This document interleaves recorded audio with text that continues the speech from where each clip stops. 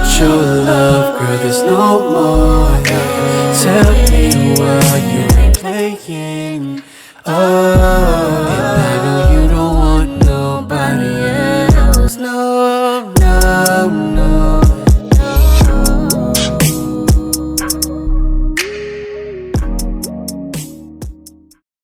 What's going on, y'all? It's your main man 5, and I'm back with something really exciting. I'm back with, I'll take a second for a drum roll. I'm back with something that everybody's been waiting for. As you know, and as I've been mentioning, we've been watching the Epic Saga for maybe like 4 or 5 months at this point, and it's finally here. You read the title, so you already know. I won't talk too long and I won't hold you up. This video right here is going to be the entire epic musical journey that I took over the last few months. I hope you guys are excited. I hope you blow this video up. Look, if this show ever goes to Broadway, I already said in the last part of this, I'm auditioning. So my goal is to get this video to blow up, at least 1 million views. I want this to really go somewhere. I want Jorge to see this one so he can really understand that I'm serious. I'm auditioning. After the initial cast does their thing and they get the first showing out, consider me. I want to be a part of this show. But all jokes aside, I hope you guys enjoy this. It's a rather long video, so I wanted to do a little insert so you guys know what's going on. And yeah, just get your snacks, get your drinks, get your friends, get your family. Sit down and enjoy watching this journey with me. If it's something that you've already seen, I hope you love my reaction to it. And if it's something something you haven't seen, I hope that you enjoy watching it along with me. And I hope I don't talk too much, but I probably do. But before you go, I'll put the QR code to our Patreon right here. If you want to stay in tune and up to date and get early access to bonus content that may get blocked, but also early access and extended versions of videos like this one and exciting movements like this that we'll be doing over on our Patreon, either live or per request of our patrons or because of polls. It'll always be out there, so make sure you scan that and go join the family. Again, I appreciate you guys, and I appreciate all the wingins for your excitement, and I hope you love this. I'll see you at the end to talk about it, and make sure you stay tuned for that last saga. As I told y'all, Peter came and joined me for that, and we made an absolute fucking classic in that video. I hope you love it. 5. What's going on, y'all? It's your main man 5, and I'm back with another Patreon, possibly exclusive. We'll see how it goes. But first off, I want to say shout out to Peter for this recommendation. He's been a long-time supporter over there, and it's highly appreciated everything that he does to help us continue to grow. So today we're going to be doing something else that he recommended, and it's something kind of different than what we usually do. This is going to be our first time checking out something kind of like a musical, as he explained it, but it seems to be something that's gained a lot of popularity in the last few years. We're going to be checking out something called Epic the Musical. Peter has me going through it in chronological order as he explains it. So we're going to do 2 sagas today. And the first 2 we're going to do are the Troy Saga and the Cyclops Saga. I'm excited. This is definitely my wheelhouse. If you know anything about me, I'm a big fan of all types of music, no matter where it comes from. When the creativity is put into place, I highly appreciate all of the effort going into it. And this is exciting because it's something I never got to do for the channel. So I'm not even going to talk too much. Well, first off, from how he explained it, it became so popular that fans of the musical made like animatics about it to go along with everyone. And he did the liberty of making sure that I have not just the links to the animatics, but also the lyrics so we can break it down. Peter's my guy. So yeah, we're gonna get right into it. The first one is called Horse and the Infant. Let's do it. Also, something that I did want to add before we get started, he did say that it's really touching on, well, it's a musical based on like Greek mythology and touching on some of the stories and things that go back to a lot of those things that we are all very familiar with. So that makes it even more exciting. I love Greek mythology and mythology in general because it's exciting, but it also gives life to characters, which makes it a whole new dynamic to a story that we may already know. So I'm excited to see what the creativity looks like and how he went about making this happen. A person named George Rivera Hurrens did this, and the way it's explained is after 10 long years of war, Odysseus enacts a plan to invade the city of Troy, hiding inside the famous Trojan horse. During the chaos of the battle, Zeus comes down to give Odysseus an impossible task, blah, blah, blah, blah, blah, fire. So it seems like we're going to get an interaction between Odysseus, his soldiers, and Zeus, and yeah, this is going to be interesting. Let's get right into it.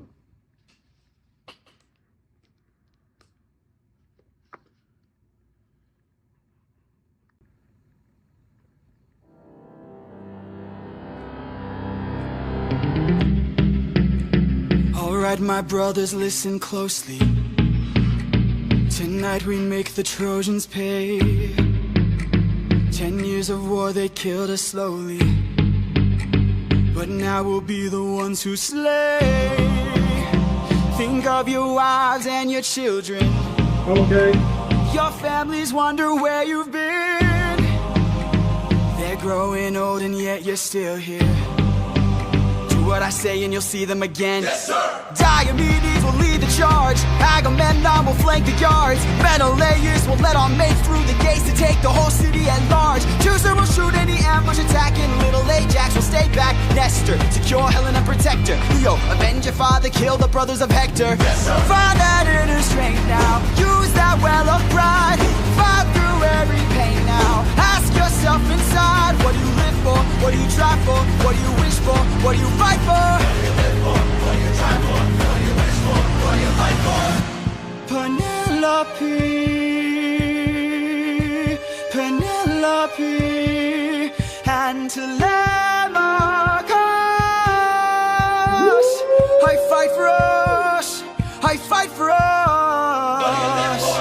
Penelope. What do you try for? Telemachus. What do you wish for? I'm on my way. What do you fight for? Attack!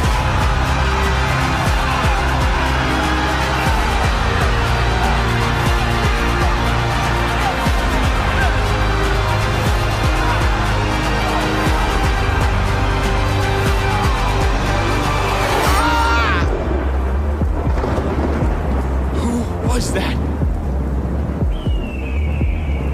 A vision of what is to come cannot be outrun, can only be dealt with right here and now. Tell me how. I don't think you're ready.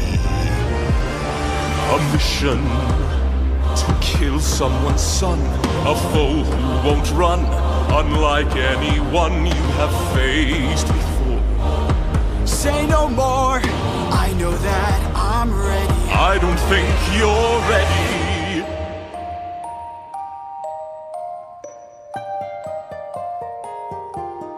It's just an infant. Woo, boys! It's just a boy. It's just a boy. What sort of imminent threat does he pose that I cannot avoid? This is the son of none other than Troy's very own Prince Hector. Know that he will grow from a boy to an avenger, one fumed with rage as you're consumed by age. If you don't end him now, you'll have no one left to save. You can say goodbye to. You can say goodbye to Penelope. I could raise him as my own. your house Or send him and far throne. away from You'll find him wherever Make sure his past is never gods will make him known. I'd rather known. wait We're for ya. bringing you down I'm on my knees for ya. I'm begging, This is the please. will of the gods. Please don't make me do this. Don't make me do this. The blood on your hands is something you won't lose. All you can choose is who's. Damn. Oh yeah, this shit is fire. Hold on a second. Let me lock in. Let me pull up the next one in the meantime. This next one will be Just a Man.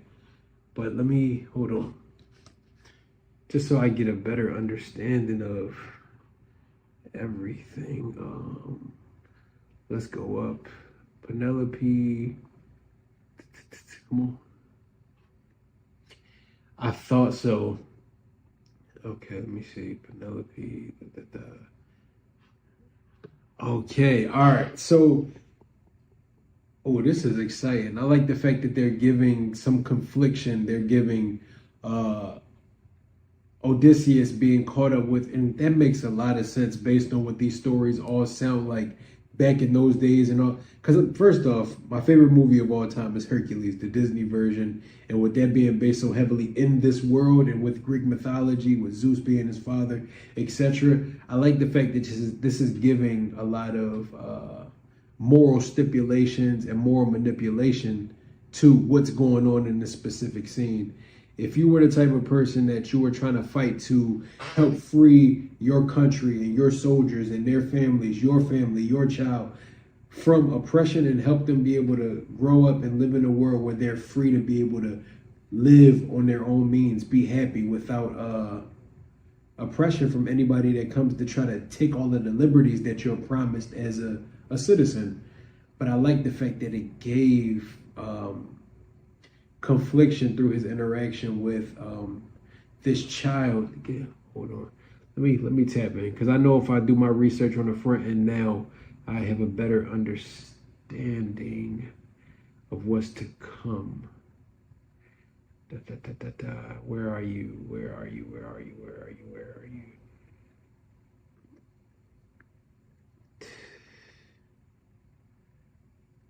Hold on one second.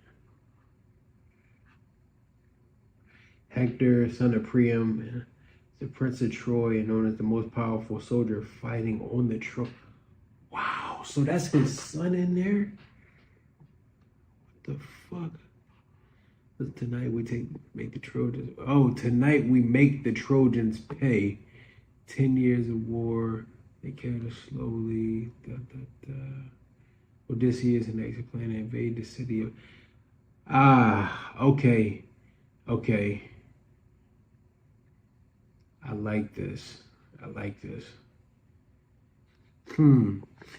It does challenge you morally, because even if it was to free your people from oppression, do you have it in you to kill a child? Do you have it in? Some people would think it's a worthy sacrifice, but somebody with a heart, you couldn't imagine the feel. I personally couldn't imagine what the feeling would be of burying my own child, let alone taking the life of somebody else's. So the moral confliction and the ultimatum that he's getting from Zeus is crazy. Let me see. Wow.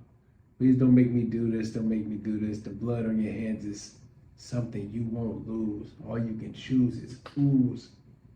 Oh yeah, this is exciting.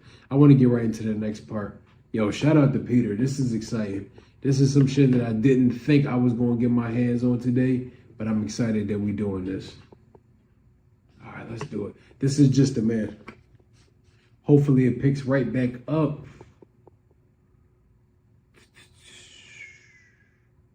All right, this is Just a Man. Let's do it. Wait. After being tasked by Zeus and the gods to kill the infant song of Hector, king of Troy, Odysseus struggles with the mental turmoil of having to end the life of a defenseless child. That's not easy to ask of somebody.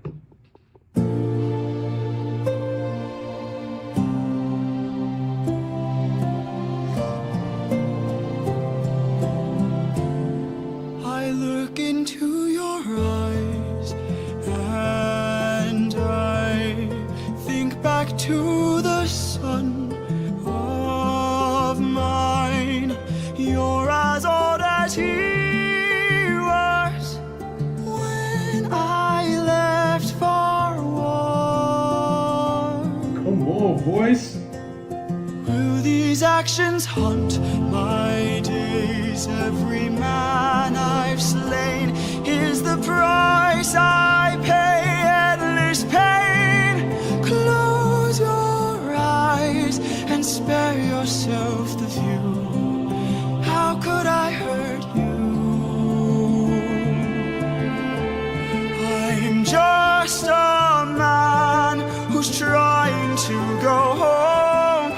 Even after all the years away from what I've known, I'm just a man who's fighting for his life. Deep down I would trade the world to see my son and wife. I'm just a man.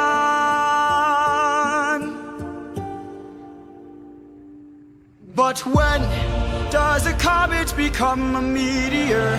When does a candle become a blaze? When does a man become a monster?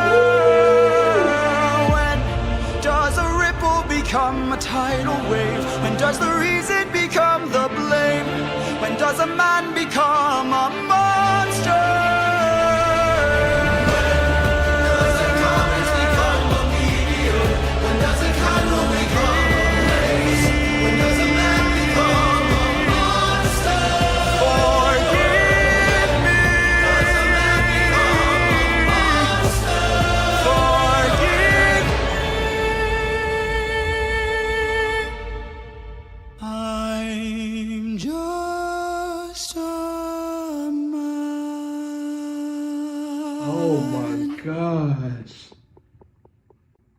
Oh my gosh, bro. Did he do it? See, oh yeah, I don't even have too much to say. I just love the fact that even this, first off, any type of mythology that you catch, that you read about, or like if you read the Bible or if you read any type of religious text or things of those nature, regardless of if you have faith in a higher source or whatever it may be, at the very bare bones minimum, what you can take away is very important life lessons that help you cope as you come across certain situations that will challenge you as a person. I like the fact that this song is really talking about the humanity of a person. Although I'm here at war and although I've been stripped of the ability to spend all the days and all of the time that I would rather be spending at home with my family, raising my family, being a part of the experiences, I know what I have to do. I've been tasked with the service of bringing a better life back home so my family can grow and the generations after my son can be able to live on and be better than we have. But when you get faced with such a conflicting moment like this, what would you do? I like the fact that it's going based on mythology and telling stories, but it's also talking about morality and talking about compassion and talking about internal confliction. I think it's some powerful themes in here. But I gotta say, wait a minute. He did do it. Well, let's get right into it. Hold on 1 second.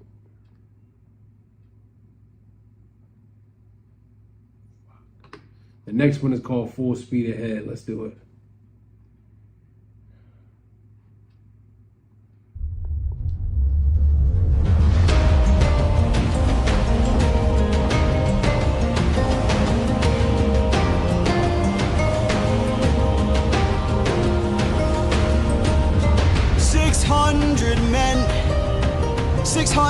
Men under my command, with only one goal in mind: make it back alive to our homeland. 600 men, 600 miles of open sea. But the problem's not the distance, it's what lies in between. And Ithaca's waiting, my kingdom is waiting, the enemy's waiting for me. So full speed ahead,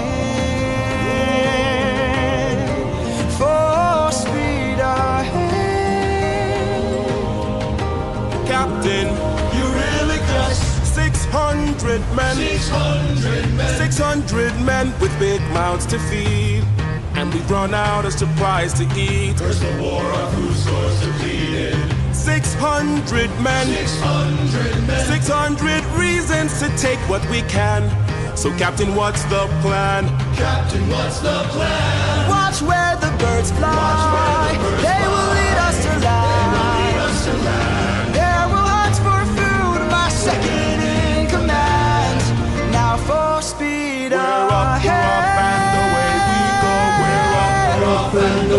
speed Captain Polities. Look! There in the distance, I see an island. I see a light that faintly glows. Maybe they're people lighting a fire. Maybe they'll share some food, who knows? Something feels off here. I see fire, but there's no smoke.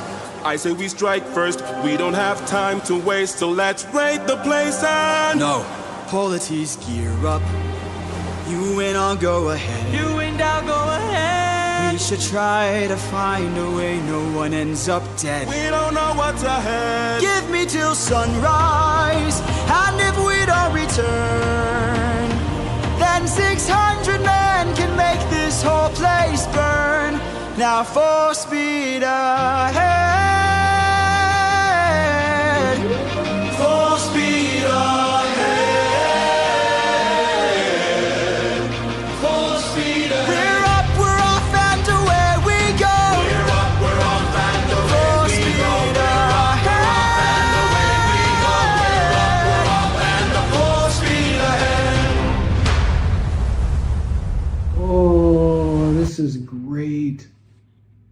Oh, this is great. Fuck yeah. I needed this today. Yo, I'm one of the biggest fans of musicals out there. Regardless of popular opinion, yes, men like musicals. Yes, black men like musicals. This shit is fire. And I think the part that they're not touching on, I'm excited to see, if they touch on it in the story, but I'm excited to see how that weighs on him, the decision that he just had to make. Because that was a very pivotal moment in life. The fact that he had to kill a defenseless child, that was a very pivotal moment. And I'm excited to see what the repercussions, there's always some type of, you know, something that brings it all full circle. This next one is called Open Arms. And I'm excited because I feel like, what are they about to walk into hell? What are they about to walk on, like savages that are gonna kill everybody? Or are they gonna be like overcome with something that's gonna make them start killing each other? What the hell is about to happen? Let's do it.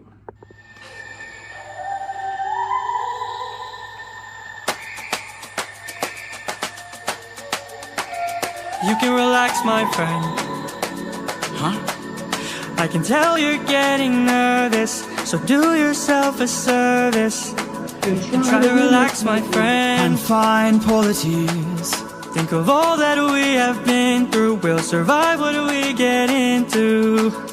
I know that you're tired of the war and bloodshed. Tell me, is this how we're supposed to live? Look at how you grip your sword, enough said. Why should we take when we could give? You can show a person that you trust them when you stop and lower your guard. Here we have a chance for some adjustment. Give it a try, it's not that hard. I'm telling you, this life is amazing when you greet it with open arms. Whatever we face, we'll be fine if we're leading from the heart. No matter the place, we can light up the world. Here's how to start. Greet the world with open arms. Greet the world with open arms. Stay back! My friend, greet the world with open arms. We're only here for food. 600 friends are waiting for us to show our faces. Stay back, I'm warning you. If we don't get back safely, my men will turn this place into blazes. See? This life is amazing when you greet it with open arms. Whatever we face, we'll be fine if we're leading from the heart. No matter the place, so we can light up the world. Here's how to start. Greet the world with open arms. Greet the world with open arms. My friend, I wish that I could say that I agree, but look at the way this fruit is glowing and filled with glowing seeds. It took me a while to notice just what kind of fruit they eat. It's a lotus, it controls your mind and never lets you free. That's what we'd get with open arms. Lotus eaters, I'd like to show my friend that kindness is brave. Could you tell me where there's other food to eat? A cave! You're saying there's a cave where we could feast. And where do we sail to find this food-filled cave? East. Thank you. This life is amazing when you greet it with open arms. I see in your face there's so much guilt inside your heart. So why not replace it and light up the world? Here's how to start. Greet the world with open arms. Greet the world with open arms. Greet the world with open arms. Oh man. You can relax, my friend. You can relax, my friend. Oh.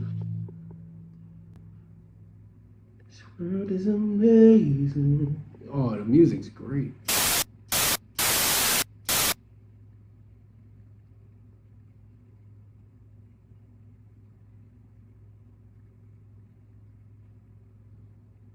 What just happened to him? Oh, let's get to this next part. What I do want to say is I like that it's showing the complexity of life and personality styles. I like that they're using polities to represent being polite, being courteous, and being the type of person that is embracing to what they don't understand, as opposed to your first instinct being to kill, pillage, and destroy. I think that shows a lesson in itself. It shows duality between these second characters, but it also shows, you know, how Odysseus's character is still plagued with all of the trauma that he's endured in his life, being pulled away from his family, being forced to have to kill a defenseless child, even when he knew it wasn't the right thing to do, but it was for the betterment of his people, and it will put him and his people in a better position. So he did what he had to do. I like that it also shows that sometimes being polite can come with a little bit of naivety at times. Sometimes you can miss out on things that give clear signs of needing to pay attention. Sometimes when you lead with just a pure heart, yes, I believe that you'll end up exactly where you're meant to when it's supposed to happen. But also at the same time, you get taken advantage of and you fall into a lot of pitfalls on your own by not being aware enough to pay attention to things for what they are.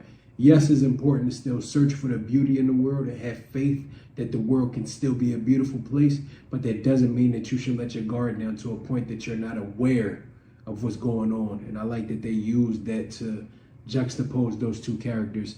But I just saw that he just had like a little flash, Odysseus, I mean. So let's go. The next one is called The Warrior of the Mind. Let's do it.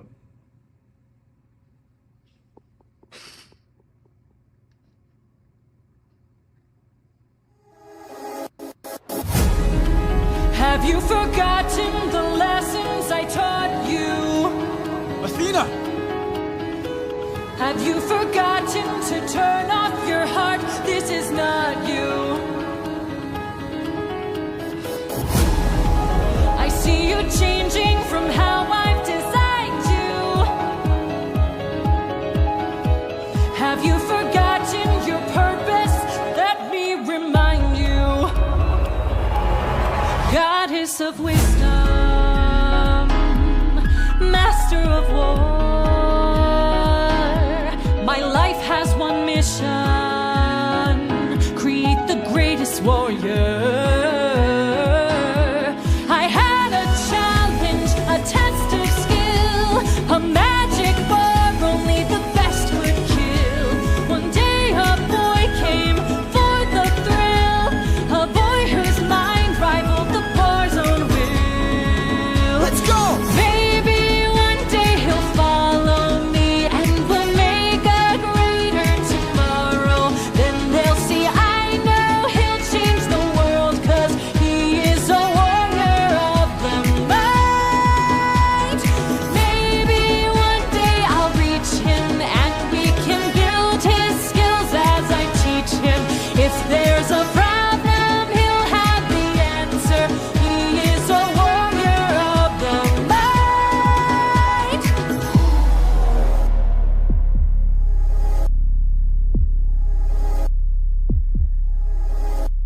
Show yourself. I know you're watching me. Show yourself. I can see you. How can you see through my spell? I was lying, and you fell for my bluff. Well done, enlighten me, what's your name? You first, and maybe I'll do the same. Nice try, but two can play this game. Nah, don't be modest, I know you're a goddess, so let's be honest, you are Athena. Badass in the arena, unmatched, witty and queen of the best strategies we've seen. If you're looking for a mentor, I'll make sure your time's well spent. Sounds like a plan, goddess and man, best is the friends. We'll see where it ends. Okay. Maybe one day they'll follow me and we'll make a greater tomorrow. Then they'll see I know we'll change the world, 'cause we are the warriors of the mind. Maybe one day we'll reach them and we can build their skills as we teach them. If there's a problem, we'll have the answer. We are the warriors of the mind. I still intend to make sure you don't fall behind. Don't forget that you're a warrior of a very special kind. You are a warrior of the mind. Don't disappoint me.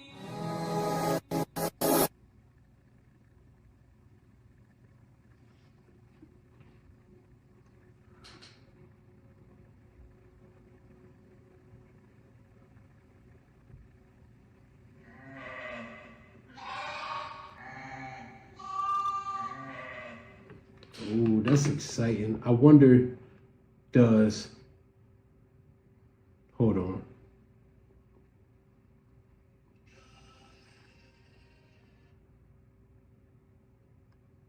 That's exciting. I'm wondering, does the next part of the story with the, what's the next one called? Let me see what we got here. The Cyclops Saga. I'm curious, does that play at all into this storyline, or will it go into something else? But regardless, to close this one out, because if I do release this on YouTube, I'll release it in sagas. So we'll do something that's real exciting to kind of build some anticipation. Let me know, comment down below if you guys are enjoying this. But what I love the most about this is it really just gives humanity to these stories. I like the fact that Odysseus was such a strong and instinctual child growing up that he attracted the attention of the goddess of war. The fact that she saw something so special in him that she wanted to rear him and mentor him and help him become one of the best strategists that war has ever seen. She was willing to give all of her secrets, understandings, and help him hone his own skills so he could become a greater leader when the time come for him to be in this situation. Now I see that she taught him to be heartless. She taught him to be a killer. She taught him to understand who he is and fight for what he believes in, even if it costs the bloodshed of everybody in his way.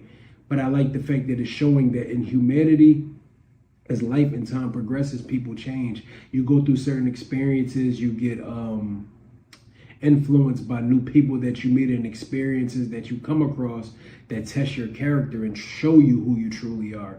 Sometimes when we're young, of course, you think you know everything and you think you know what's important to you, what your life is destined for. And yes, those things still matter. Like Penelope and his son are the most important things to him. Making sure that he can bring food and provide a way for the 600 soldiers that he has fighting under him. He wants to make sure they stay safe. They make it home safely to their own families and to their own peace that we're all searching for. But through these experiences, his heart is softening. His morality is being challenged. And I think that's why parables like this are always so important, because it shows you that everything is not always what it seems on the surface. If you pay attention and you allow life to guide you as you go through, you'll learn a lot more through your experiences than by reading any book or by hearing anything on the front end. Just because something matters to you at one point in your life don't mean it'll always be applicable. And I like the fact that it's challenging his heart, and the fact that he's getting scorned by the person that molded him to be as great as he's become. But what if where he's become isn't necessarily the definition of greatness that he feels like he wants at this point in his life? I love the confliction in this story. Shout out to Peter, man. What's going on, y'all? Ximena 5, and we back with the second saga of Epic the Musical. So this is the Cyclops Saga, I believe it is.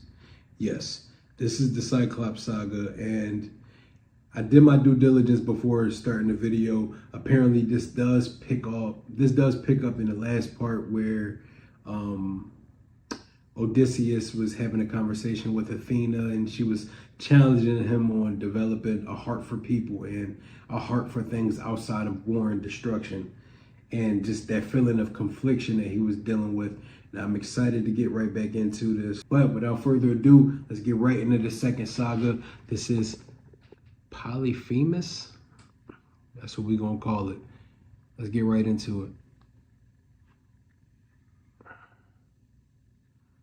All right, let's do it.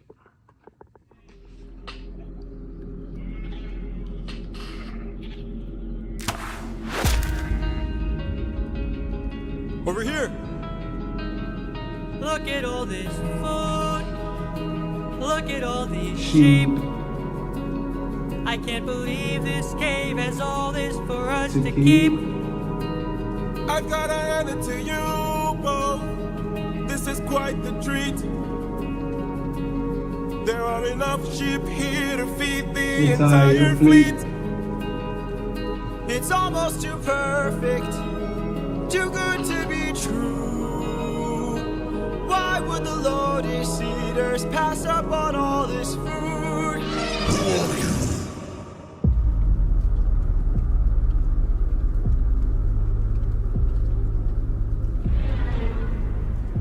Oh, the Cyclops. Hey there! The fucking setup. We're just travelers. We come in peace. You killed my sheep. My favorite sheep. How would I know that? What gives you the right to deal a pain so deep?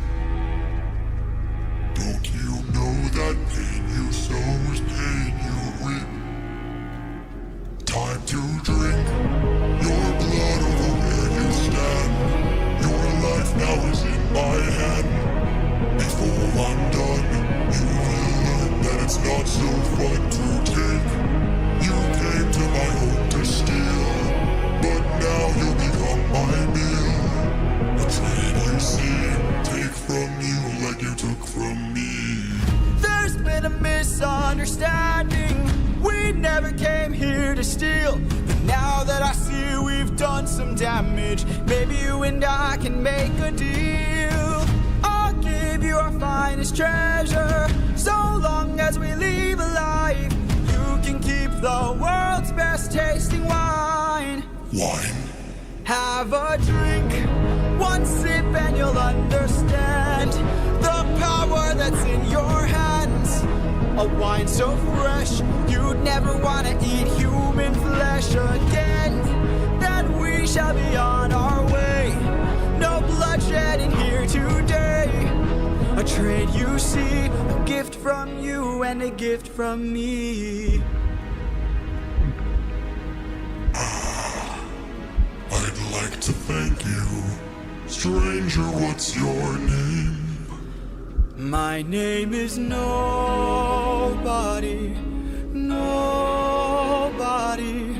Nobody.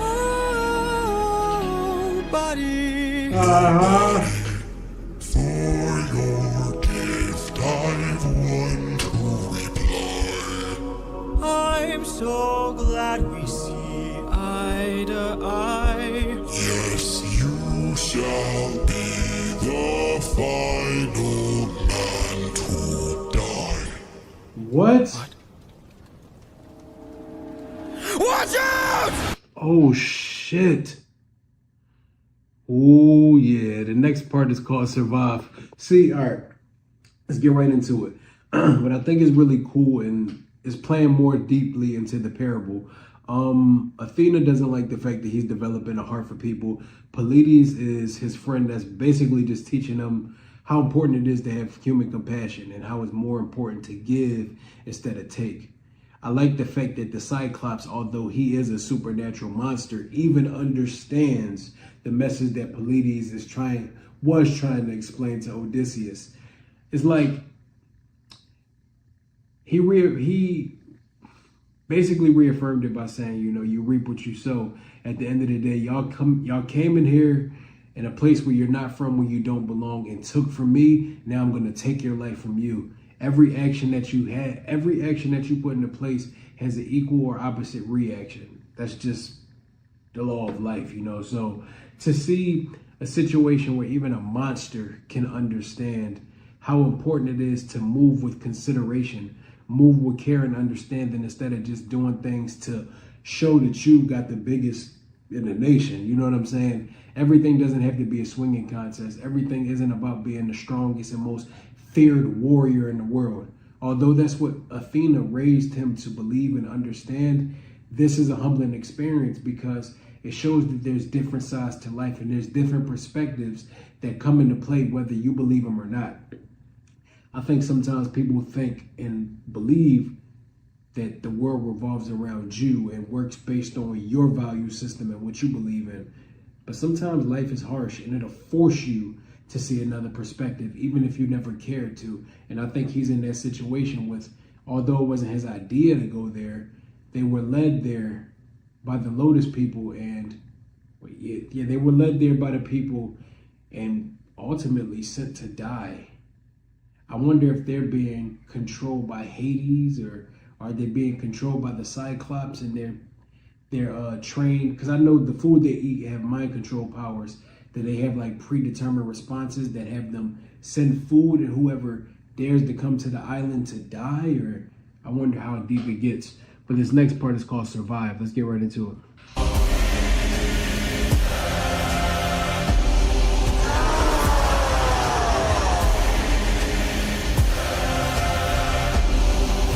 My brothers, the rest of our fleet, they wait at the beach, and if we're defeated, their good is dead. Straight ahead, that is who we're fighting. No backup, no chance for support, so draw out your sword. Our foe must be thwarted right here and now. Show me how great is your will to survive.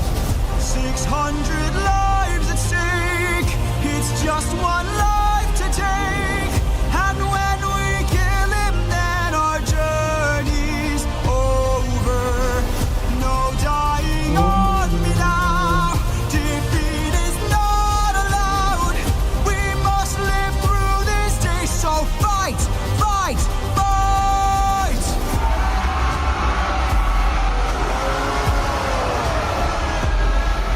Surround him. Surround him. Attack from behind. Keep distance in mind and stay in his blind spot and strike his heels. Strike the heels. Show him that we're deadly.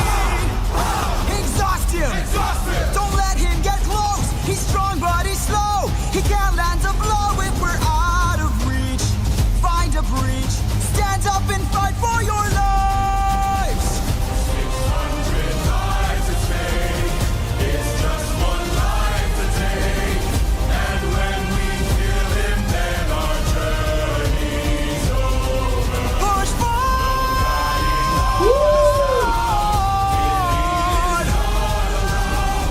We must live through this day, so fight, fight, fight.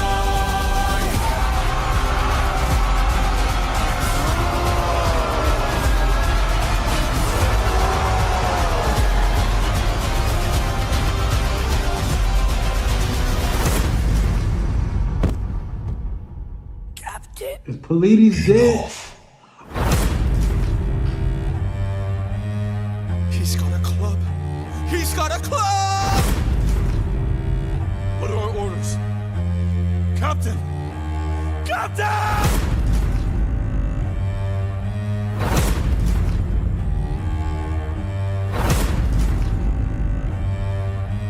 You've heard me enough. 600 lives all take. 600 lives I'll break. And when I kill you, then my fate is over. You're dying here and now. Escape is not allowed. You won't live through this day now. Die.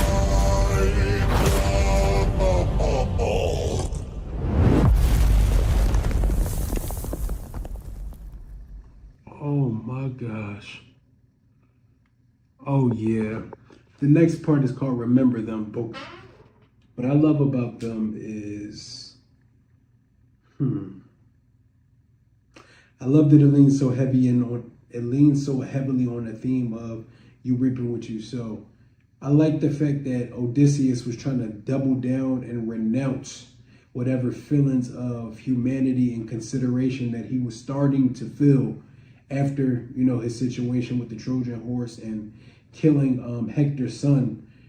I like the fact that he was trying to double down and revert back to what he learned from Athena, revert back to everything he's known, and not really give himself the ability to grow and evolve, because the time frame that he's living in and the circumstances of him being a leader in this situation, he can't afford to live based on a moral compass. He has to be a stern leader, a strong leader, somebody that has discernment and can make decisions to ensure that we all survive.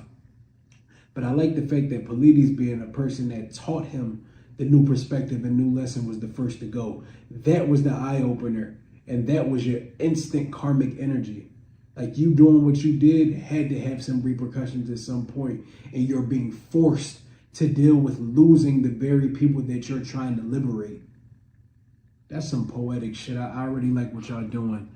And it seems as though, you know, it was a lesson that he was meant to live with and carry, because he gave them a battle strategy. They did it to their fullest ability.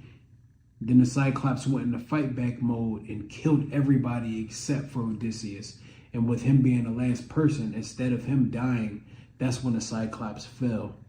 So no, I won't kill you, but I'm gonna send you with this message. So you have to carry that weight.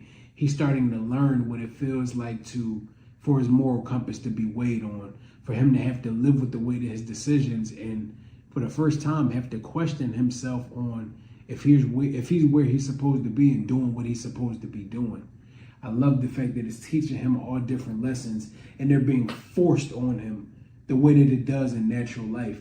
Life has a way of forcing you to learn new things. Whether or not you want to change, life will change you at times. This next one is called Remember Them.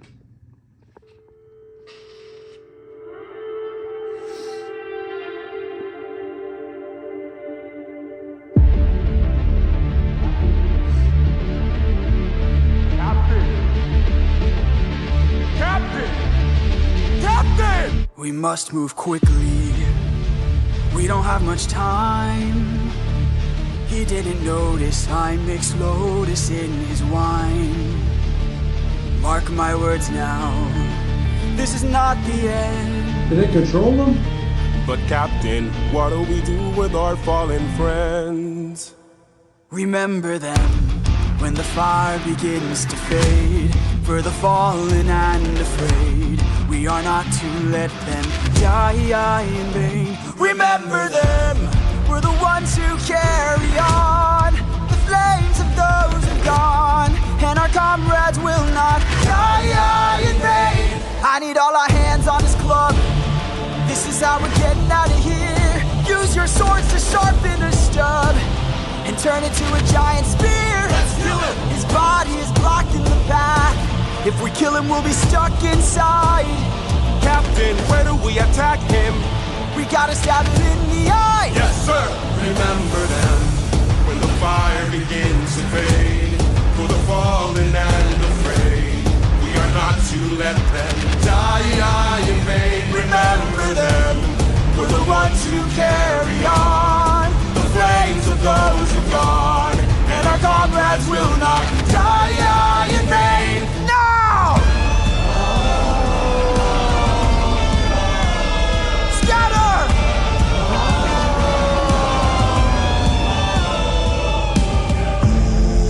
Who hurts you? There are more of them? Who hurt you? Hide. Who hurt you? Captain, we should run. Wait. Who hurt you? Captain, please. Wait. It was nobody. Nobody. If nobody hurts you, be silent. Don't go. Let's grab the sheep and away we go. Have you forgotten the lessons I taught you? Go away, He's bitch! still a threat until he's dead. Finish it. No. Yeah, boss up! What good would killing do? When mercy is a skill more of this world could learn to use. My friend is dead, our foe is blind. The blood we shed, it never dries. Is this what it means to be a warrior of the mind? Don't. Hey Cyclops! When we met, I led with peace, while you fed your inner beast. But my comrades will not die in vain, remember them. The next time that you dare, choose not to spare, remember them. Remember us, remember me. I'm the reigning king of Ithaca. I am neither man nor mythical. I am your darkest moment. I am the infamous Odysseus!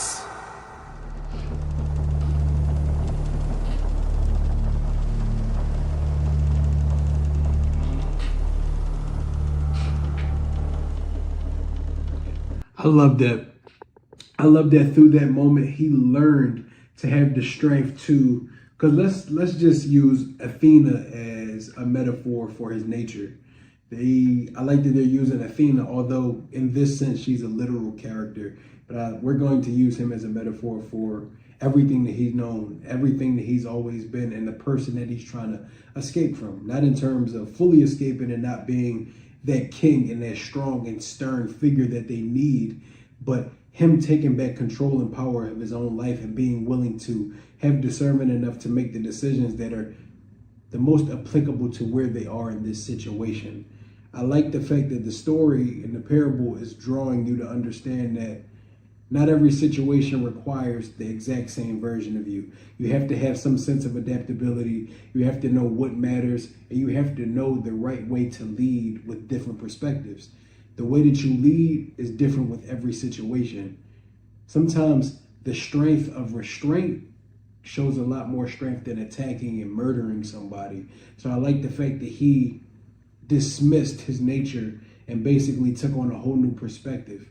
And I also like that he was popping shit. So, yeah. The last part is called My Goodbye. Let's get into it.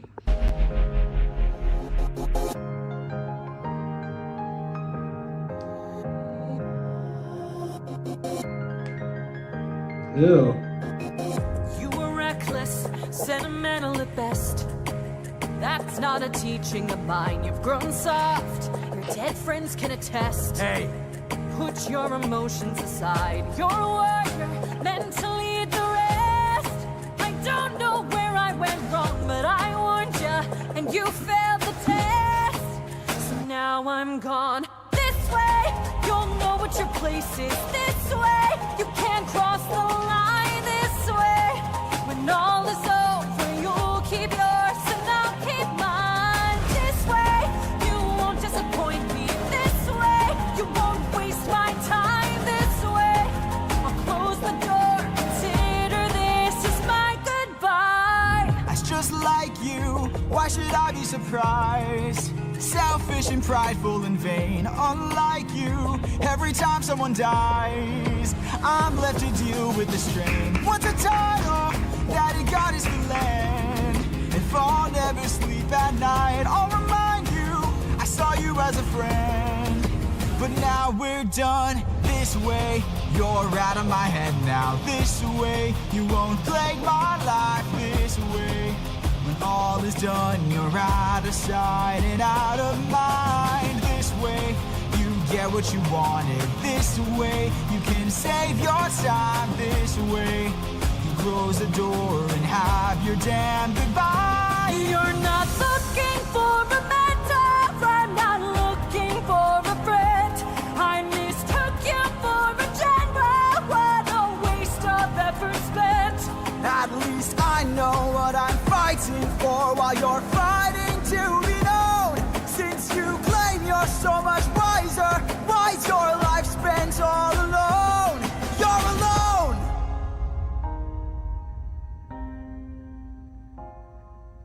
One day you'll hear what I'm saying. One day you might understand. One day, but not today. For after all, you're just this day you sever your own head. This day you cut the line. This day you lost it all. Consider this as my goodbye.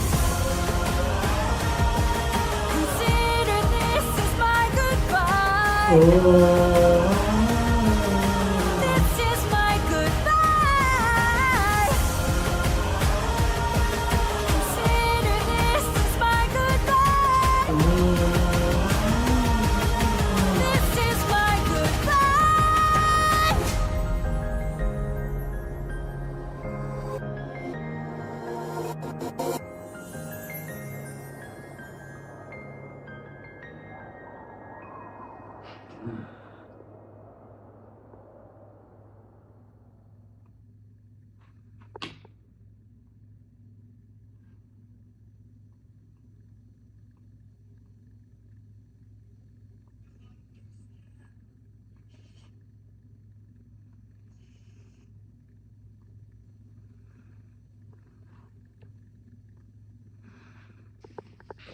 First off, I love it, man. I love that it's bringing the story and the parable all full circle. All of the lessons that he's learned since them hiding in the Trojan horse and invading Troy. I love how they brought it all full circle. I love that they're using Athena as, like I said before, a metaphor for who he's always been, all that he's known, the type of person that he's trying to grow from. Not in terms of losing who it is and the lessons that he learned from Athena, but growing a level of discernment to understand when different leadership styles need to come into play. And I think that showed a lot, because even when after Pleiades died and they stabbed the Cyclops in the eye and etc., although he was panicked and he had a moment of shock, he snapped back into the offense. He snapped back into understanding and knowing what he needs to do as far as battle strategy to help the remaining men that he's in charge of survive. I'll deal with my turmoil. I'll deal with everything once I get out of here. But right now I have to make sure that I make the right calls and put us all in position so that we can all still make it home to our family.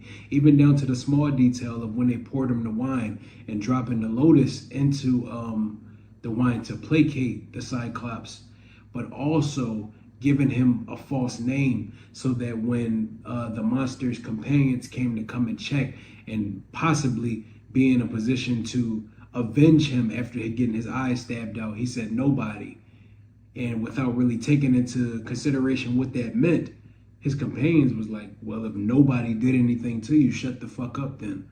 And they left. And they were able to get out. But after leading them into victory and being able to get out of there, I love that it took him into like inside of his mental turmoil. That whole song of My Goodbye seems like it takes place internally. It's his battle with himself and understanding that there are multiple sides to me, and that's okay. It's okay for me to be compassionate. It's okay to be understanding. It's okay to listen and understand that some people can have better ideas and strategies in certain situations than I do. Because at the end of the day, a good leader always starts off as a good follower. The fact that they were able to give that emotion and show that I'm not willing to stay who I've always been, I have to grow. And the fact that it's given that level of humanity and showing us all, because we all stress about wanting to be perfect and wanting to do everything in a timely fashion or feeling like we're running out of time. But that song lets us know we're all just human. regardless of wanting to be able to run like machines and do everything we want to be able to do to progress through life as fast as we can, we're only human. We have emotions we have to process. We have relationships we have to heal. We have internal issues we have to heal. We have relationships we have to nurture. We have just to gain a better understanding of who we are as multifaceted people. There's no such thing as a one-layer person, even if they put on a mask and shield and making it seem like they're inconsiderate. Everybody has some level of feelings, you know, apart from the psychotics and sociopaths. Yeah, but I'm talking about the average, just human person. We all deal with levels of confliction. We all deal with back and forth. We all deal with overthinking. And I like that they're giving Odysseus so much humanity and letting him know that there's more to life than just being a warrior. Sometimes being a warrior is knowing when to restrain. I think this is amazing, and I'm looking forward to getting into the next saga. If you're enjoying this, let's get this video to at least 500 likes. Let me know y'all enjoying it. Comment down below. Let me know if I'm on point and y'all kind of are getting the same themes and messages that I'm getting, or let me know what you're taking away from it if it's something different. What's going on, y'all? Ximena Man 5, and I'm back with another banger for y'all. So first of all, shout out to Peter for the recommendation. As I've talked about before, and as you can clearly see, he has me checking out Epic the Musical. So last where we left off, Odysseus was basically having an argument with Athena, and he was just basically saying how he decided to be a better person. He understood from all of the loss with Pleiades dying and everything that happened with the Cyclops in the cave was sparing his life. He learned how important it is to understand that life just isn't about war and death. Life is about a lot more emotionally. It's about processing how you're feeling. It's about being considerate to the people around you and not just personal gain. It's about being able to get yourself in the best position to be the best leader for the people behind you. The decisions you make impact everybody around you. And with losing so many of his soldiers, he understood now more than he ever did before. So he's estranged from Athena, and she said that he would basically rule the day. Basically said that he'll understand how important it is to be heartless and put war at the forefront of it regardless. Telling him that he wasn't who she thought he was, and etc. So now we're getting back into it, and we're checking out the Ocean Saga, I think this is. We're going to be doing 2 sagas per month. We're going to be doing the Ocean Saga and the Circle Saga. So we're going to start off with Storm first to get started, and I'm excited. Again, shout out to Peter. This has been super fun for me to check out, and I'm excited to see where it goes. We have a big surprise coming for y'all for the last saga, which I'm not going to talk about right now, but I don't want to talk too much. I'm excited to just get right into this. I may do something pretty dope and just put it all together at the end, but we'll figure that out later down the line. But this is Storm, and we're here for the 3rd saga. Let's get right into it.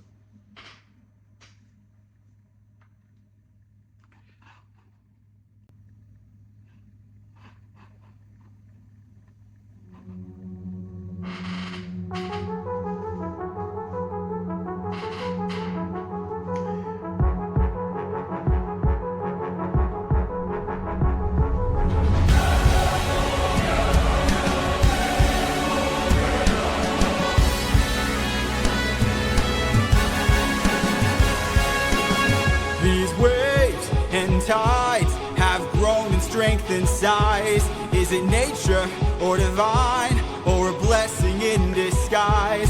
Our homes inside, this storm's our final fight. There's no time to die. Comrades, sir, brace for a storm.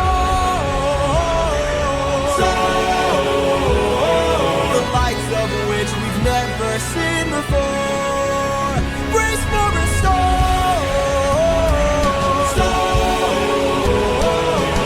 So close, we must keep pushing forward. Full speed ahead towards the island, but avoid the crashing waves. Tread where the tide is flat, and then you will be safe. Captain, we will capsize with these waves. Our fleet will fail.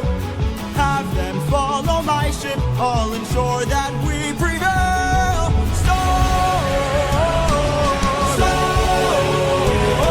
We're taking too much damage to survive. We'll beat the storm. At this rate, we won't make it out alive.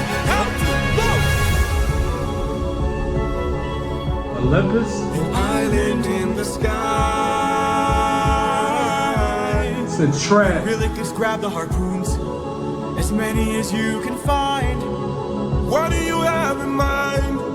We're gonna shoot for the sky. What? Stone,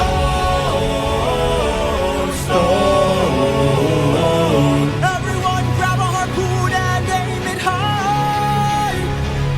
Stone, stone. We're shooting for the island in the sky. In the sky.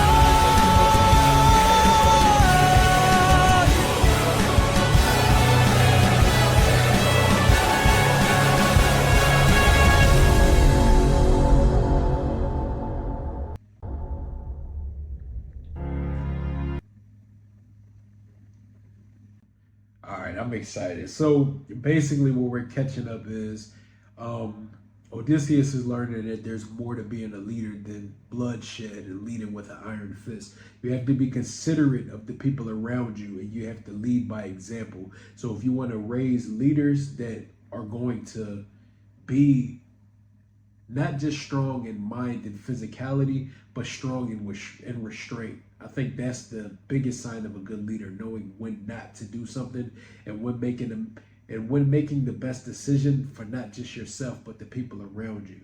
You can't be ego focused if you're trying to lead a group full of people, because your life is not the only one on the line. So now that looks like Olympus to me. It looks like Olympus, where Zeus and Athena, Hera, all of them are Hercules. So they're harpooning themselves up to Olympus. Are they going to have a confrontation with the gods? I'm hyped. Let's get into it.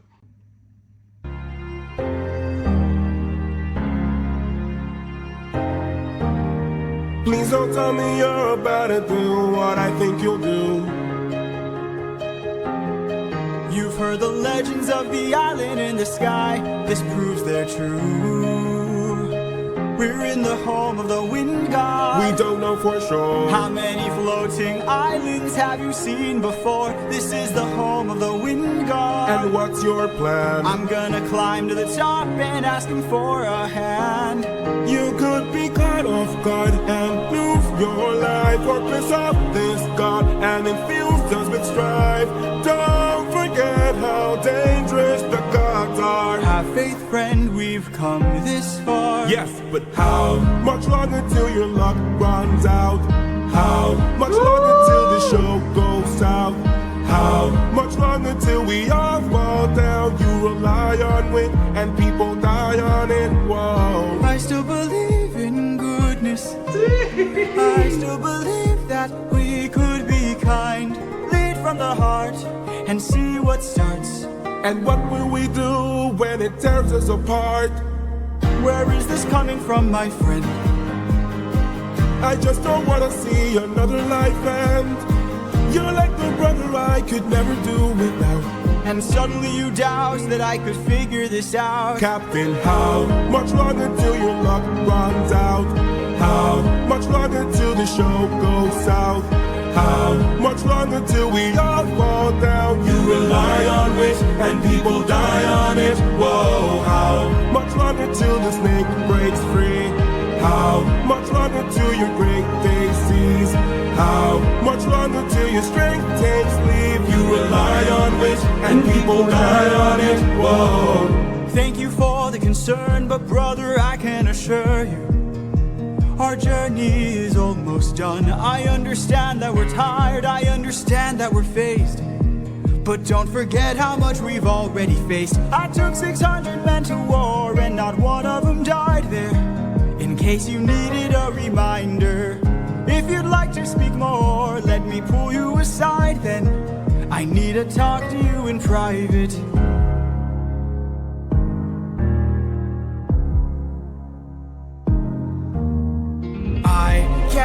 planting seeds of doubt.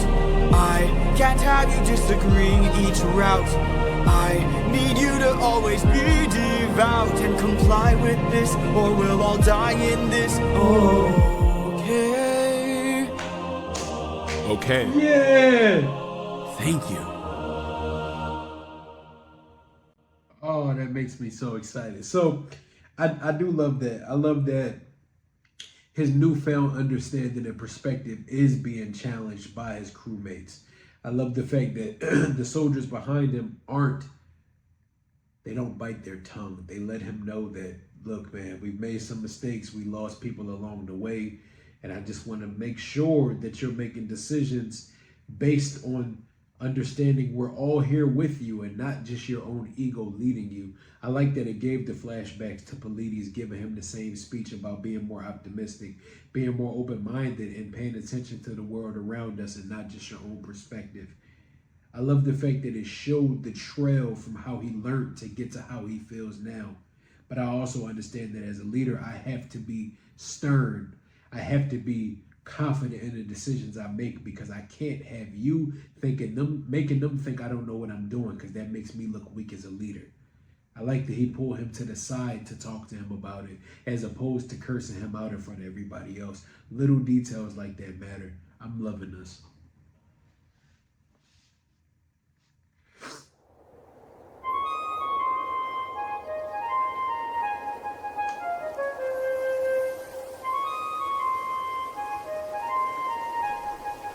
Great wind god Aeolus, I don't know if you know this, but our path to home is blocked by an impenetrable storm. Come on. I ask for your assistance so we at last can go the distance. Can you cast the perfect winds for us and aid our journey home? Ha ha ha! I am the wind, twisting and turning. I give the fire enough to stay burning. Let's play a game. A game? That's what I'm serving, and if you win, you will get what you're yearning. Deal. Take a look right here at this bag. It has the winds of the storm all trapped. All you gotta do is not open this bag. Sounds too easy, what's the catch? Ha ha ha! Keep your friends close and your enemies closer. Never really know who you can trust. If they wanna get the bag open, you gotta say no, sir. Sometimes killing is a must. What? Cause the end always justifies the means. Friends turn to foes in rivalry, so Keep your friends close and your enemies closer. never really know who you can trust. Never really know who you can trust. Captain, what's happening? What's trapped in that bag? Something dangerous, friends, we mustn't lag. It's treasure. What? Bye-bye. Open the bag! Let's see what you got. No, do not! Everybody listen closely. See how this bag is closed? That's how it's supposed to be. This bag has the storm inside. We cannot let the treasure rumor fly. We'll try. Keep your friends close and your enemies closer. Never really know who you can Never trust. really know Now who we you wanna can get the trust. bag open so they can have closure. Sometimes seeking is a must. Sometimes Cause killing the is a end must. always justifies the means. Everything's changed since Pleiades, so Keep your friends close and your enemies closer. never really know who you can Never trust. really know who you can trust. For 9 days I've stayed wide awake, trying to make it home with no storm or tidal wave. I remain unopposed, the bag is still closed, and I'm getting closer to you. I can't wait to make some new memories. Time for me to be the father I never was. Just keep your eyes open. Why are my eyes and my heart and my soul so heavy? Just keep your eyes open. I keep on trying to embrace you both. Why won't you let me? Just keep your eyes open. So much has changed, but I'm the same. Yes, I'm the same. Just keep your eyes open. Keep your eyes open. Wake up. Wake up! Odysseus, they're opening the bag! Wake up!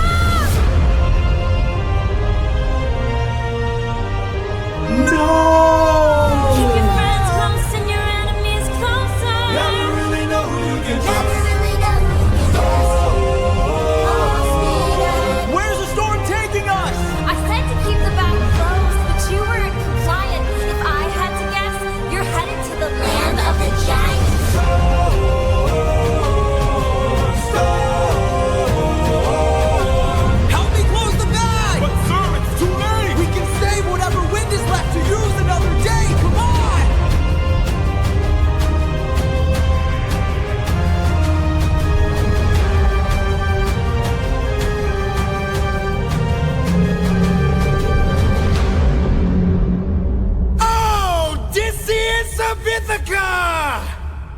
the fuck calling me? Do you know who I am?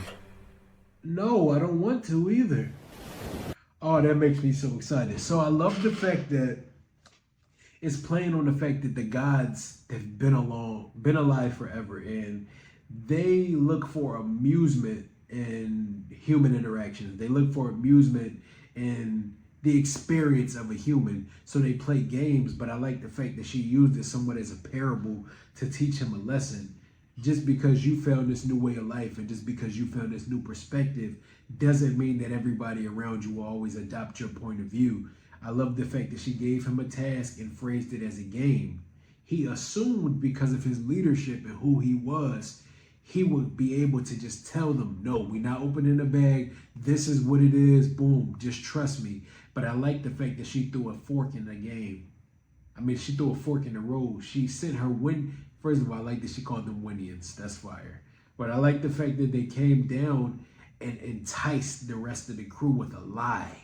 I love the fact that they misled them, because sometimes selfish ambition outweighs the bigger picture for a lot of people. Just because you change does not mean that everybody around you respects who you are or they believe who you are. And those seeds of doubt was already planted by his one crewmate that challenged him in front of everybody, on top of them thinking that he's withholding a blessing and trying to keep the treasure for himself.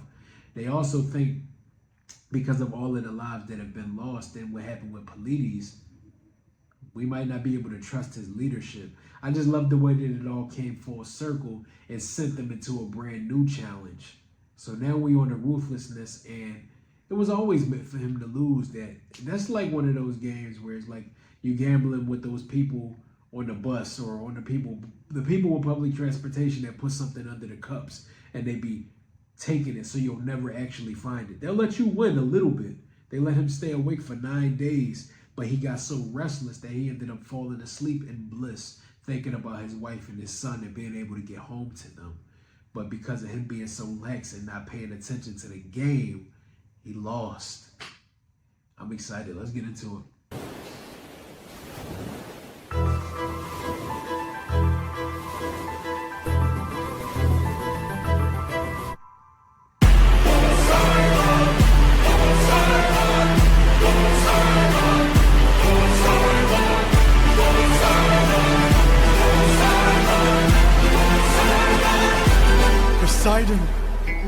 In all my years of living, it isn't very often that I get pissed off. I try to chill with the waves, but damn, you crossed the line. What'd I do?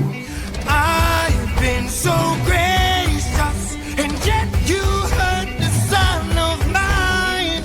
That's right, the Cyclops you made blind is mine. No. I'm left without a choice and without a doubt. Yes, the back of wolves are swimming with the shark now. I gotta make you bleed, I need to see you drown. But before you go, I need to make you learn how ruthlessness is mercy upon ourselves. Ruthlessness is mercy upon ourselves. Ruthlessness is mercy upon ourselves. You are the worst kind of good, 'cause you're not even great. A Greek who rigs a false righteousness, that's what I hate. 'Cause you fight to save lives but won't kill and don't get the job done. I mean, you totally could have avoided all this had you just killed my son. But no,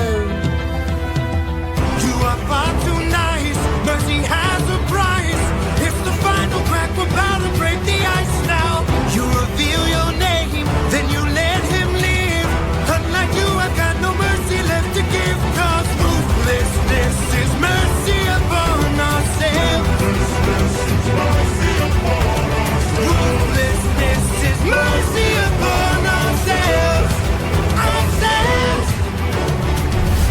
And now it is finally time to say goodbye. Today you die, unless of course you apologize for my son's pain and all his cries.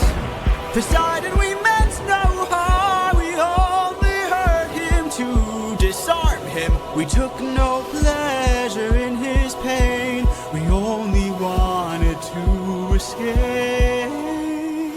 The line between naivety and hopefulness is almost invisible, so close your heart. The world is dark and ruthlessness is die.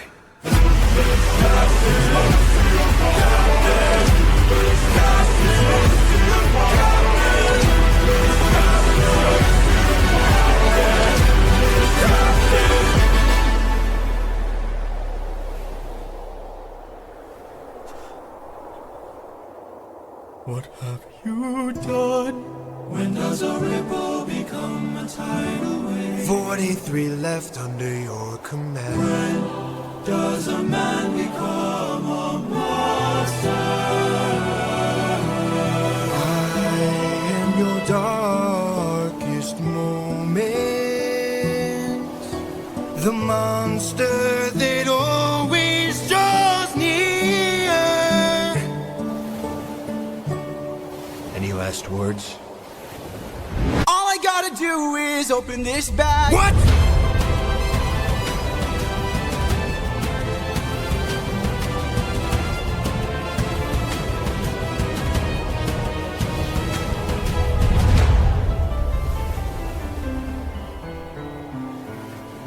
Remember me.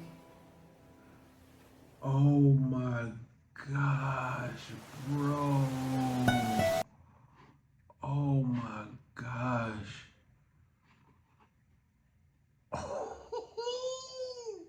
Hold on. Oh my gosh, I love that.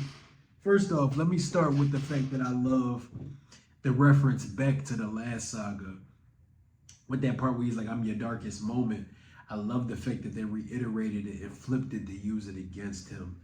One thing I like about Greek mythology is it always teaches you lessons about reality and real life through these stories.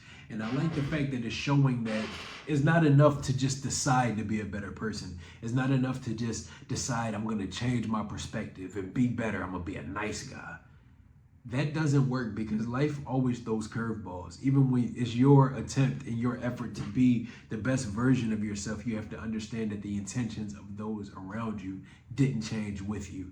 Just because you view life a certain way doesn't mean that the world owes you anything. It doesn't owe you mercy. It doesn't owe you consideration. It doesn't even owe you a shared perspective. Everything that you're learning, life will constantly send you tests to reinforce the fact that you have to stand on what you say you believe in, because things will change. You'll lose things. You'll take losses.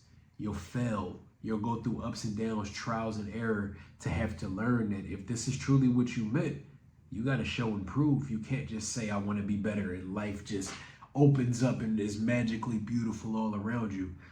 There's a lot of truth in what the gods say. You know, the world is dark. There's a lot of evil people out there. There's a lot of people with bad intentions and a lot of people who don't care to see you or your family happy.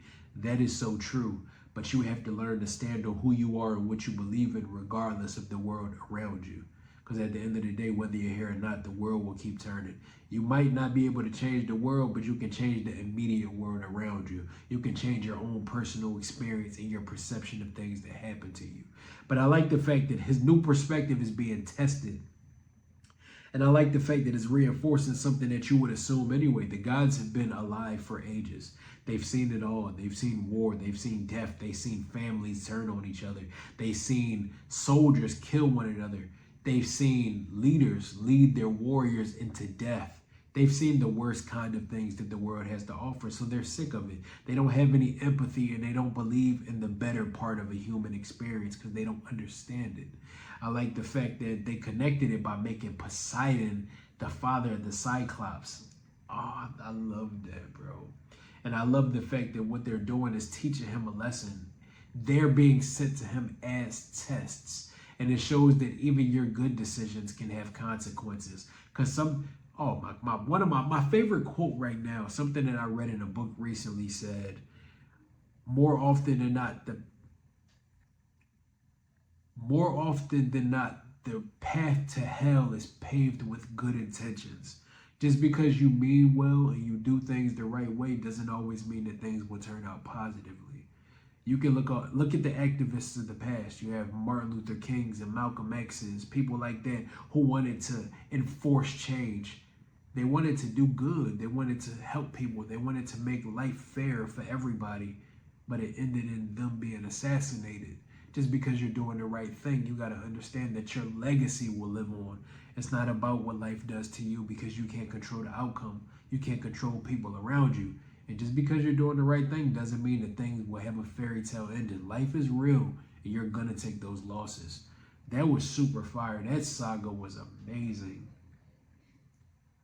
That makes me excited, man. So if you enjoyed this video, like, comment, subscribe, turn on your post notifications so you stay in tune every time we drop another saga.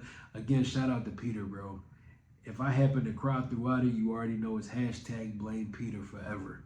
I gotta blame you because you have put me on to some amazing music. So I personally want to say thank you for this, man. This is awesome. I'm excited to get to the second part, and we're gonna get into it. So next time we'll be checking out the Circe Saga. No, the Circe?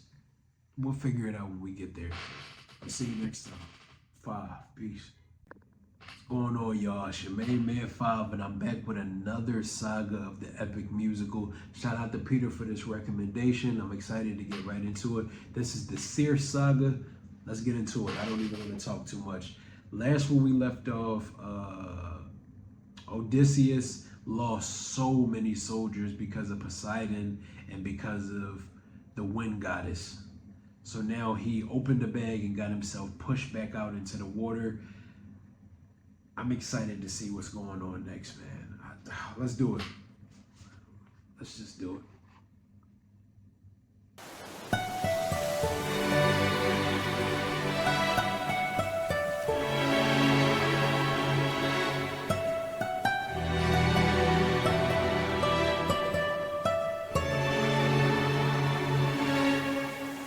Captain, I have something that I must confess.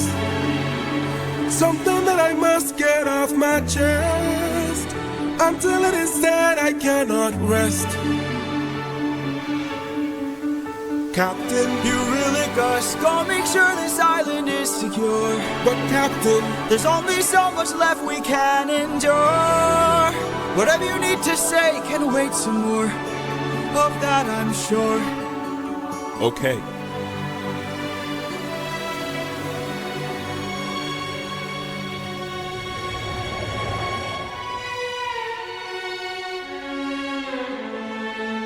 Eurylochus, back so soon. Where's the rest of your crew? And by the gods, what happened to you?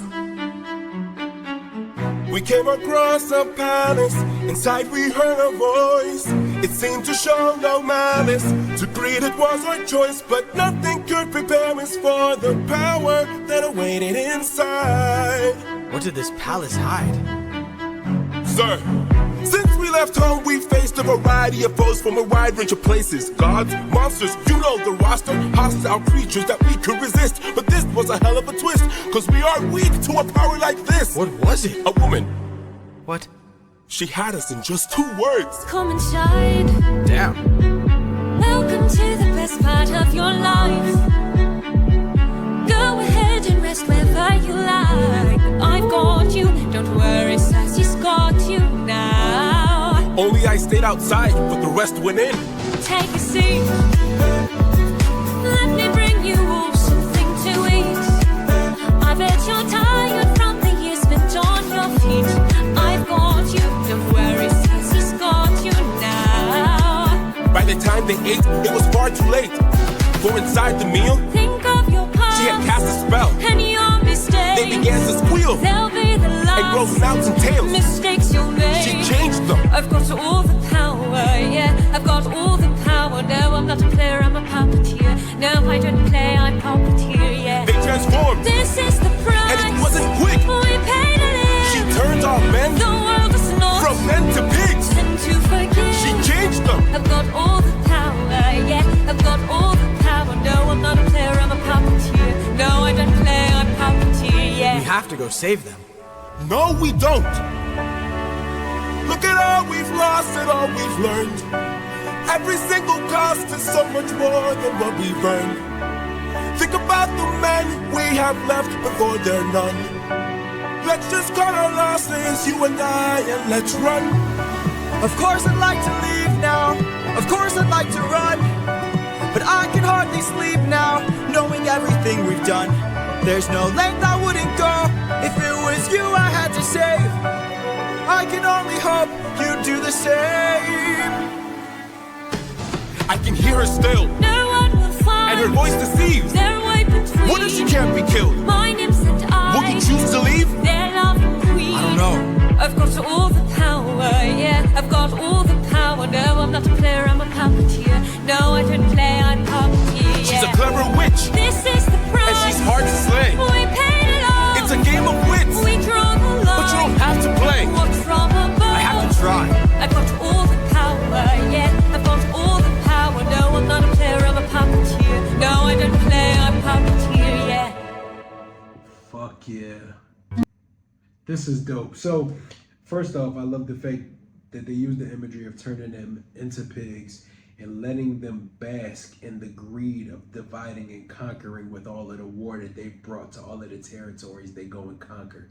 That in itself is heavy symbolism. I love that.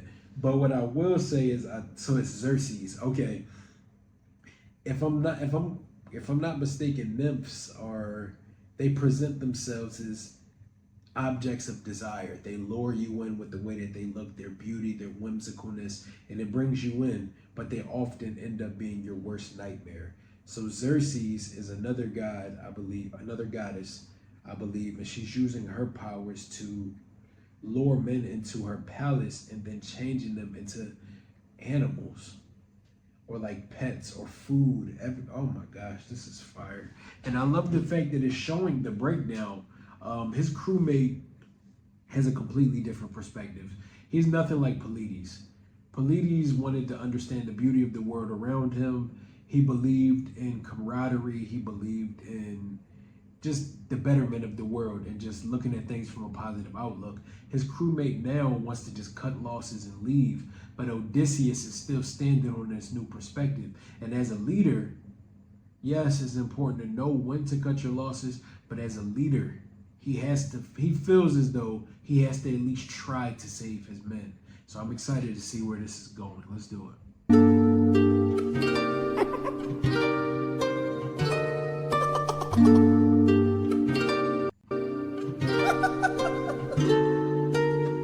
I must say, what a brilliant speech you gave. Who goes there? Just a friend who could help you save your men. A foe like Circe's not to be messed with. You want to beat her, you'll need the blessing of a certain god. Divine intervention, someone who's not afraid to send a message. Hermes?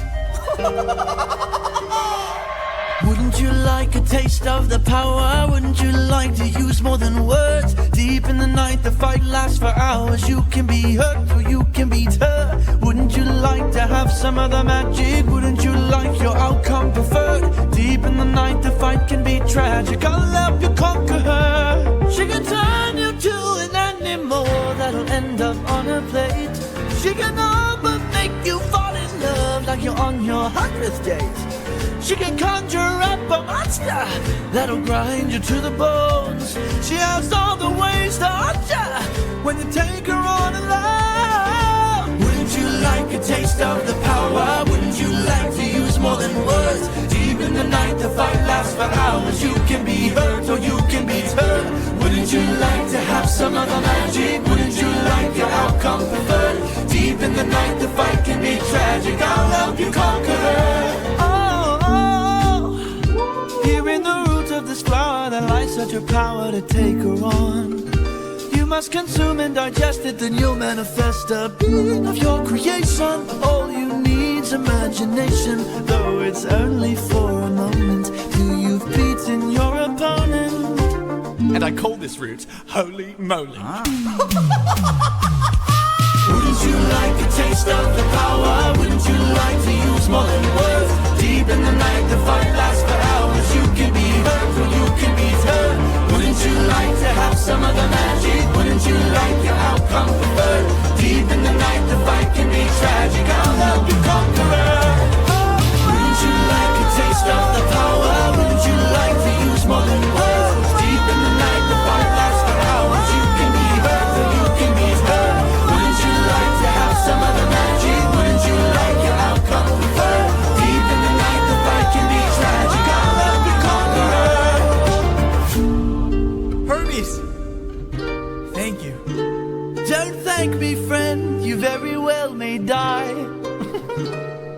Good luck.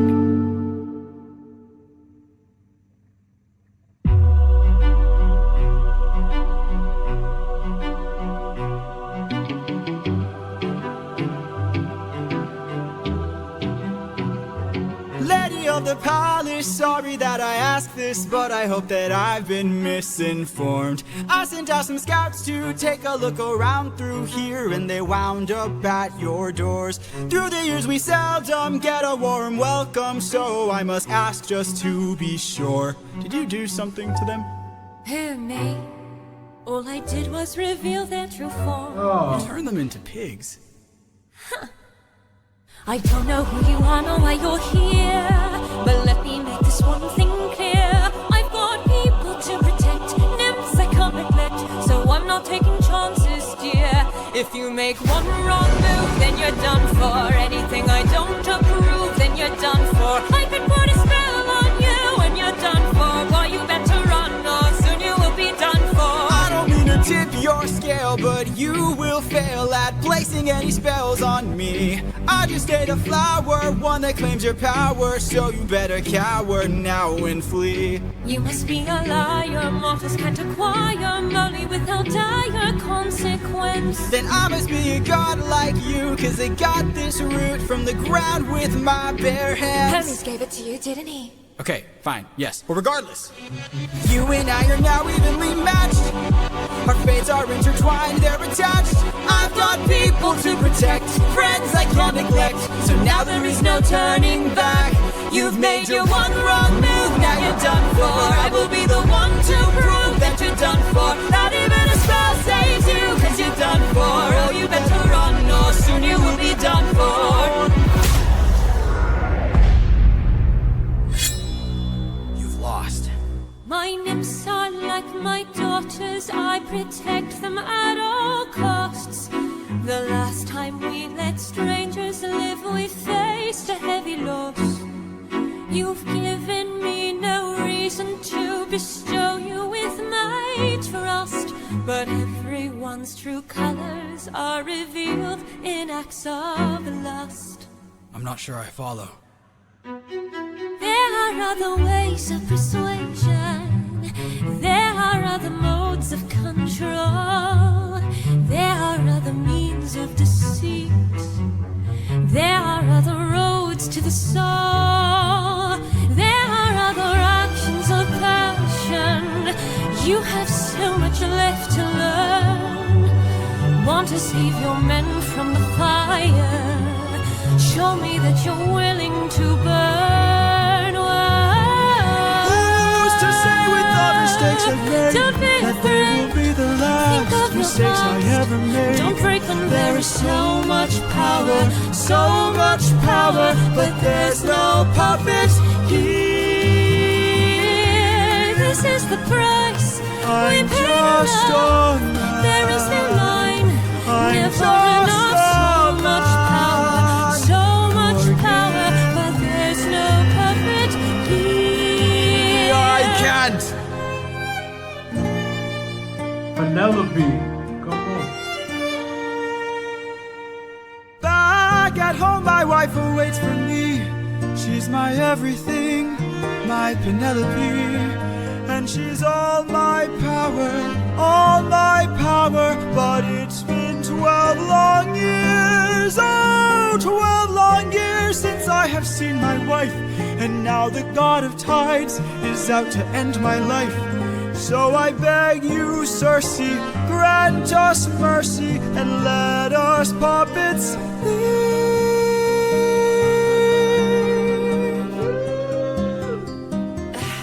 Poseidon, eh? There might be a way to evade him. There might be a way to get home. Though this other way's very dangerous, it might be your one final hope. I know of a brilliant prophet. Problem is this prophet is dead.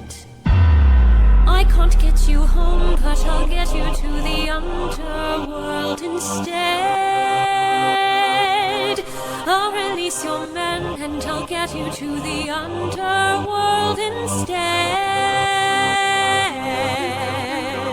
Wait, you're helping us? There are many ways of persuasion.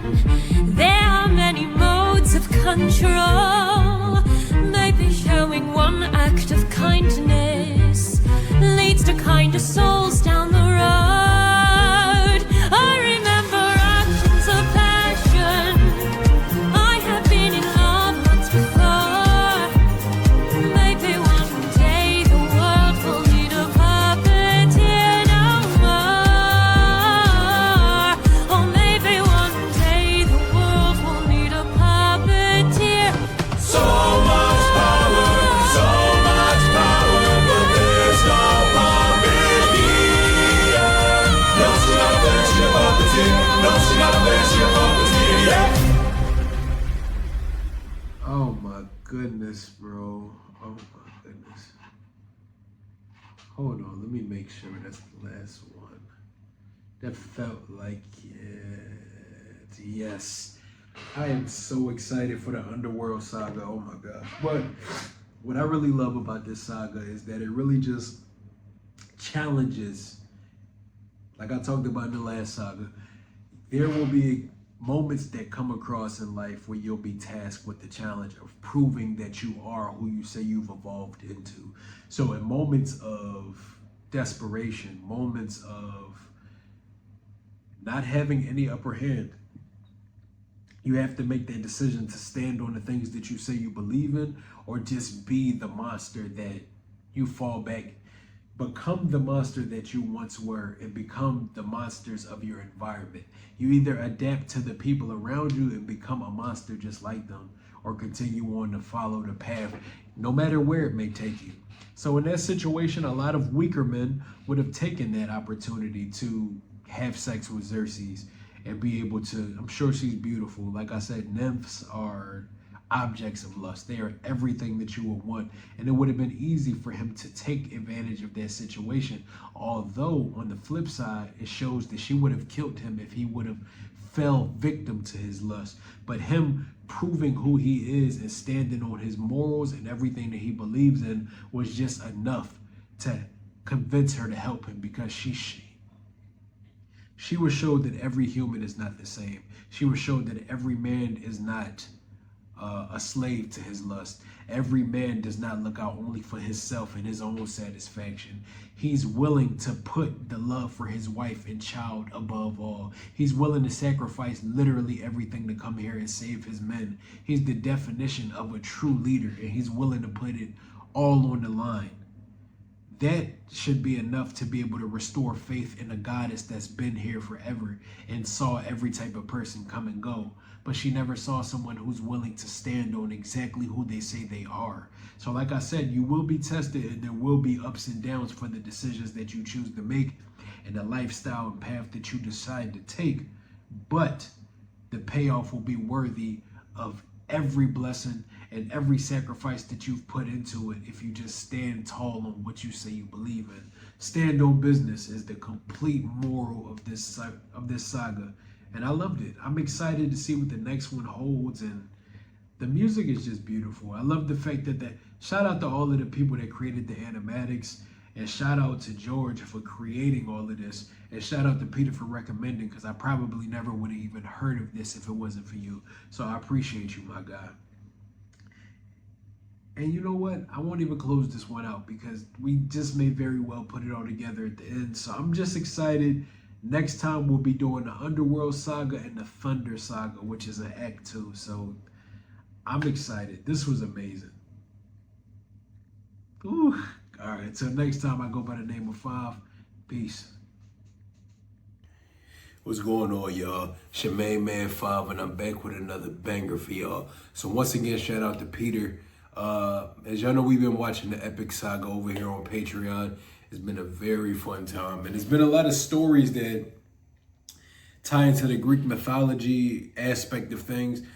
Obviously, if you've been watching along, you know where we are. The last one we did was the Circe Saga, where we came across Odysseus being tasked with the choice of choosing to be who he says he is and growing as a person, choosing to stand tall on his morals and really just standing on business. And now he convinced Circe to actually help him and his men. but instead of helping him get home, she's helping him get down to the underworld. So, if you read the title, you know today we're going to be checking out the Underworld Saga. Now, according to Peter, this is probably his favorite saga of the entire musical. And if it's anything like what I'm expecting it to be like with Hades and Cerberus and all of those type of, I got a feeling this might be my favorite one as well. So, without further ado, I don't even want to talk too much. Again, shout out to Peter for the suggestion. Once again, this is something that I probably never would have heard of if it wasn't for you. So I appreciate you, buddy. We're going to get right into it, and we're not even going to talk too much. Let's do it.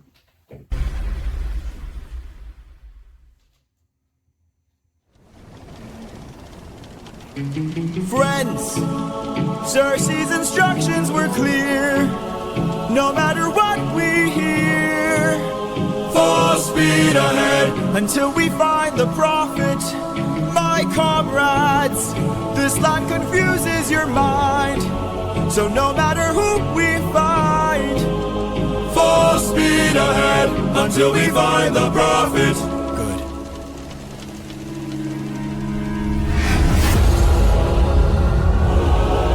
Lost souls.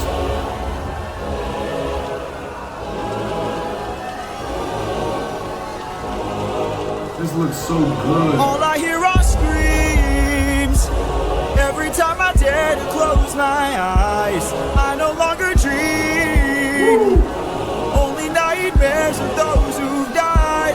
Nothing's what it seems. Nothing's what it seems. And here in the underworld, the past seems close behind. This land confuses your mind. When does a man become a monster? 558 men who died under your command. Captain, Captain, Captain, Captain, why would you let the Cyclops live when ruthlessness is mercy? All I hear are screams. Every time I dare to close my eyes, I no longer dream. Only nightmares of those who died. Nothing's what it seems. Nothing's what it seems. But in the underworld, the past seems close behind. I keep thinking of the infant from that night. I keep thinking of the infant from that night. This life is amazing when you greet it with open arms. Whatever we face, we'll be fine if we're leading from the heart. No matter the place where we can light up the world, here's how to start. Greet the world with open arms. Greet the world with open arms. Apologies.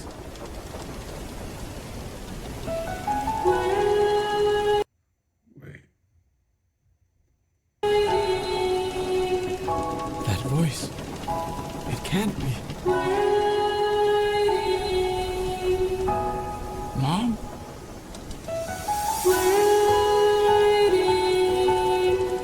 Odysseus, when you come home, I'll be waiting. Even if you're the last thing I see, I'll be waiting. right here, Mom. Can't you see? I'm waiting. I took too long I'll always love you. and ventured too I'll stay far while you were waiting,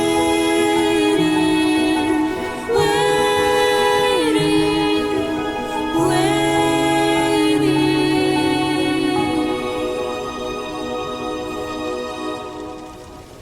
Bye, Mom. All I hear are screams. All I hear are screams. Nah, this is crazy. This is crazy. I think going through it, watching the entire thing kind of confuses which songs are which. I know usually it has the title of it in it, so let me see if this is actually the second song before I comment on that. Every time I dare to close my eyes, I no longer dream. I no on the dream. All the nightmares of those who've died. Nothing's what it seems. Nothing's what it seems. But in the underworld, your past is always close behind. Your past is always close behind. Down in the underworld.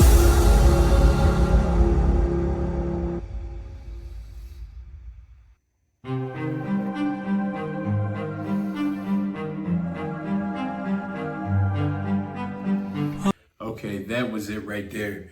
So, first off, I'm gonna make this brief because I want to get through the next two songs.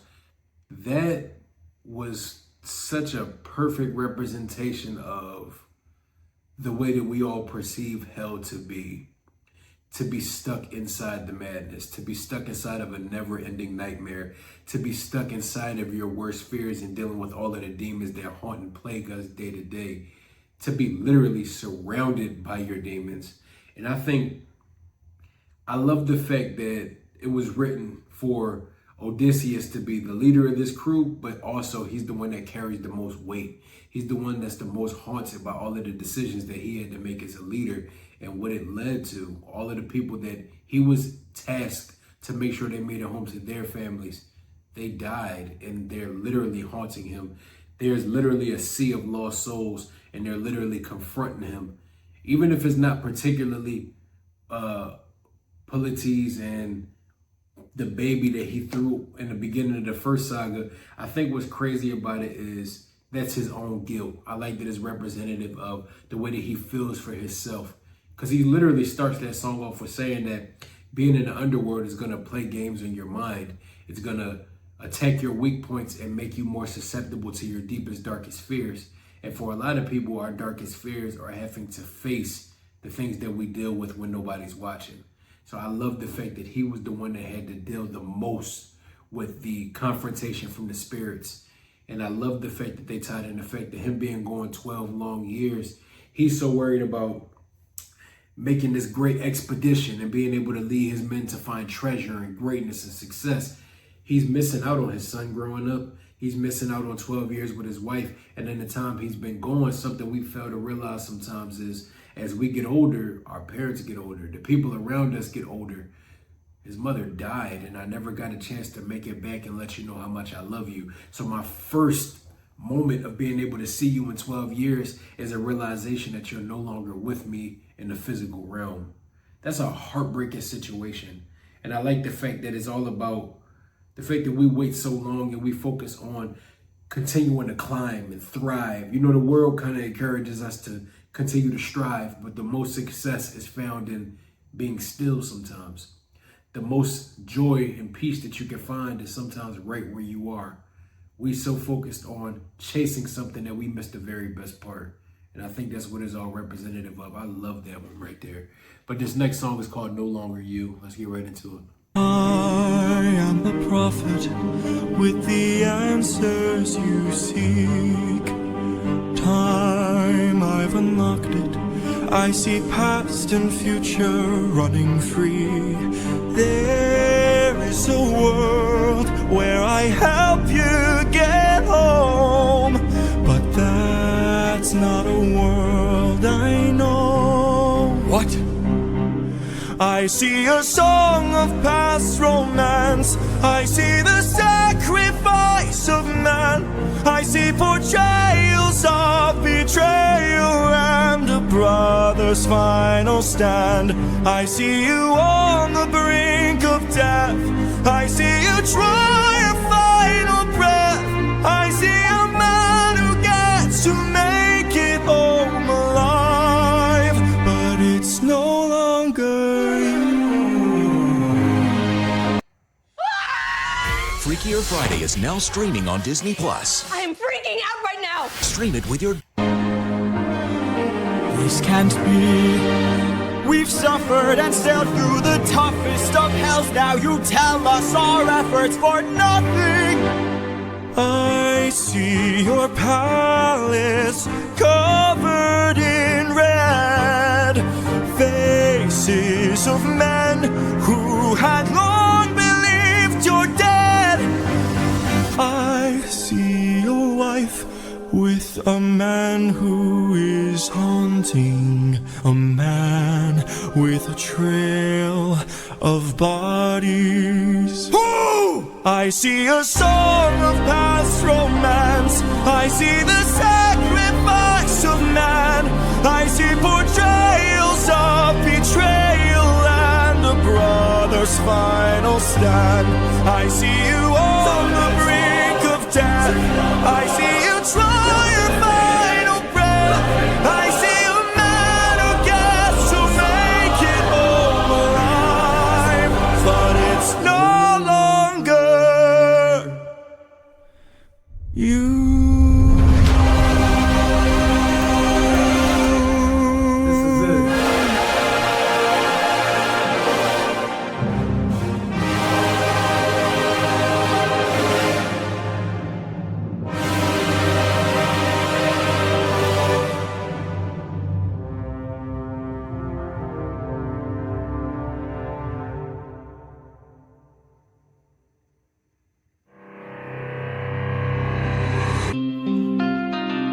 How has everything been turned against us? Alright, this is what I'm going to say real quick. Regardless of what anybody believes, I like to look at it as and that's what makes this part so impactful. I like the fact that whether you're religious, you believe in God, or whatever it may be, I believe that there are predetermined paths along the way, but I believe based on the decisions and the choices that you make along the way determines which path that you end up taking. So I feel like that vision and explanation that was given by the prophet is all relative. I feel as though that's something to shake it up, and that's something to give you a forewarning of what could be. But I hope that everything that Odysseus has learned along the way will be enough to give him the strength to not become that monster. And ironically, the song's name is Monster. So yeah, I'm cooking. I like the fact that he's letting him know that if you continue on a certain path, it will lead to ultimate defeat. It'll lead to the demise of your heart, your soul, and your character as a person. If you don't continue down this growth path that your friends and all of the losses that you made helped you gain this new perspective, you will lose yourself, and the person that makes it home will no longer be the Odysseus that's worth making it home. It's really just talking about if you allow yourself to be drowned in all of your grief, if you allow yourself to feel sorry for yourself and not finish the mission to the highest of your capability, not only will the people around you suffer, but you will literally lose yourself to your grief. I like that him getting dropped into the sea of lost souls is representative of him drowning in his own grief, as representative of him drowning in his past and all of the things that he holds against himself. Now, I'm excited to see this next part, because if it's going where I think it's going, this is about to be a very powerful song. How did suffering become so endless? How am I to reunite with my estranged? Do I need to change? I'm surrounded by the souls of those I've lost. I'm the only one whose line I haven't crossed. What if the greatest threat we'll find across the sea is me? Yeah. What if I'm the monster? What if I'm in the wrong? What if I'm the problem that's been hiding all along? What if I'm the one who killed you every time I cave to guilt? What if I've been far too kind to foes, but a monster to ourselves? What if I'm the monster? Is the Cyclops struck with guilt when he kills? Is he up in the middle of the night? Or does he end my men to avenge his friend and then sleep knowing he has done him right? When the witch turns men to pigs to protect her nymphs, is she going insane? Or did she learn to be colder when she got older and now she saves them the pain? When a god comes down and makes a fleet drown, is he scared that he's doing something wrong? Or does he keep us in check so we must respect him and now no one dares to piss him off? Does a soldier use a wooden horse to kill sleeping Trojans cause he is vile? Or does he throw away his remorse and save more lives with guile? If I became the monster and threw that guilt away, would that make us stronger? Would it keep our foes at bay? If I became the monster to everyone but us, and made sure we got home again, who would care if we're unjust? If I became the oh, ruthlessness is mercy upon ourselves. And deep down I know this well. I lost my best friend, I lost my mentor, my mom, 500 men gone. This can't go on, I must get to see Penelope and Telemachus. So if we must sail through dangerous oceans and beaches, I'll go where Poseidon won't reach us. And if I gotta drop another infant from a wall in an instant so we all don't die, then I'll become the monster. I will deal the blow, and I'll become the monster like none they've ever known. So what if I'm the monster lurking deep below? I must become the monster, and then we'll make it home.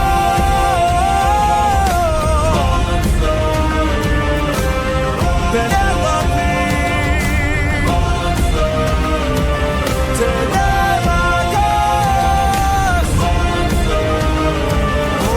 Hopelessness is mercy upon ourselves. I'll become the monster.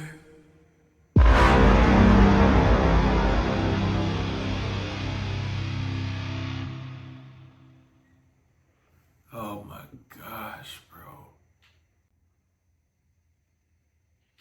That right there, that's special, bro. I'm cooking. That's exactly what I expected that to turn into. What the prophet was doing and what the, let me slow down. He literally fell into exactly what he said it would be.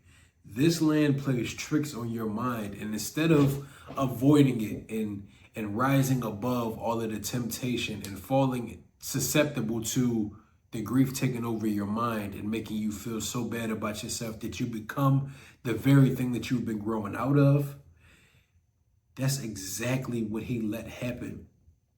The prophet wasn't giving him a definite path. He was giving him a forewarning. You will be tested. And I say this all the time on this channel. Life will test you to the very depths of your being. We all have to go through seasons of our life where we have to make a decision on who it is we want to be, regardless of anything, regardless of anybody around us. The only decision that can be made is the one that you make. So the prophet was giving him a path and letting him know, if you fall susceptible to all of the things that are about to attack you and tempt you and try to make you feel like you're not growing into the right person that you feel like you want to be, this is what will happen. I love the fact that the animation of it showed the darkness consuming him. I like the fact that it showed the darkness literally becoming a part of himself and him accepting it. This is definitely my favorite saga so far because it has so much depth to it. I love the fact that he drew so many conclusions because, you know, one thing about grief, one thing about shame, it's very, what's the right word? Shame and grief are very misleading, and they make you draw different conclusions that help you justify your own bullshit. So if you look at him, he went down different storylines of all of the gods and goddesses that they've come across and all of the things that they've had to deal with, all of the different variations of monsters. He's like, well, you know, they've been alive forever. They've seen the worst of the worst, and we've talked about that in past ones, but he's giving them literal storylines to make it seem like they're more powerful because they gave up on a hope for a better humanity. They gave up on the thought that maybe things could be better than what they are right now. So who am I to think that I'm better than them? They've been here for thousands of years. They've been here for however long. Am I any better than them? Or should I learn from the example that was set for me and become literally that monster if it means I can save myself, save my family, and get home finally after over a decade of time? This is exactly what the prophet was saying, and he's allowing himself to become susceptible to the manipulation of his own darkness. That was amazing, and that makes me so excited to see what comes next. So I'm not even going to talk too much. I'm just excited. The next one is going to be the Thunder Saga, and Peter, again, I appreciate you, buddy. I hope you enjoyed this one, and you did not lie. This did not let me down at all. This is definitely the very best saga of the story so far. It has so much depth to it. It's funny how, you know, one of the old sayings that we all say to people, you can give the best advice in the world, but you can't take it. For him to literally tell his men what was going to happen down here, he was the one that fell victim to it. This is beautiful. But until next time, I go by the name of 5, and this was the Underworld Saga. Let's get into this next one. Peace.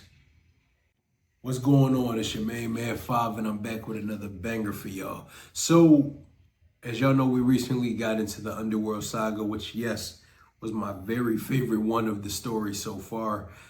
Today, we're going to be getting into the Thunder Saga, if you read the title. Again, shout out to Peter for this recommendation. He's been sitting with me through this whole thing, helping me understand. He even put down a spreadsheet for me to get a better understanding of the entire story, as far as breaking down timelines, so I know what I'm listening to, rather. But I love the fact that this story is so thought-provoking. I love that it's emotionally evocative. Listening to the Underworld Saga, I literally got goosebumps sitting through it. So I'm excited to see this. Where we last left off, Odysseus accepted the darkness.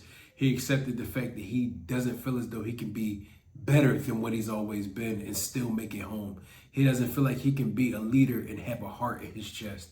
He feels like I have to embrace my inner darkness and become the very monster I'm trying to avoid to make sure that my men make it home to their families.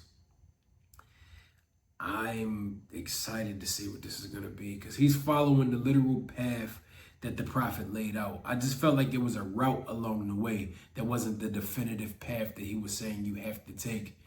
But he let the underworld play tricks on his mind, and now we're going to see what's going to happen. So we're listening to the Thunder Saga today, and the first song on it is Suffering. So we're going to get right into it. I don't even want to talk too much about it. Let's do it.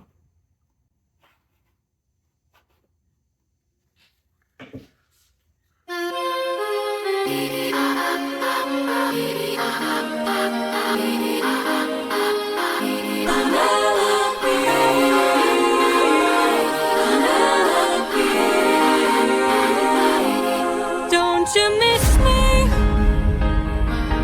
more than you know? Then jump in the water and kiss me. Penelope, I've told you this before.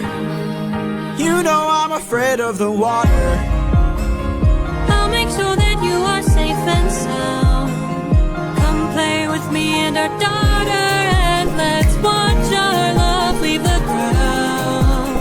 Oh, I would, but I'd be suffering trying to float the whole time. I would take the suffering from you.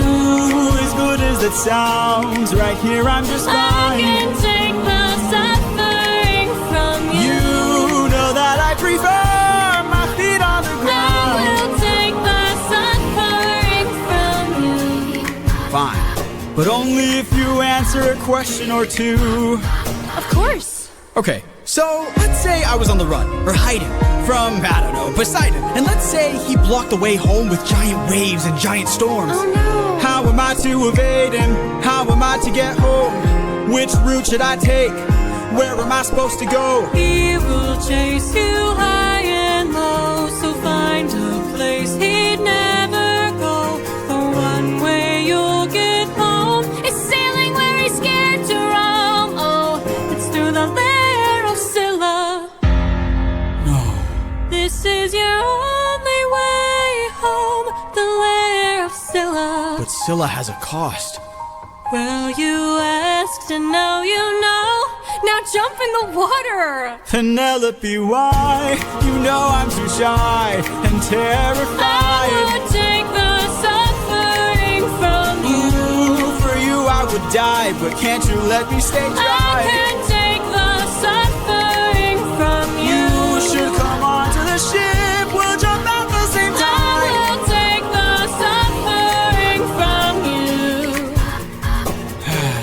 things I'd do for you.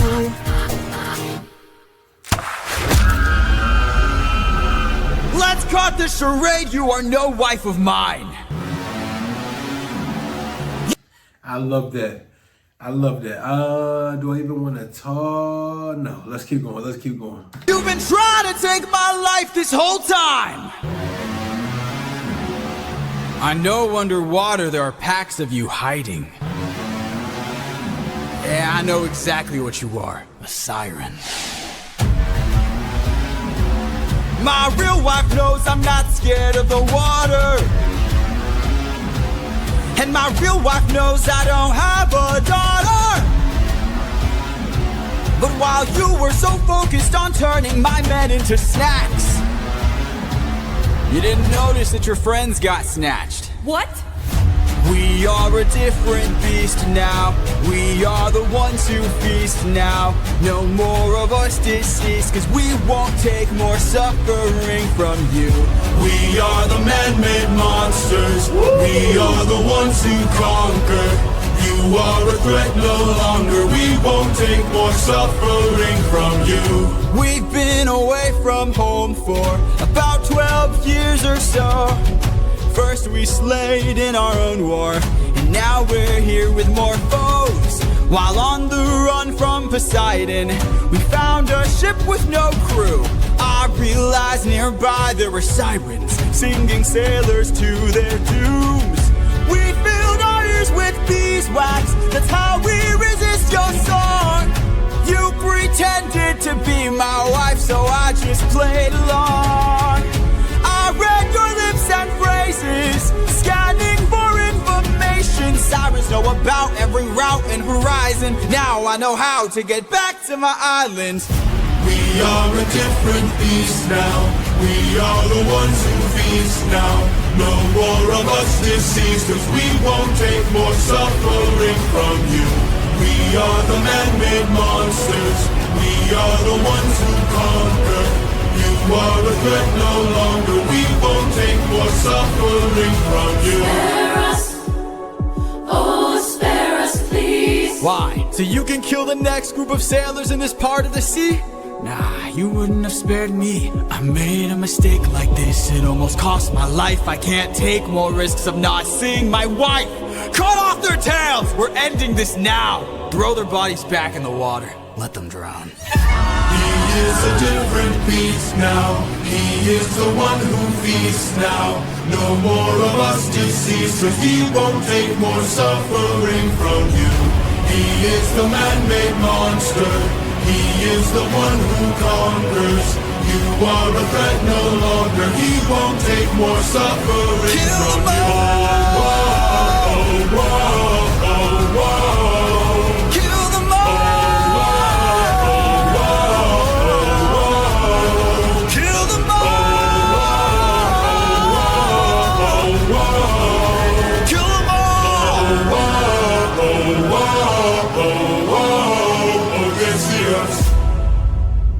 Oh my goodness, bro.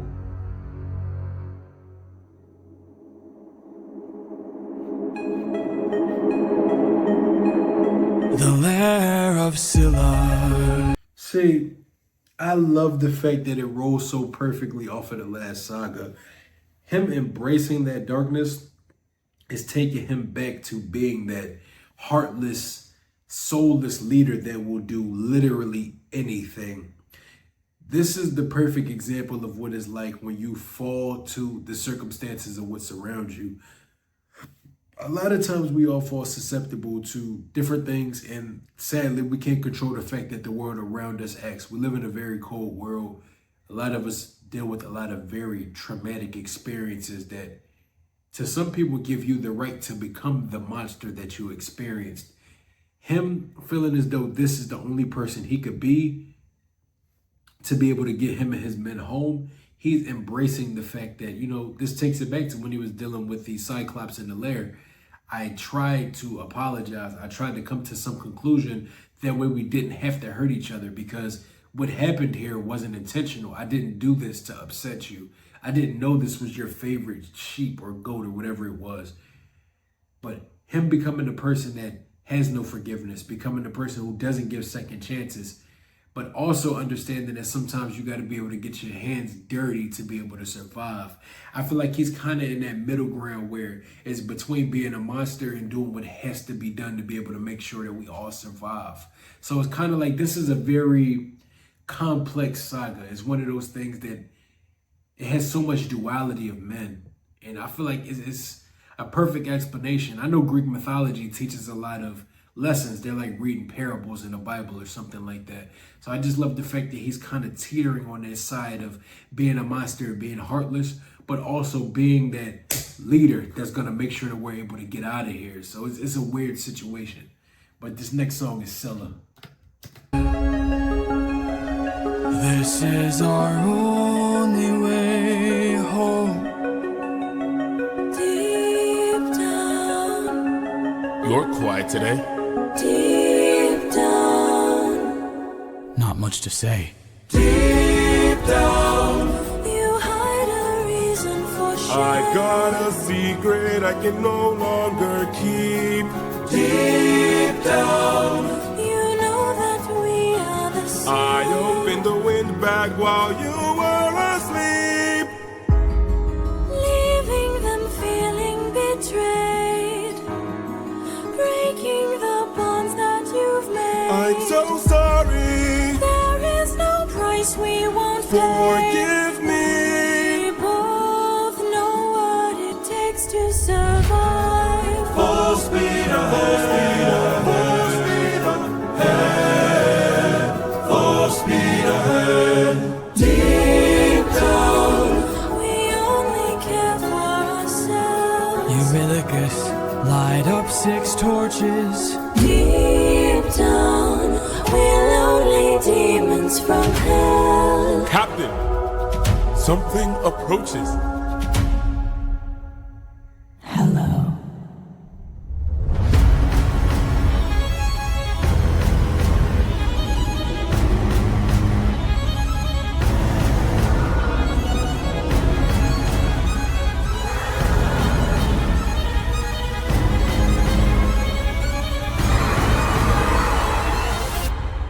Run for your life! In your sorrow and fears, choke on your blood and your tears.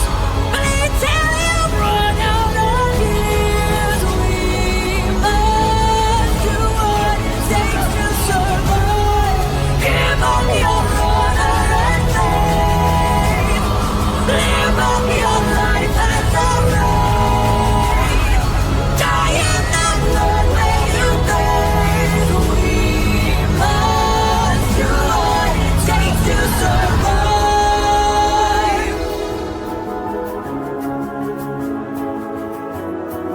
We are the same, you and I.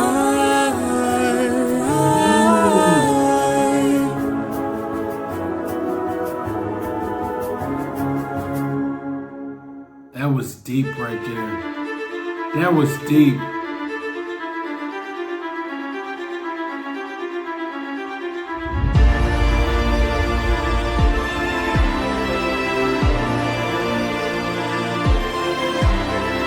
Tell me you did not know that would happen. Say you didn't know how that would end. Look me in the eyes and tell me, Captain, that you did not just sacrifice 6 men. Use your wits to try and say I'm crazy and mad. That this is all some trick the gods have sent. Tell me you did not miss home so painfully bad that you gave up the lives of 6 of our friends. When we fought the Cyclops, you were quick to hatch a plan. And when we fought with Circe, it was you who left behind no man. But when we saw this monster, we didn't take a stand. We just ran. Say something! I can't!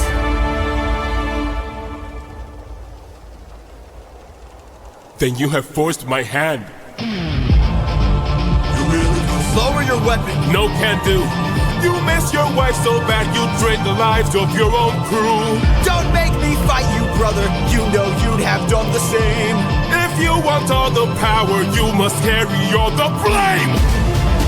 Eurynicus, Eurynicus, Eurynicus. Odysseus, Odysseus, Odysseus. There is no price he won't pay. I am not letting you get in my way!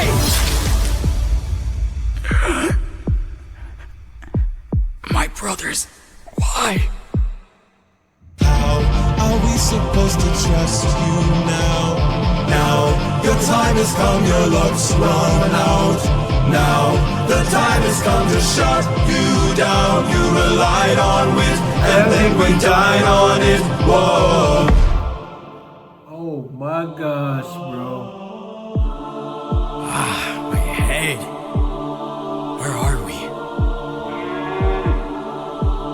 Some island, the first one we found. It's bursting with cows, just roaming around, begging us to eat.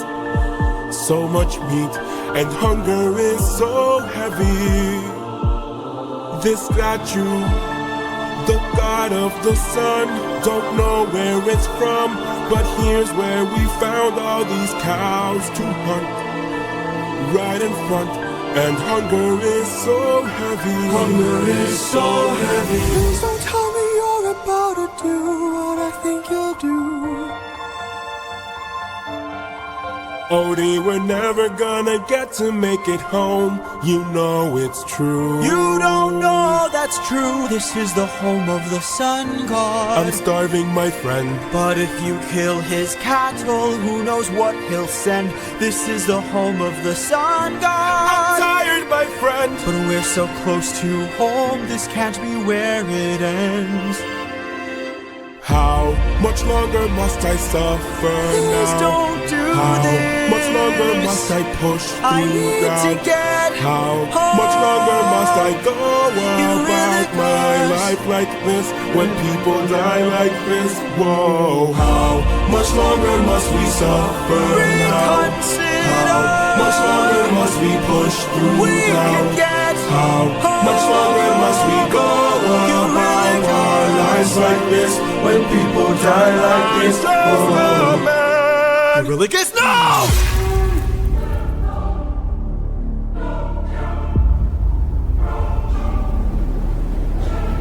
You've doomed us. You've doomed us all, Eurylicus! Captain? We need to get away from this island now! Grab an arm with all the strength your arms allow! These cows were immortal, they were the sun god's friends! And now that we've pissed them off, who do you think you'll send? Full speed ahead. Full speed ahead. Faster! Full speed ahead. Faster!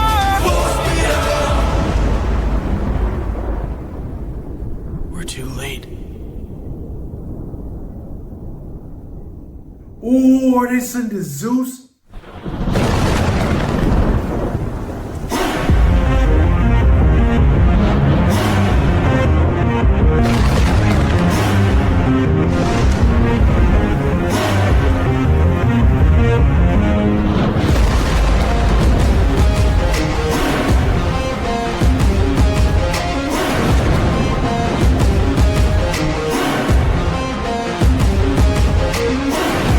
Pride is a damsel in distress. Oh, shit! Hiding away where only I can undress her. Trials she cannot to confess. In the end, it's all the same once I apply all the pressure. Thunder, bring her through the ringer. Show her I'm the judgment call, the one who makes her kingdom fall. Lightning, wield her, use and yield her. Show her what she can't conceal, for true nature will be revealed. Tell me, Odysseus, if I were to make you choose the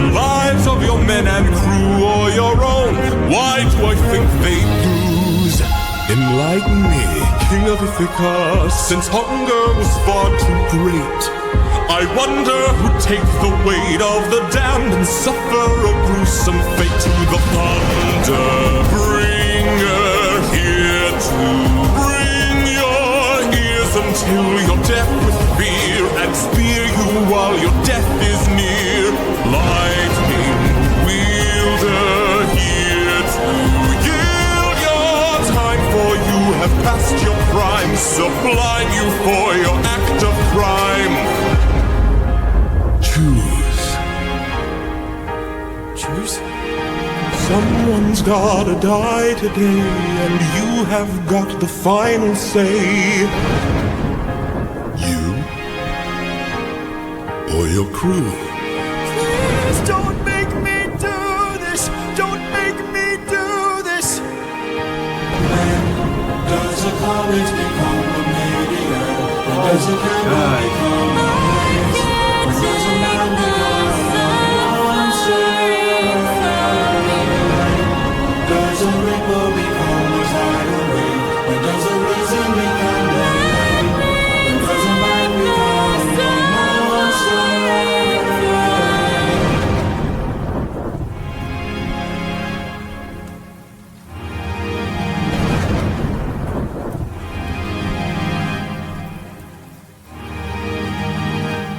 Captain? I have to see her. But we'll die. I know.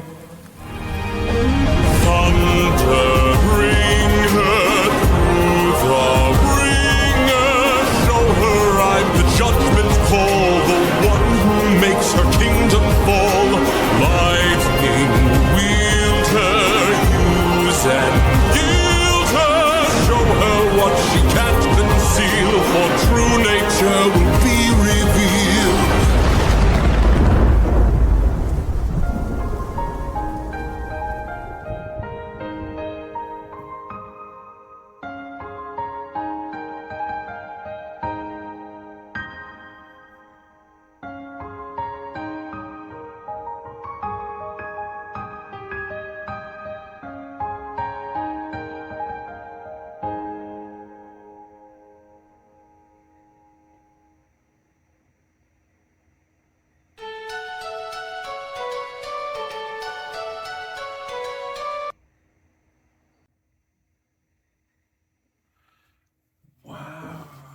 That was... Wow. That was deep, bro. What do I even want to say, man? Fuck. I just love the fact that it so perfectly describes the... This so perfectly describes him falling directly into the route of what the prophet was giving him. This whole saga was really just him embracing his monster and continuously letting the darkness consume him, letting him make decisions based on self-worth and making it home to his wife and son by any means necessary. Even if I have to risk your lives, if I have to risk the lives of anybody, I don't care what it takes. I'm not letting anybody tell me I'm wrong. At the end of the day, it's all about making it home. The bottom line is no matter what I have to sacrifice, I'll do it. And I love the fact that it's juxtaposition to what's really going on because of these titles. And the sirens in the first song, Suffering, where it was talking about, you know, if you come in the water with me, I could take your suffering from you. That was so prophetic because everything that he's dealing with internally, having to embrace the fact that he has to choose between his own life and the life of the crew that betrayed him, but they only betrayed him because he betrayed them. If he would have just jumped in that water and sacrificed himself, it would have taken all of the suffering away.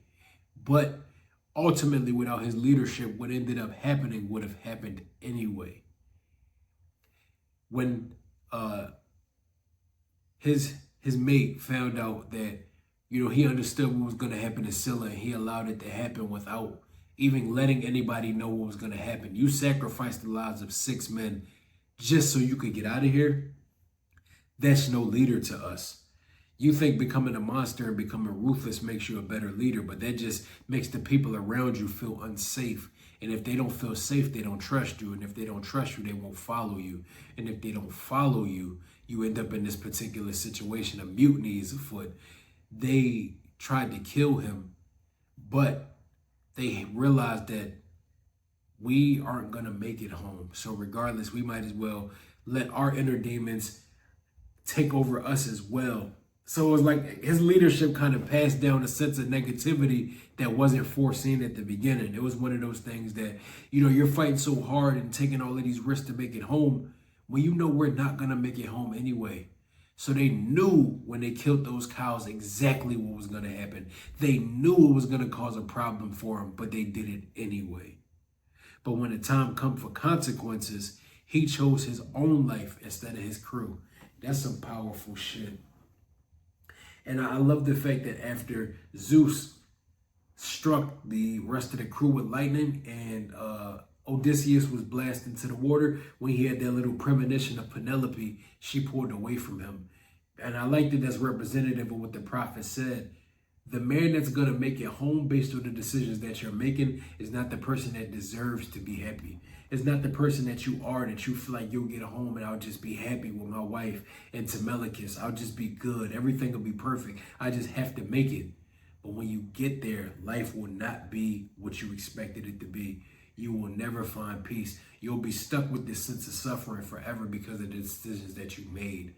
So I feel like him drowning into the ocean, starting off on his next saga when they do Legendary, is going to be him coming to that realization that he doesn't deserve to make it home and be peaceful. He doesn't. This is going to be where he figures out exactly what type of man he needs to be. This next saga is going to be very pivotal, and I'm excited to get into it. So if you enjoyed this, please show some love, comment down below, join in, watch through all of the sagas with us. We've been having an amazing time so far.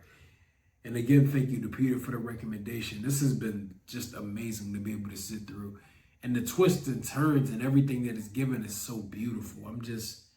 I'm excited to get into it. But that's all I got. And next time we'll be checking out the Wisdom Saga. So until then, I go by the name of Five and peace.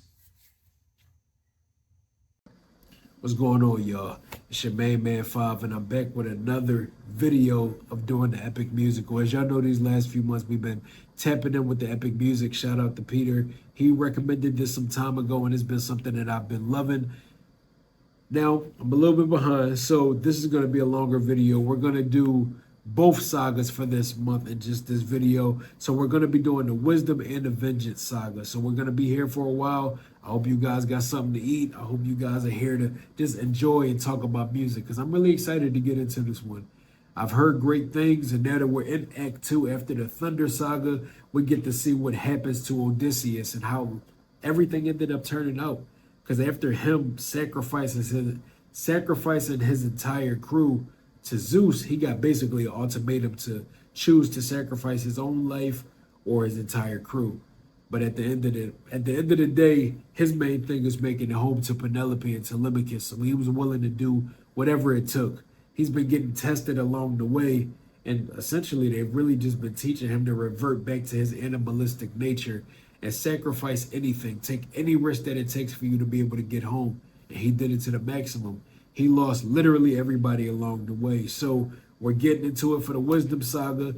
I feel like this is just going to be about, without trying to be a smart ass, it's going to be about insight. It's going to be about seeing life from new perspective and learning something that perhaps he may have been closed-minded to in the past. But I'm excited to get into it. We won't speculate too much. Again, shout out to Peter. We're coming to a close, and me and Peter got a big surprise for y'all on the very last one, but we'll talk about that when we get there.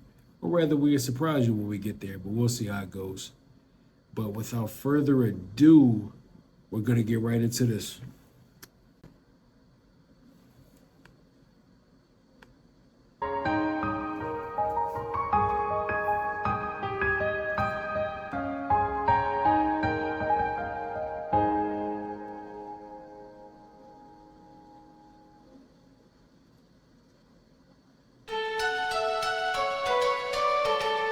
7 years is crazy.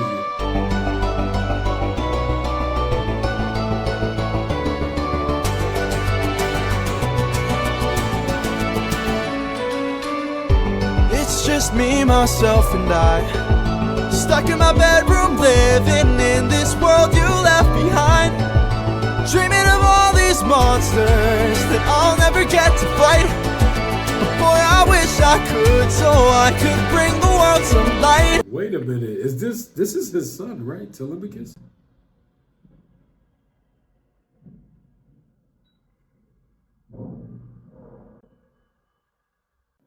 So this is 7 years later. So apparently Telemachus is older now, obviously, because if I remember right, it was like 12 years since he was able to see his wife. So essentially, Telemachus was growing up 12 or older before Odysseus was even able to make it back to be with them. So by the time he came back, within the 7 years, he could be anywhere from fucking 19 to over 20. He probably developed that warrior spirit from his father, and hopefully he doesn't use it in the wrong way, but we're not going to talk too much. Let's just get right into it. I hope he doesn't end up being...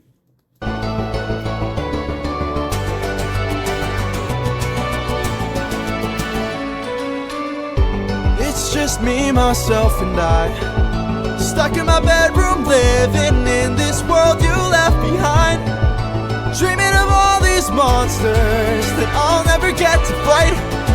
But boy, I wish I could, so I could bring the world some light. Cause I'm stuck with your stories, but no clue who you are, and no idea if you're dead or just too far. Somebody tell me, come and give me a sign. If I fight those monsters, is it you I'll find?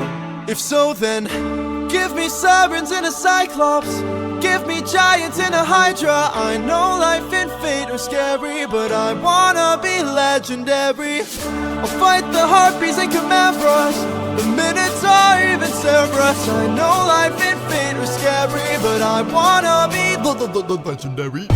There are strangers in our halls, trying to win the heart of my mom, but she is standing tall. 108 old faces of men who call me small. They keep taking space and it's not much longer we can stall. Cause they're getting impatient, dangerous too. And I would fight them if I was half as strong as you. Somebody help me, come and give me the strength. Can I do whatever it takes to keep my mom safe? If so, then give me sirens and a Cyclops, give me giants and a Hydra. I know life and fate are scary, but I wanna be legendary. I'll fight the Harpies and Chimeras, the Minotaur, even Cerberus. I know life and fate are scary, but I wanna be legendary. Where is he? Where is the man who loved you to wife? Oh, oh, oh, where is he? Where is the man with whom you'll spend your life? Cause it's been 20 years and we still have no king. Give me a chance, a single opportunity, and I'll overcome these obstacles and scrutiny. And boy, when's your tramp of a mother gonna choose a new husband? Why don't you open her room so we can have fun with her? Don't you dare call my mother a tramp. I just did. What you gonna do about it, champ? Kill him. Somebody tell me, come and give me a sign. If I fight this monster, is it you I'll find? Fight, little wolf, fight on it. So, all right, what I do want to say, I think that's a really dope one. And the reason why it is because, first off, Odysseus never made it back. I feel like what the lesson is when you revert back to who you used to be, you feel as though when you sacrifice everything that means to most to you, Do you really deserve to be happy? Do you really deserve to get back to what your sense of peace and happiness is? If you're willing to sacrifice the lives to step over other people to get to it, will you even really be satisfied if you were to make it back? So with Odysseus not making it back and it being another 7 years on top of the 12 that they were already gone, it's been 20 whole years that his son has had to figure out how to become a man with the myth of his father being in the air looming. That's impossible sandals to fill.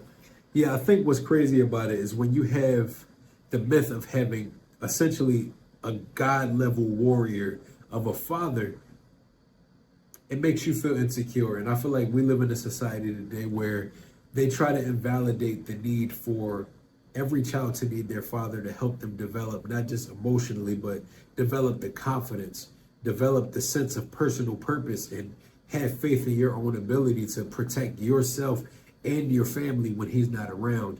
So it's like, I feel like Telemachus growing up so long without his father not only makes him insecure, but it also makes him feel as though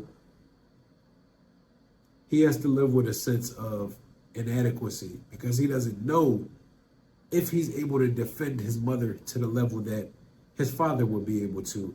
There's a lot of what ifs. What if this were to happen? But the what ifs are becoming reality because after 20 long years, if the king has not come back, of course the men here want to be able to step up. They want to be able to take rule. They want to be able to dominate. That's in a man's nature to want to be able to control and take power over everything, and that involves his wife. But Telemachus not having that inner confidence to know that he's able to stand up to these men, that's where it would have served him well to have his father. And that's the part that kind of makes it all come around full circle. Even though Odysseus went out there to be able to find treasures and be able to go out there and conquer and dominate, it's kind of funny that everything that you ever needed was right here at home. It's kind of funny that the biggest battle that you would need to fight would be here fighting to be the man that your family needs. Being able to watch your son grow and become a man instead of leaving him with all of these empty what ifs and leaving him with all of these insecurities and leaving your wife feeling unprotected. It's funny how life works that way. I feel like the wisdom always comes into play when you realize that it's in a man's nature to go out there and feel like he's going to find purpose out there amongst the world searching.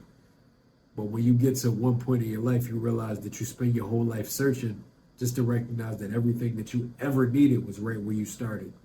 It's kind of funny how those things go. And that's how parables work. So that's why this saga's kind of giving me that information. Entertain me, bite, little wolf, bite. Let's see how you take this. Strike, little wolf, strike. This is a hard ass anime. I think this is the animatic that he was talking about, but yeah, this one is crazy. Wanna be a man then fight, little wolf, fight, little wolf, fight. You've made your worst mistake here. Might be your last one too. You'll have run out of bones to break when you and I are through. I'll teach you all the lessons your daddy never could. This cruel world doesn't give out presents just for being good. So fight, little wolf, fight. Wanna entertain me? Bite, little wolf, bite. Let's see how you take this. Strike, little wolf, strike. Wanna be a man? Then fight, little wolf, fight, little wolf, fight. Or die, little wolf, die. Don't you know it's fight or fly, little wolf, fly. Or because you had to try, little wolf, try. Run away before you die, little wolf, die, little wolf, die. Need some help?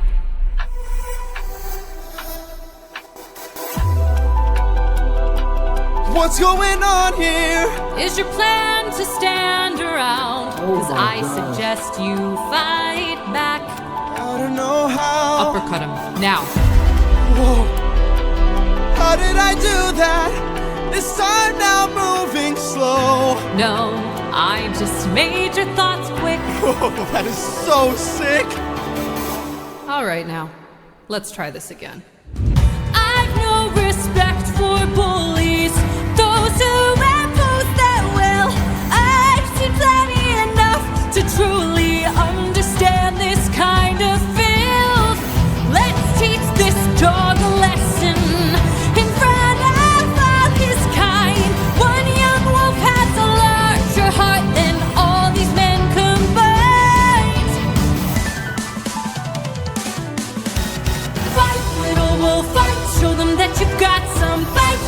wolf bite. Take advantage now and strike. Little wolf strike. Don't go down without a fight. Little wolf fight. Little wolf get up and fight.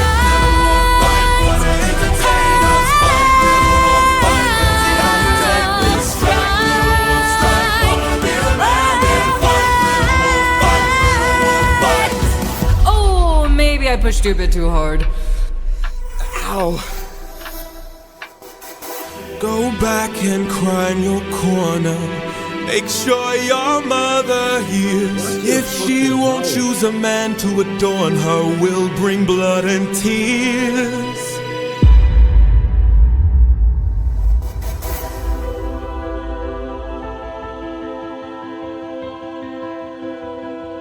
Tell me, Athena, why you came to my aid.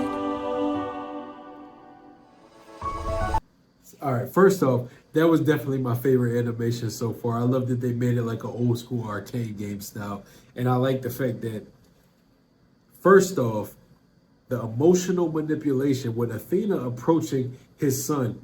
Since Odysseus came to a point where he outgrew the mindset that Athena tried to, well, the thought process that Athena raised him on to become that ultimate warrior and not have any concern about other people, how they feel, or the world around you. It's funny how by him rejecting that, it followed down to his son. First of all, there's a lot of message in that by itself. It's crazy because I feel like any man can understand that, especially when they grew up without a father in their life. When you don't have any positive examples of what it looks like to become a man, what it looks like to grow up and live on your own morals, understand who you are and make your own decisions as your own man, you fall easily susceptible to the influence of anyone. And that can lead to somebody following down the same path that their father made, making the same mistakes that their father made, becoming the same man that their father made. Becoming the same man that their father was, even without ever knowing them. So I feel like that's the deeper message in it all. If you're not there to be a part of your kids' upbringing and helping them learn who they are and help them develop into an individual, they just become a follower and they become the type of person that believes in whatever feels like somebody that shows love. They become whatever feels like somebody wrapping their arms around them and helping them be molded into what a man looks like. And it's crazy because he's susceptible to the influence. He doesn't have any idea who he is or his own ability. So right now, feeling weak, he's going to crawl and beg for the attention of anything that can help him feel secure enough to protect his mother. And I feel like this is going to lead to him becoming some kind of tyrant, becoming that brutal king that's a step above even what Odysseus was. I feel like he's about to rule with an iron fist. And I feel like this shit is deep. We're going to talk about it more at the end.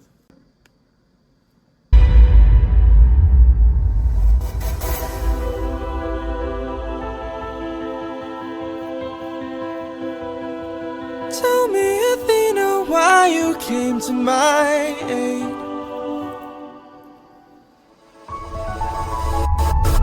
I had a friend before and he was a lot like you. I helped him fight through war, but he had his demons too. And then we grew apart. Then his light went dark. And so I thought maybe if I'd made a different call, maybe if I hadn't missed it all, maybe he'd be fine. Maybe we'd unwind.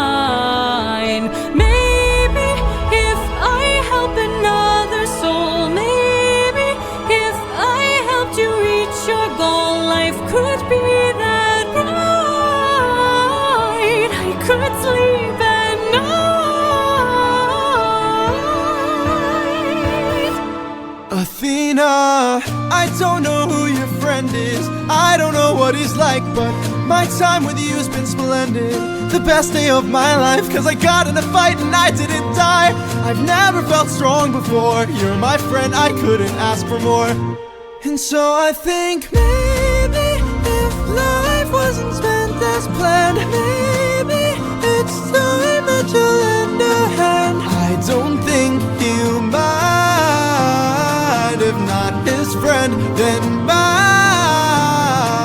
Maybe to fall is to learn one way. Maybe it's all gonna turn out great. I know we'll be fine.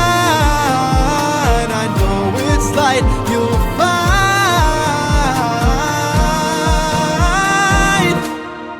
You're a good kid. Thanks.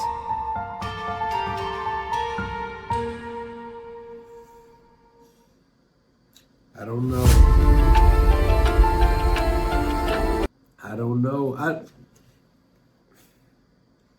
Now I feel like, you know, we've seen the situations like even with Circe that even in all of the time that they've been alive, they still can learn new things. They still can come across humans that make them see things different than them being so jaded by being alive so long or being gods for so long that they've seen the worst in people.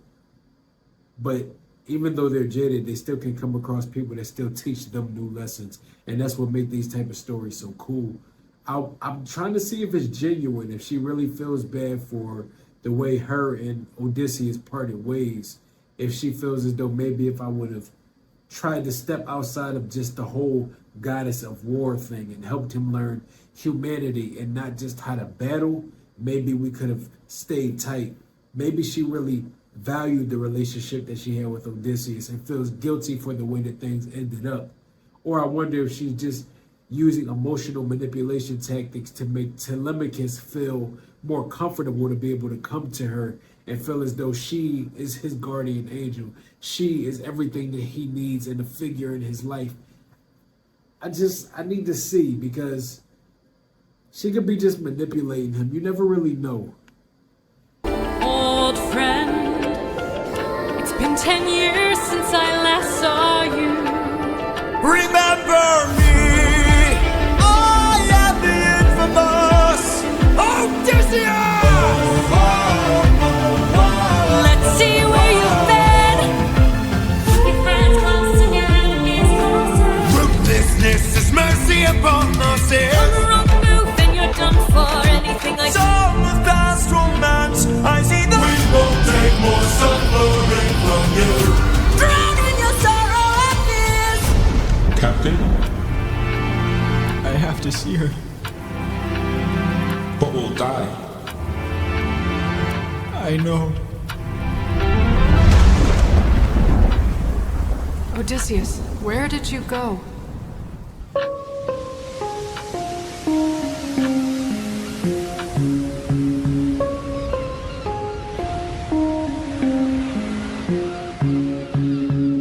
Morning, sleepyhead, you've been resting for a while.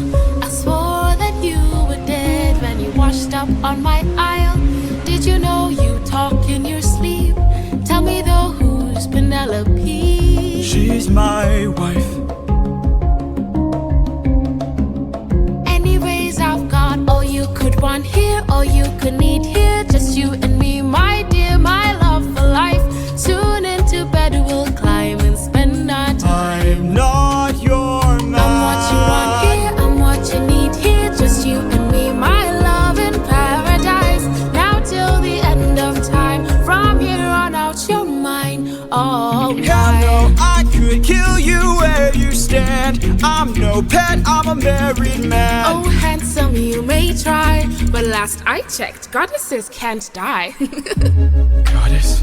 You're adorable. Bow down now to the immortal Calypso, here to entertain. But fear not, I bring no pain, cause we got all we could want here, all we could need here. Under my spell, we're stuck in paradise. No one can come or go. My island stays unknown. No, I don't belong here. There's something wrong here. I won't be drawn to love in paradise. Not till the end of time. There is no way. You're mine, all mine. 7 years she's kept you trapped out of your control. Time can take a heavy toll. Odysseus? All I hear are screams. Odie, get away from the ledge. You don't know what I I've gone through. You don't know what I've sacrificed. Every comrade I long knew, every friend, I saw them die, and all I hear are screams. It will be fine, dear, come back inside, dear, love of my life, come back to paradise. I know your life's been hard, I'll stay inside your heart. All I hear are screams. I love you, my dear, I love our time here. Life would be so much worse if you had died. Please stay away from harm, stay in my open arms.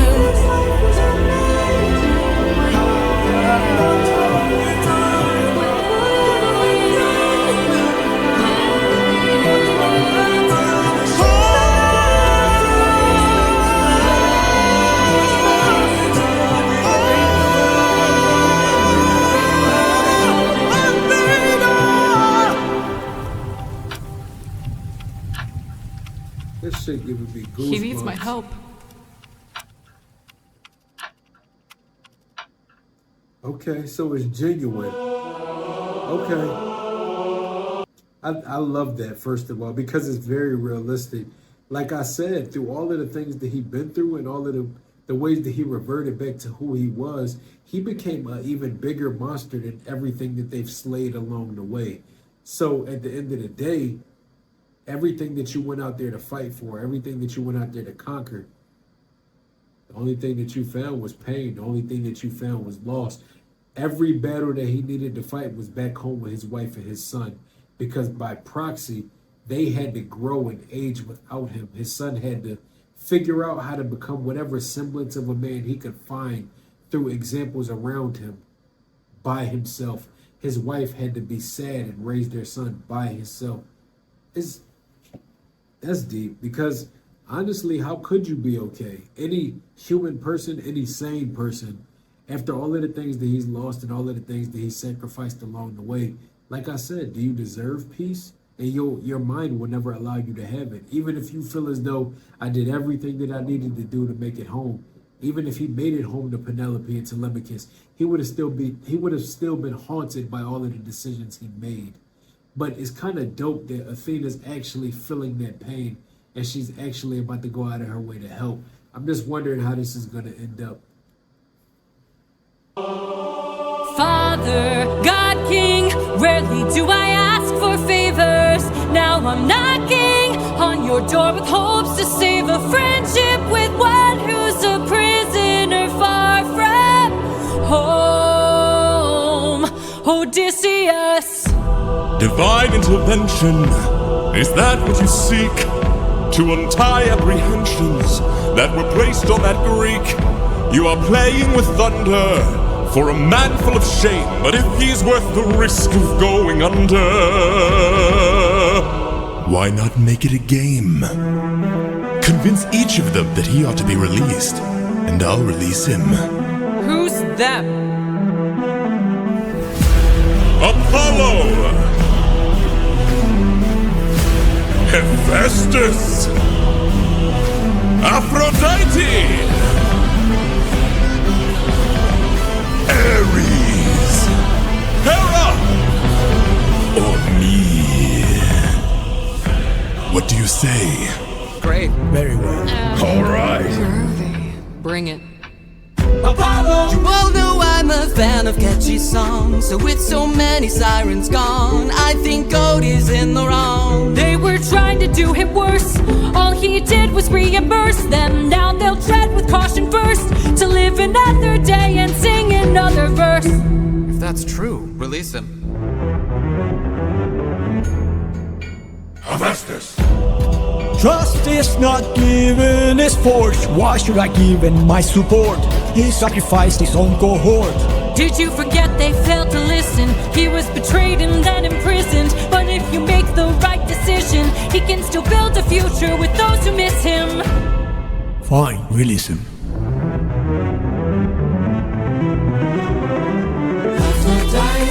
You're a little high and mighty.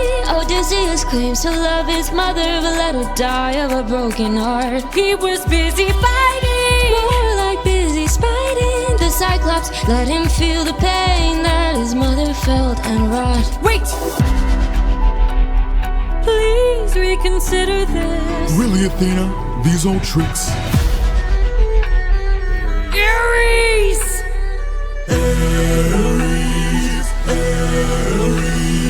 What kind of sick coward holds back his power while his friends get devoured? He didn't even fight Scylla, didn't even try to kill her. Hides inside a wooden horse to get the job done. Never handles things up front, pathetic and weak like his son. Hold your tongue now, here's signs, my friend, and tell your lover that a broken heart can mend. You want more bloodshed, then set him free to get back to his homestead. He'll make everybody bleed.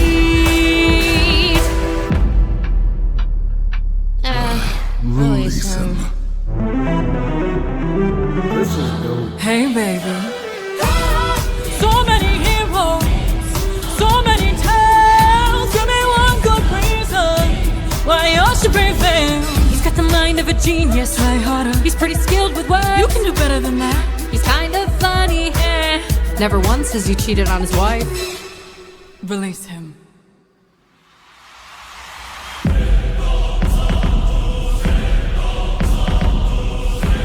I played your game and won. Release him. You dare to defy me, to make me feel shame. No one beats me. No one wins my game. Thunder, bring her through the ringer. Show her I'm the judgment call, the one who makes the kingdom fall. Is she dead? That's weird.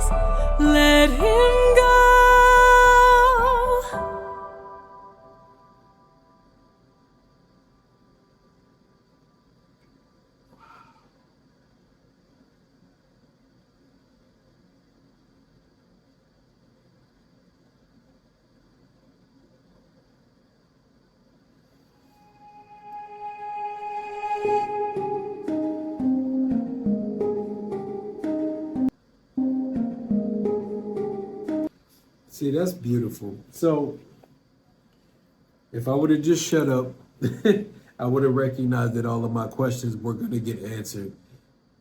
She really loved him, and that's the complicated thing about life. That's the complicated thing about family. Regardless where you come from, even the goddesses and gods of ancient times in this Greek mythology world, the crazy part is she was only cold-hearted based off of the influence of what she was raised around, based off the influence of what she's been doing for the thousands of years, with having a father like Zeus that's infatuated with Poseidon and I'm trying to think of all of the other ones, but those are the two I'll use. Having like Poseidon and Zeus and people who like to make games out of watching people go through pain, having to choose between love and sacrifice. This is what she was reared behind. So she was raised that only the strongest survive, only the tough can make it in this world. She truly loved Odysseus. And when Telemachus was born, she took Odysseus under her wing and said, I want to make you a warrior. I want to make you the strongest type of man that the world has ever been. I want to make you the wisest strategist that there's ever been when it comes to this. And she truly built love for him. But when they came to odds, and he decided that he wanted to find a moral compass, he wanted to be better than all of the things that she taught him, she felt betrayed. It was more of a broken heart than having more of a holier than thou attitude. It just was presented a certain way because how dare you go against what I taught you? this is my truth. This is my reality. This is the thing that I've seen of all of time. And any man would be lucky to be able to have me in their life, guiding them and giving them all of the wisdom that I've given you. You're just ungrateful. But she learned lessons through seeing all of the things he had to lose. When she got to see through his experiences and all of the decisions that he had to make along the way, just to be stuck still. At the end of the day, this was still my friend. I loved you, Odysseus, and I want you to make it to the point where you're able to make it back home to your family. I watched your wife give birth to your son. I watched how happy you were. Is this my fault? So I feel like watching a goddess, after all of the thousands of years that she's been alive, find confliction over one merely human person is very beautiful. And that shows that no matter how long you're alive or how old you age, anybody can teach you anything, and you never should stop learning. The confliction that she had to the point that she was willing to die for him to be freed from the curse of being stuck with Calypso is a very beautiful thing. It's very telling of the fact that you can teach an old dog new tricks as long as they're willing to learn them. As long as somebody's still here and they're still present-minded and they aren't stuck in their ways and saying that is the only way that they can succeed and become something higher, there's always room. And I feel like sometimes when you see a tragedy of your own, like watching what happened to Odysseus and seeing the son that you watched as a baby grow up to feel so insecure because you taught his father what it took to not be here right now. You taught him that choosing war, death, and murder, all of those things out there in the ocean that he went to go seek, you took that man away from his family. This is your fault, so it became all full circle. I think that's really dope. And it makes me really excited to see what comes up in this next one. So the next one we're going to be doing is the Vengeance Saga. Like, we're going to get right into it. I don't even want to talk. What I'm going to do is I'm going to just put it all in one video and we'll just watch it all at one time. That way, you know, for New Year's, you have a longer video for you to be able to sit here and watch. I hope you enjoy this. And once again, I appreciate you, Peter. This is going to be the first time we do 2 sagas in one video. Let's do it. The first one over here is called Not Sorry for Loving You. And also, I love that last song too, where the God Games one, where she was able to convince all of them by appealing to whatever mattered to them individually. Like I said, all of these people, all of these gods and goddesses have been along for so long that they've seen the absolute worst in people. But she knew how to appeal to their better nature and show them the fact that a mere mortal is somebody that is worth saving. Although you've seen the worst type of people come and go, and you've seen countless human lives that are worthless. They mean nothing to them. At the end of the day, it's all a game to them. But the fact that she was able to use Odysseus as an example of humans can be better than our expectations. They can still teach us that we don't know everything. They can still teach us that there's still good people out there in the world and they're worth rescuing, even if we don't have the option to, in a sense, rescue our own souls. A lot of them are so jaded that they lost themselves along the way. When you feel like there's nothing to gain or lose in life, you start to lose perspective on appreciating life. And I feel like that's a lot of their issues, especially Zeus feeling like he's the god's god. He's the higher authority. He's the one that has the last say. He felt offended with the fact that she was able to convince the rest of them to release him, to the point that he was willing to kill her just because she dared come against him and go against his word. It has to be very humbling to see the fact that somebody that he reared, somebody that he raised to understand that they mean nothing to us. We are above them. The fact that you're willing to die for this human, what the fuck is going on? And I feel like that's exactly what he needed to see for him to learn the lesson. That's why I call him the final boss.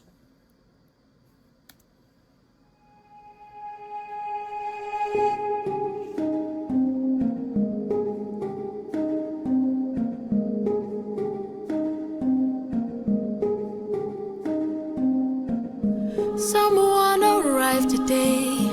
They said they're taking you away, that you're not mine to save.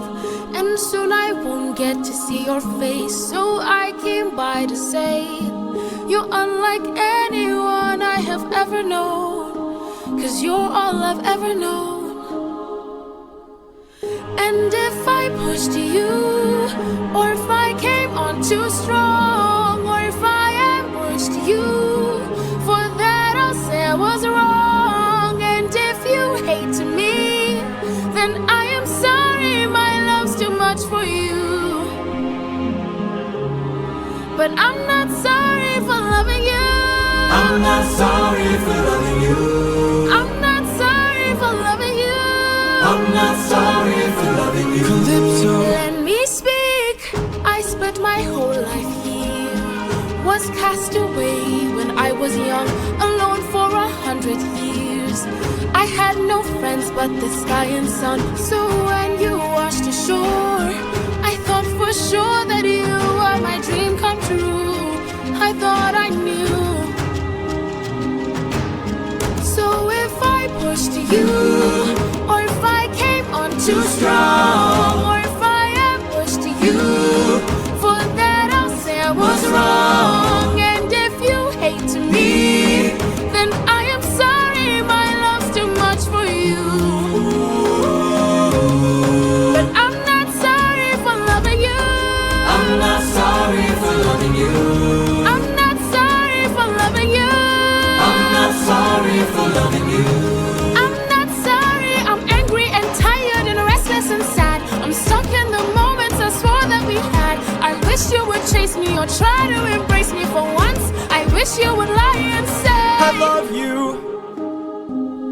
You do? But not in the way that you want me to. I hate that I fell in love with you. Hate that I fell in love with you. Why did I fall in love with you? Why did I fall in love with you? What do I do with this love for you? What do I do with this love for you? How am I supposed to get over you? How am I supposed to get over you? Why in the world won't you love me too?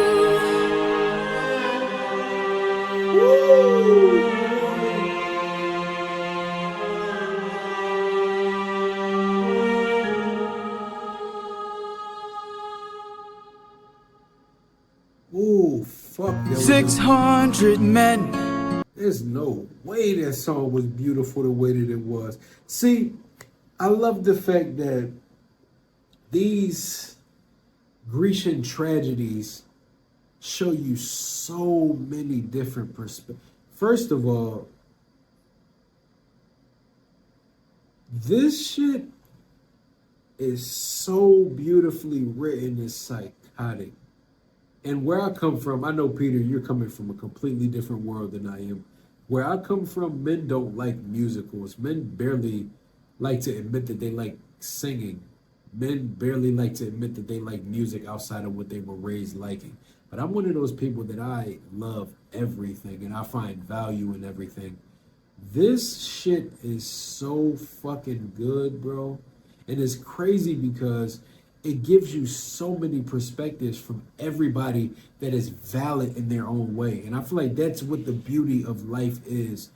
These Grecian tragedies give you perspective on, they're literally parables. They give you perspective on real life circumstances.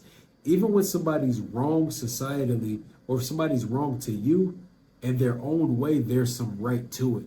Their journey and their story propels the way that they act, propels their way of thinking, propels the way that they treat other people, propels the way that they treat you. And when they intersect, you can't help but show a level of understanding towards everybody's perspective. And I feel like there's something to learn in that in itself. I think we live in a world where everybody is so I'm right and everybody else is wrong focused that we don't stop to understand that everybody's perspective is valid. We don't stop to understand that if you take the time to hear somebody out and actually hear what they're trying to say, there could be some value. Not saying that you even have to agree, but we can agree to disagree, but I can understand and respect where you're coming from. Like even with somebody like Calypso, at first she seemed evil because this man washed up. She kept him trapped on this island for 7 years. 7 years that he was supposed to be home raising his son, loving on his wife, being home amongst his family, happy. it seemed from the outside looking in, she's just crazy. She's another one of those goddesses that wants to play a game with him and trap him. But little did we know, she's been stuck here for a century by herself. She was cast away and never truly felt loved or valued as a person. So when somebody washed up, it seemed like her dream had come true. It seemed like the love of her life had literally washed up on her own private island, and it was supposed to be me and you. So I apologize if me yearning for a certain type of love and forcing it on you felt wrong, but I was just trying to fulfill a hole that was left inside of me because of my circumstances. So I'm sorry if I made you feel away. I'm sorry if it may come off a certain way, but I promise it was just me wanting to have somebody love me for the very first time. She's battling her own demons. Even as a goddess, she's battling demons the same way Odysseus is. But from her perspective, she feel like her love should be strong enough to heal his wounds. But because of everything that he's dealing with personally, him fighting his own internal battles, he's losing. You may feel like you're winning because you finally found somebody to love you, but all the love that he's ever known is lost out there in the sea that he can't even get back to. It's funny how you loving somebody can drain them even further than when they came to you.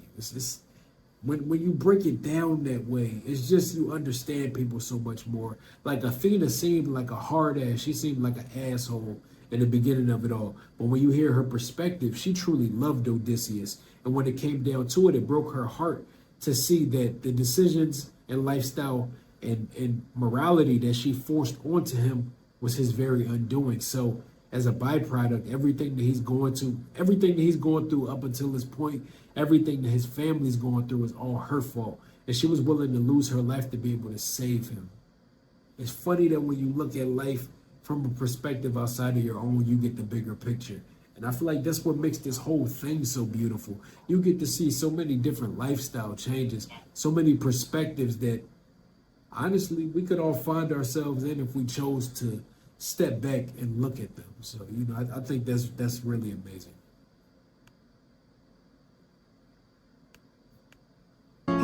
"600 deaths under my command, 'cause I had one goal in mind.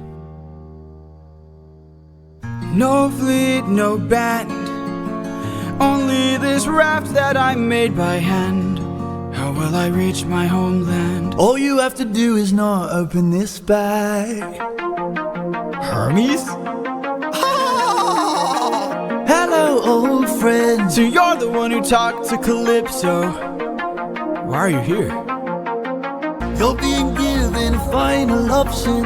Consider this your one last chance to make it back home and abandon caution. Wash it away like the blood your hands have known. I know if you dance with fate, then I know you'll enhance your state. If your plan's so great, then why'd you wait to say it?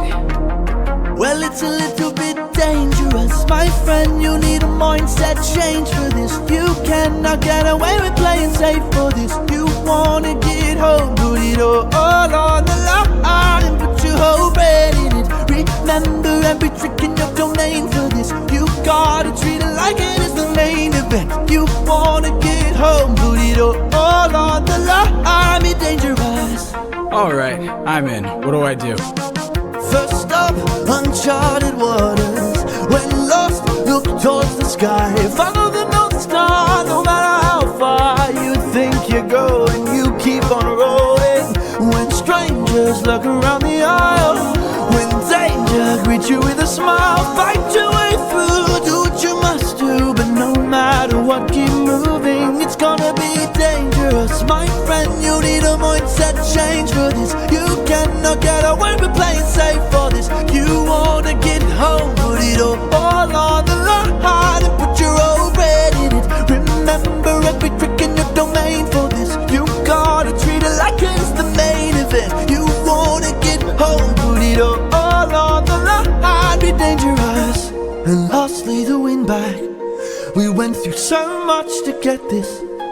Keep this bag closed if you wanna get home, sir. You won't get another time to try. The raging storm inside won't let you get closer. It was meant to stop you by design. 'Cause no mortal can pass Poseidon's storm. Open this bag and you'll never make it home. You'll never make it home.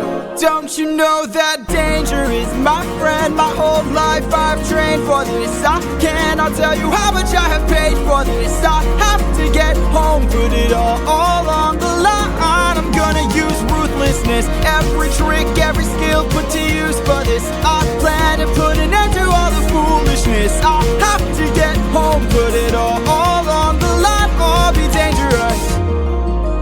Hermes, thank you. Don't thank me, friend. I'm not the one who fought for you. Then who? Good luck.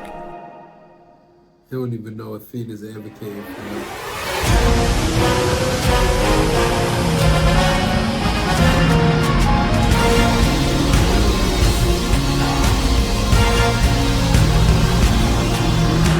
You must be who Hermes mentioned.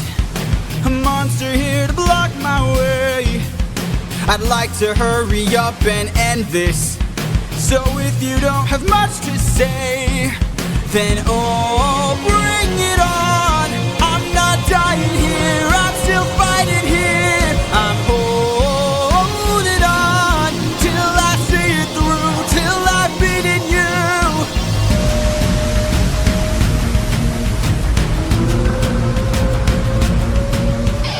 I already know your tactics. When you swallow, you attack with whirlpools that attract prey. But I see a disadvantage, 'cause I don't even have to kill you. I just have to avoid you. See if you don't spit it out soon, all that water will destroy you. Oh, bring it on till you're out of breath, till there's nothing left. I'm holding on till I'm in the clear, till I'm out of here. Oh,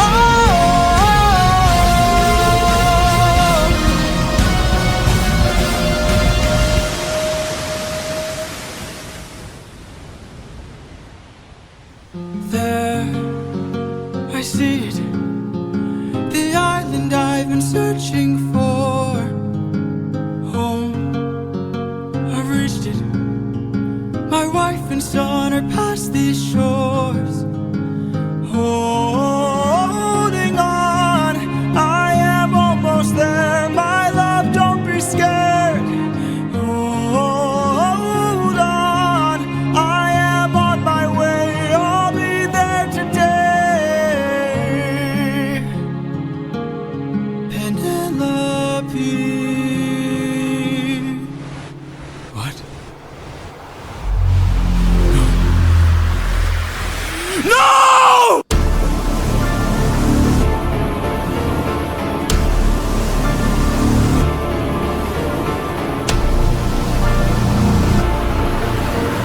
There you are, coward.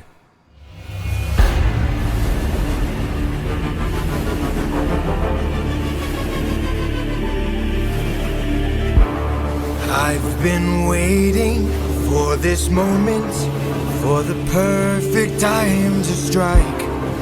When you're home so close and you've reached your coast, that's when our paths collide. I've got a reputation, I've got a name to uphold, so I can't go letting you walk, or else the world forgets I'm cold. Now get in the water, get in the water, or I'll raise the tide so high, all of Ithaca will die. Get in the water. Wait. Get in the water. Stop this, please. I'll make tidal waves so profound, both your wife and your son will drown. No! Get in the water! Get in the water! Don't mistake my threats for bluff. You have lived more than enough. Get in the water! Get in the water!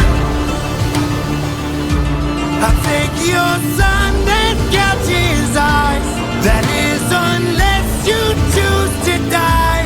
Get in the water! Aren't you tired, Poseidon? It's been 10 years. How long will this go? We're both hurting from losses, so why not leave this here and just go home? I can't. Maybe you could learn to forgive. No. Ruthlessness is mercy upon ourselves. Die!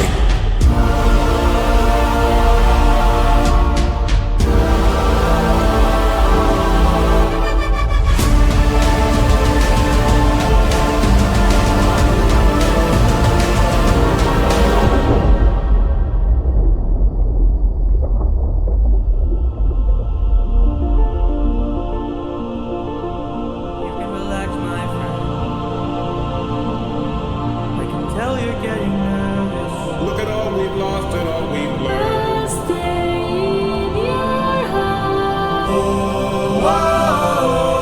Odysseus waiting,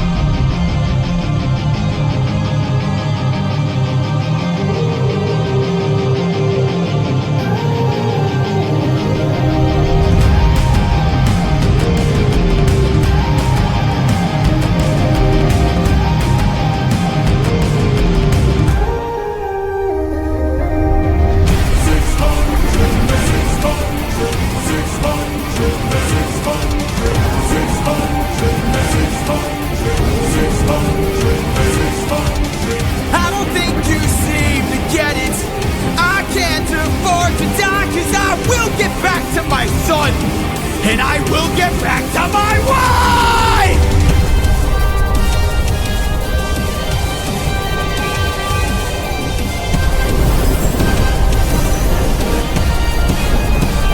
For every comrade, every one of my friends, almost all of whom were slaughtered by your hand, 600 strike!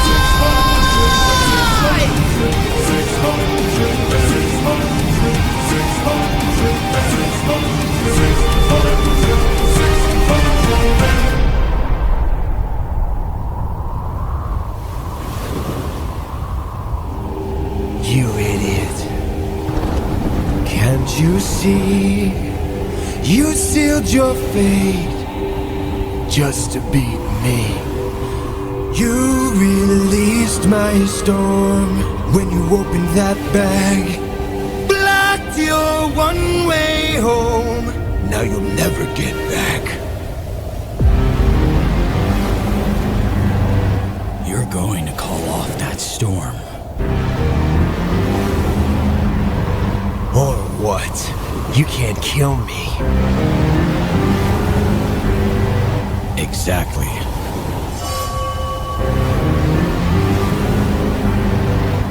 Wait. Wait! Ah! How does it feel to be helpless? How does it feel to know pain? I watched my friends die in horror, crying as they were all slain. I heard their final moments, calling their captain in vain. Look what you turned me into! Look what we've become! Enough! All of the pain that I've been through! Haven't I suffered enough? You didn't stop when I begged you! Told me to close my heart! You said the world was dark! Didn't you say that ruthlessness is mercy upon our... All right! Please.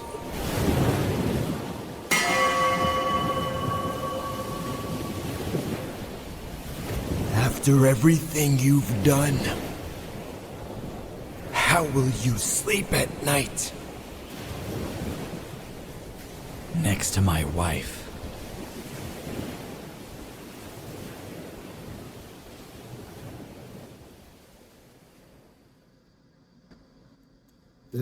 This was amazing. I just love how full circle everything has come. It's come to a point where essentially what you see is Odysseus going through so many phases, the way that we all do in life. He went through the phase of being reared to become the most wise strategist in war that there's ever been, only to realize that the true love and true understanding of life is having compassion, is living by a moral code that's deeper than just murder and conquering things. But through those things, it led to a lot of loss, which led him to revert back to becoming the exact same monster that he was raised to be. Through all of his experiences since trying to be a better man, he was challenged. He was given different tests that led him to revert back and have to become that very monster that was preached to him throughout the entire story. He lost everyone, but through it all, he still had that internal fortitude to have that passion to still want to be able to make it home, to still have that drive to do anything that was necessary, which tracks everything that he's lost along the way. When I make it this close, I'll be damned if I die. I'll be damned if I've come this far and lost 20 years with my family, sacrificed my entire crew to Zeus, to you, to your fucking son that I was willing to spare.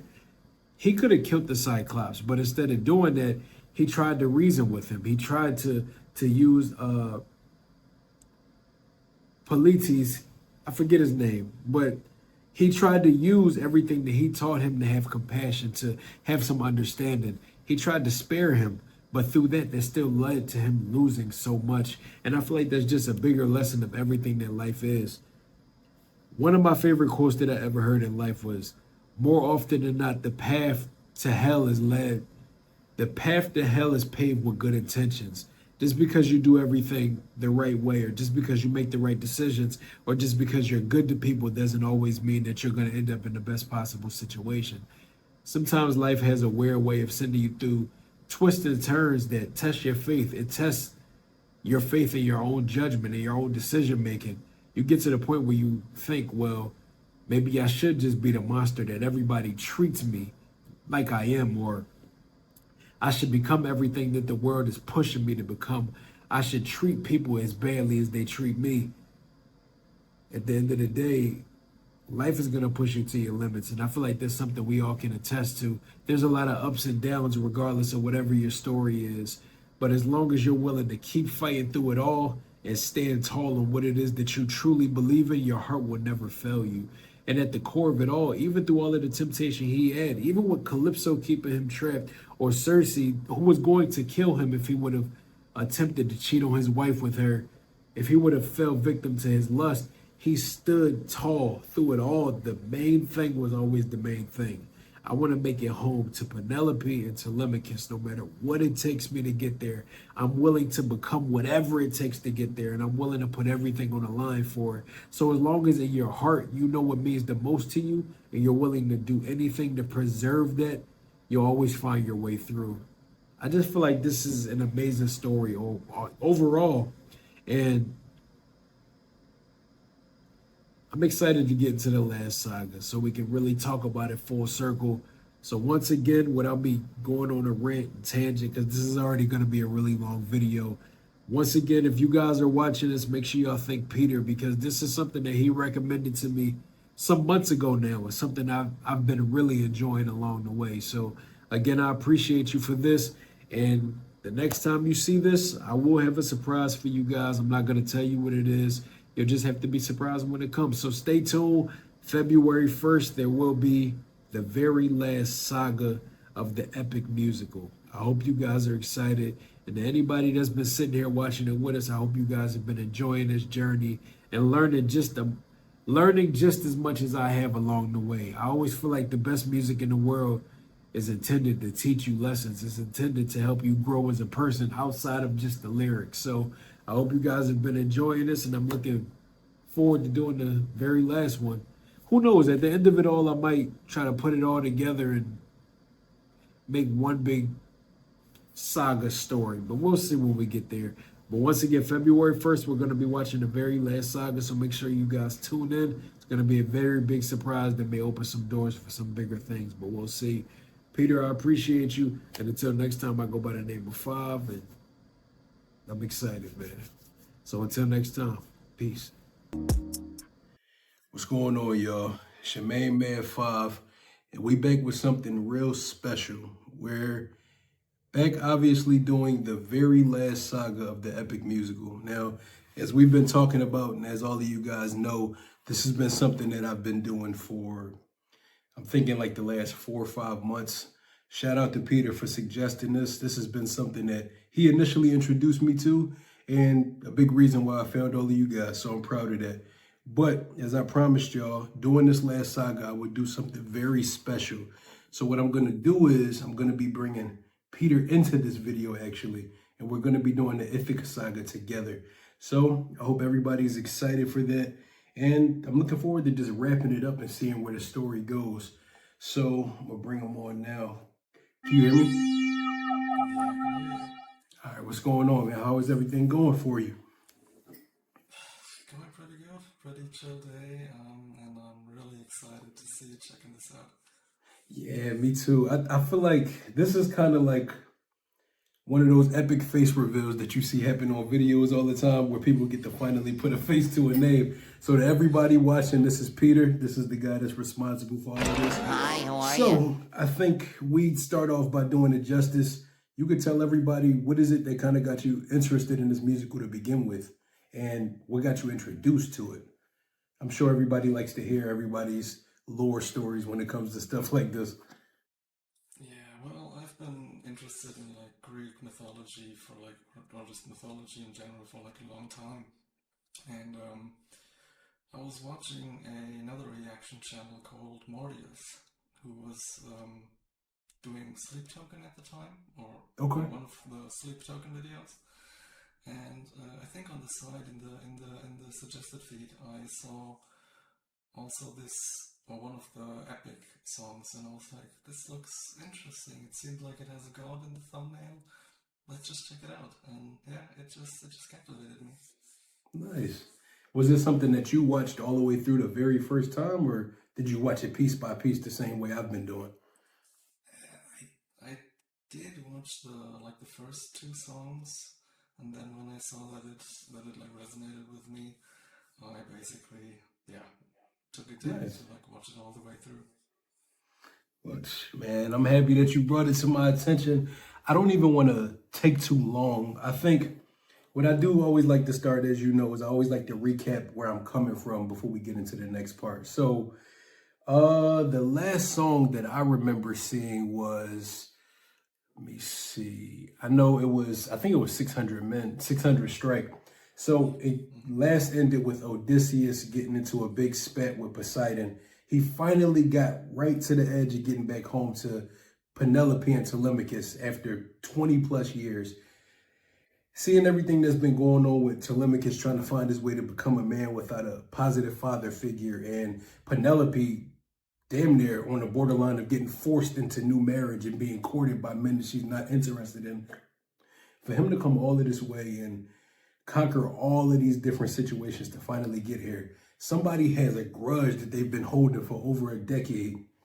And I think what stood out to me and something I'll recap on is always so interesting, the lessons that they teach with all of these gods. For them to be alive for thousands of years in this mythological story, it's funny how they have such petty human grudges that they hold against each other. The fact that they hold everything is somewhat of a game, and they toy with these people's lives, because honestly, how could it matter to them? And a lot that we touched on was the fact that, like, you have Athena, when she campaigned to get him released from the island with Calypso, the fact that Zeus was damn near offended that you happen to go against him and advocate for a human. It's just funny that you come all of this way and learn all of these different lessons just to still be at a stalemate in this situation. But the fact that he was able to, I won't say convince, but stab his way into convincing Poseidon to let him go home, it makes me interested to see, after all of these things and all of these different storylines across the board that have grown for so long, I wonder what it would be like when he actually gets home. Now, I know you're not going to spoil it for me, but I just do want to know this. Is the payoff as big as I think it is, or is it just kind of like, you know, a little bit of whatever?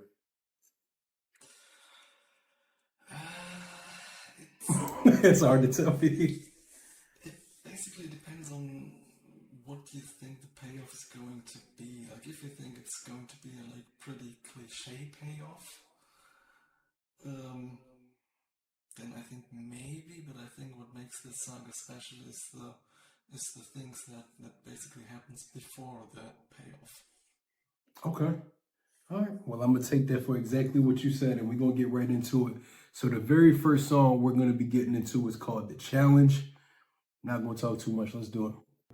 All right, here we go.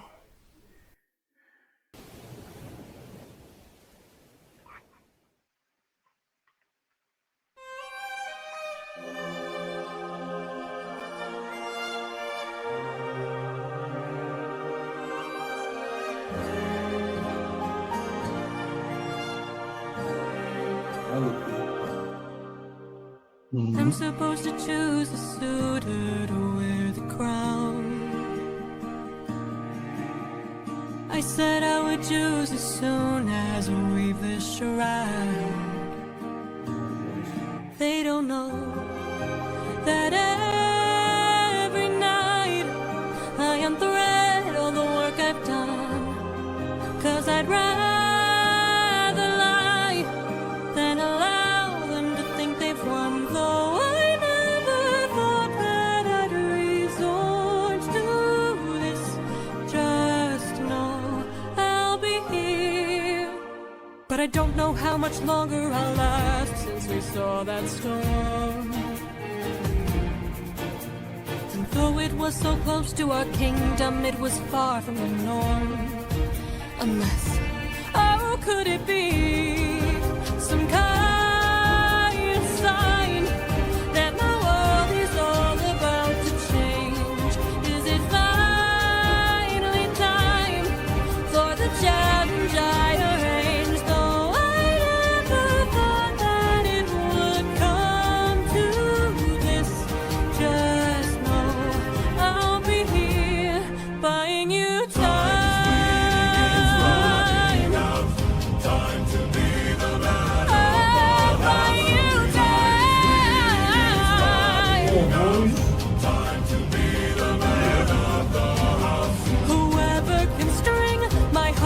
Or bow and shoot through 12 axes cleanly will be the new king. Sit down at the throne and rule with me as his queen. Let the arrow fly once you know that your aim is true. 'Cause I'd rather die than grow old without the best of you. Though I never thought that these would be the lengths we go for love, I would not have it any other way. And though I never thought that it would end like this, just know I'll be here. Come on.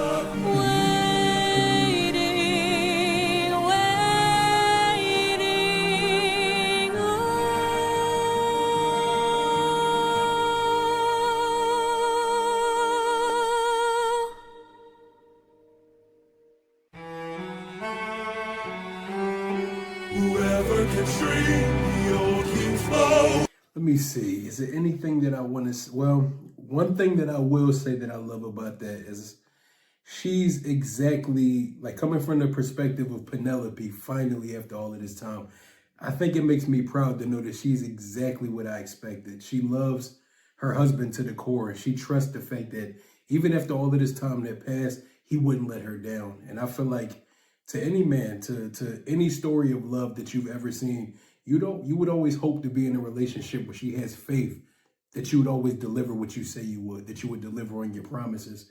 So I feel like it's very interesting that even down to the very last moment, I'm still willing to stall in the very slight chance that after 2 decades long, you'll finally make it home. But I feel like it's kind of shocking to get to this point for me because, how would I say it? I won't say it's shocking what's going on because, have you ever seen 300 before or no? I have, yeah.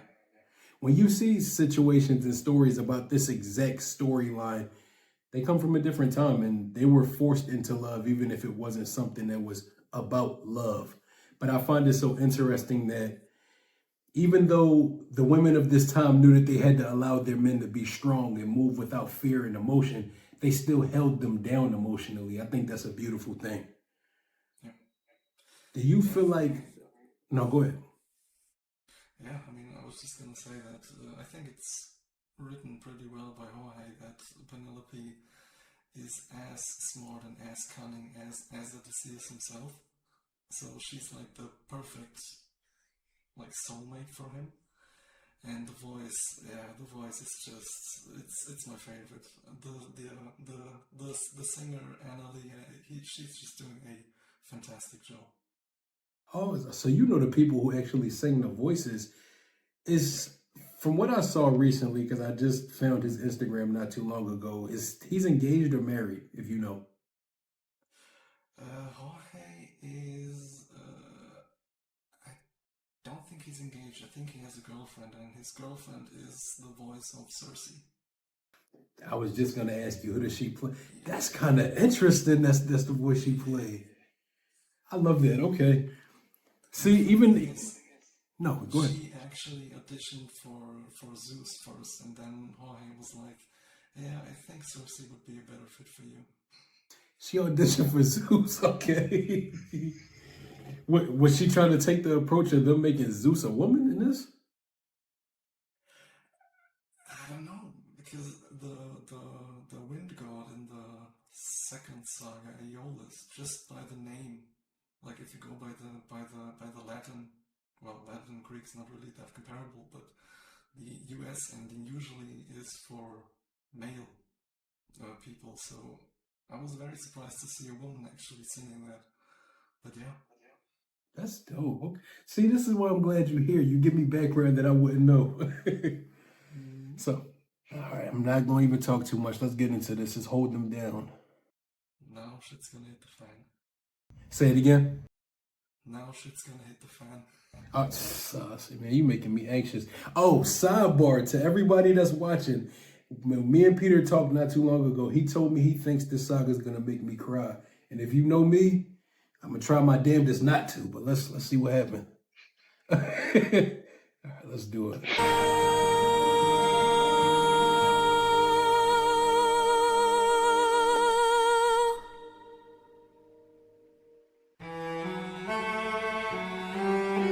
Whoever can string the old king's bow and shoot through 12 axes cleanly will be the new king, sit down at the throne, Penelope as his queen.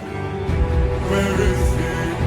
Where is the man who can string this bow? Screw this competition, we've been here for hours. None of us can string this, we don't have the power. Screw this damn challenge, no more delays. Can't you guys see we're being played? This is how they hold us down while the throne gets colder. Hold us down while we slowly age. Hold us down while the boy gets bolder. Where in the hell is our pride and our rage? Here and now there's a chance for action. Here and now we can take control. Here and now burn it down to ashes. Channel the fire. your soul. Haven't you noticed who's missing? Don't you know the prince is not around? I heard he's on a diplomatic mission, and I heard today he comes back to town. So I say we gather near the beaches, I say we wait till he arrives.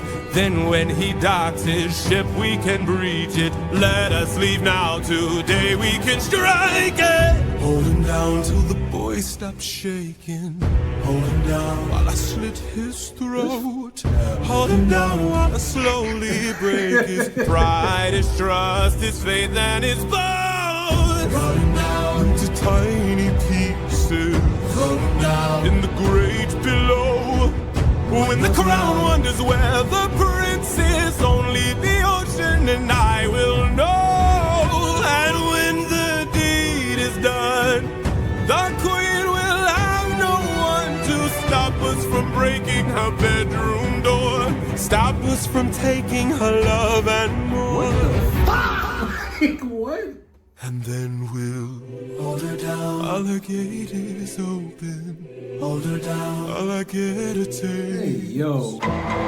While we share her spoils, I will not let any part go to waste. Here and now there's a chance for action. Here and now we can take control. Channel the fire inside your soul and hold him down. Hold him down. Hold him down. Hold him down. Hold him down. Hold him down. Channel the fire inside your soul. Come on. Yes, sir. Yes, sir. I was about to say somebody kill him already. Okay. For 20 years I've... Oh, shit. My guy is back. Let's go. All right. So, first off, he's a fucking creep. Why? I can't say that because, again, to go over everything that we said, you can't say that you're shocked to know that there's the same type of pieces of shit in the world then that there are now. I think, I don't even know if I just want to say, I don't even want to talk. Do you have anything to say?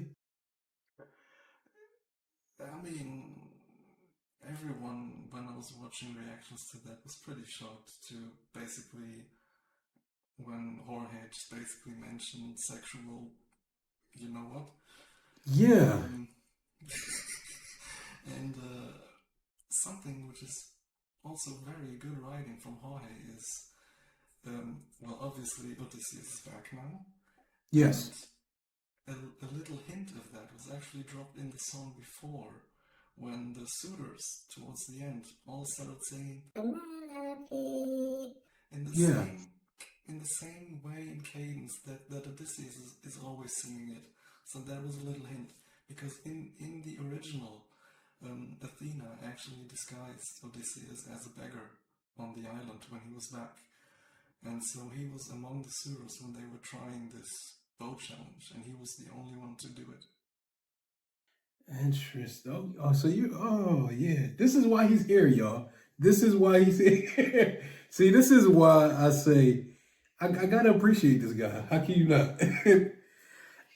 But to go off of what you just said, that's a great point. But, you know, as long as, you know, you've been watching and everything, you understand that I love the reality of things. I don't think it serves, first of all, as brutal as this storyline has been the entire way through, I don't think there's any line that shouldn't be crossed, because at the end of the day, that's the reality of what life is like, you know? I think we got to accept everything with it, especially the ugly parts. That's the most talked about things in the world. That's something we know all too well.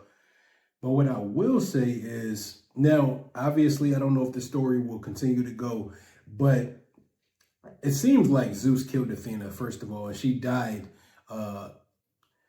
And her last thing that she wanted to do was help Odysseus make it back home to his family. Because at the end of the day, she has to accept the fact that this is your fucking fault that he's in this situation, essentially.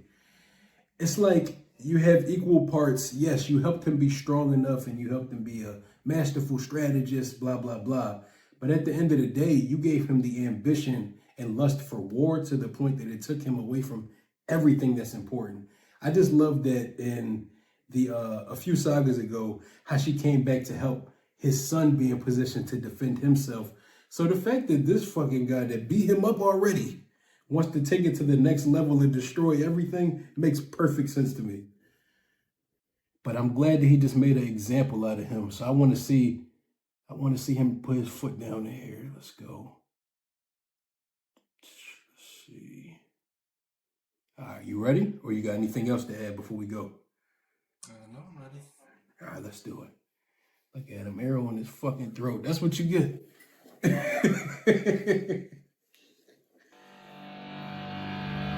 For 20 years I've suffered every punishment and pain, from the wrath of gods and monsters to the screams of comrades slain. I come back and find my palace desecrated, sacked like Troy. Worst of all, I hear you dare to touch my wife and hurt my boy! Yeah, talk to him. I have had enough.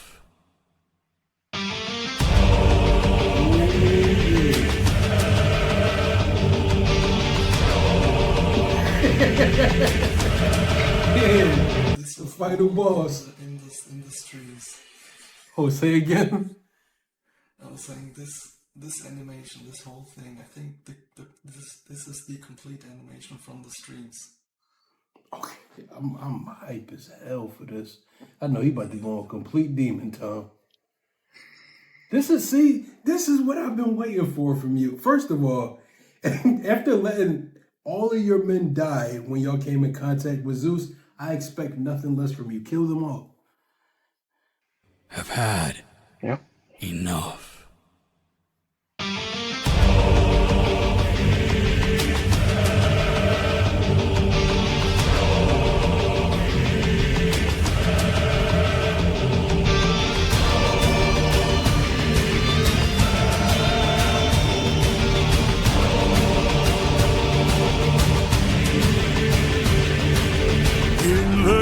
Battle at the edge of the unknown. Somewhere in the shadows lurks an agile, deadly foe.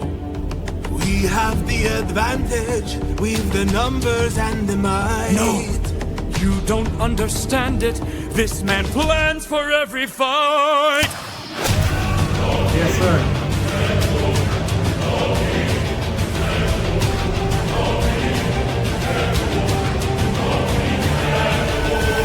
Where is he? Where is he? Keep your head down, he's aiming for the torches. Our weapons, they're missing. He's using the darkness to hide his approaches. We're empty-handed, up against an archer. Our only chance is to strike him in the darkness. We know these odds, the odds can't be tilted. You don't think I know my own palace? I Yes, built sir. it.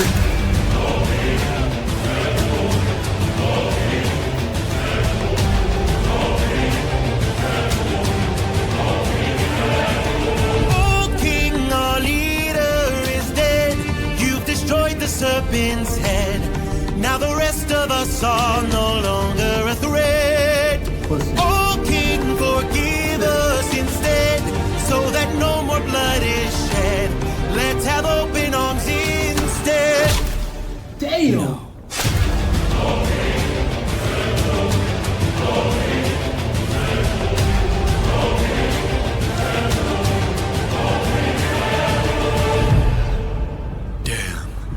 Cunning than I assumed. While we were busy plotting, he hid our weapons inside this room. I find it hard to believe that the sharpest of kings left his armory unlocked. So what? Now that we have armed ourselves, let's make the bastard rot. Behind you!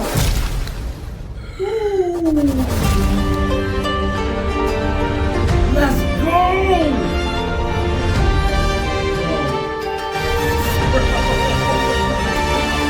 Throw down those weapons, and I ensure you'll be spared. After seeing what the king will do to us, we wouldn't dare. I don't want to hurt you, but trust me, I've come prepared. Your very presence is doom the king, young prince. We don't fight fair. Stop! Brothers, we got company, and he's made a great mistake.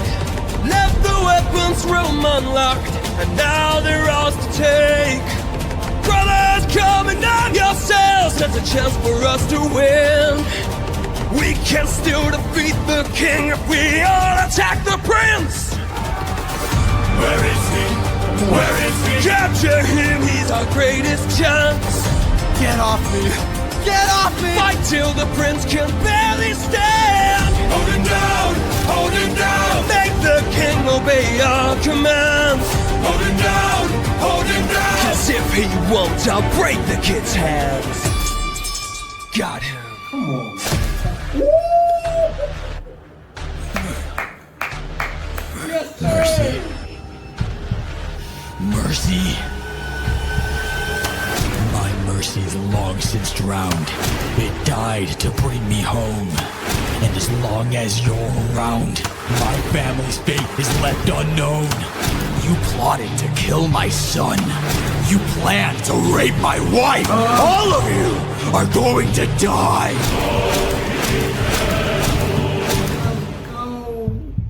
You filled my heart with hate. All of you who have done me wrong. This will be your fate!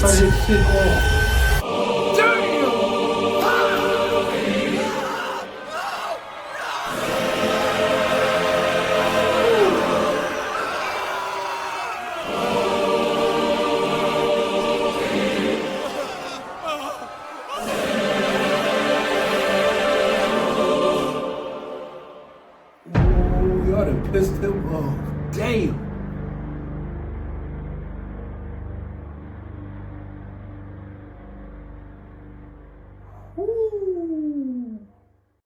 That was the one right there. That was the one. Damn. What the fuck? I'm trying to think if I have anything that's look, the only thing I'll say is that's exactly what I needed to happen. I feel like this entire musical, we've seen him be strategic, we've seen him do what he had to do to get things done, but we never saw him be brutal. You know what I'm saying? And I feel like this situation is, I guess, to take it back to a grassroots level, just to kind of, because that shit just made me excited. So let me calm down for a minute. So, all right. What I love so much about that part specifically is it's kind of a full circle moment of everything that we've been talking about, but everything that he's learned throughout the course of these last 2 decades. He went through so many emotional ups and downs, so many life lessons that kind of pulled and pushed him into different types of people. He wanted to be considerate. I wanted to be a stern leader. I wanted to be the type of person that would make it home by any cost. But all of those different people always seem to lead back to the very same situation. And like I said in the last saga, the path to hell is often paved with good intentions. So with situations like this, you can try your damnedest to do everything right. But look at how the kingdom that you try to lead, you tried to go out there and find riches and treasures and bring home beautiful things for all of these people. And this is what the fuck you want to do to me? I think it's interesting how this is a great tale on, even though it's mythological, it's such a great tale on the human condition in general. You can do so much for people, but they'll always consider themselves before you. And I think it makes it difficult for you to want to always be the best person in the room or the most enlightened person, because sometimes the world around you doesn't allow you to, if you know what I mean. This shit is crazy, man. Do you have anything to add before we move on? Maybe just a small thing. I think you noticed the red eyes of Odysseus throughout the song, right? Yes. So there is a theory, because Athena has this skill called quick thought. Okay. Where she basically can, well, not really slow time, but it's happened a lot between, well, one instance was when Telemachus was fighting Antinous, where she interfered, and Telemachus was asking himself, is time now moving slow? And she said, no, I just made your thoughts quick. Yes. So it's basically something where the individual that she is like casting the spell on, so to say, can make reactions and can think like in the blink of an eye.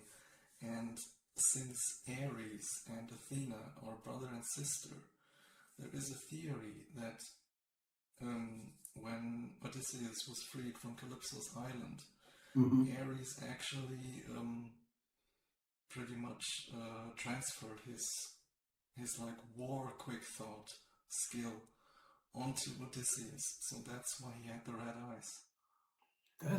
That's dope as hell. Has Jorge confirmed or denied, or?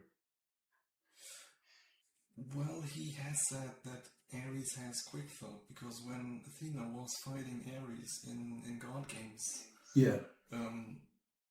Athena basically, well, I'll just say cast quick thought on Aphrodite, and then when Ares interfered and fought against her, he basically cast an even stronger war quick thought on Athena, and then when Ares mentioned Telemachus, Athena in her turn cast a basically another quick thought on Ares.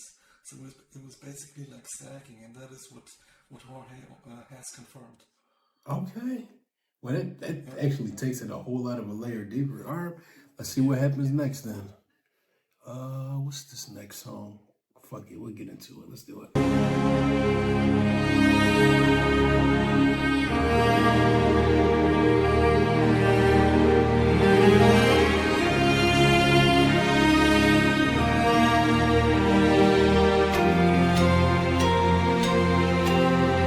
Father? Let's go. Son? What'd you say? I was just saying, be prepared. Oh, this is the one? Alright, let's do it. Oh, fuck. See, I got my tissues prepared, so if we gotta go there, we'll be there. Alright, let's do it.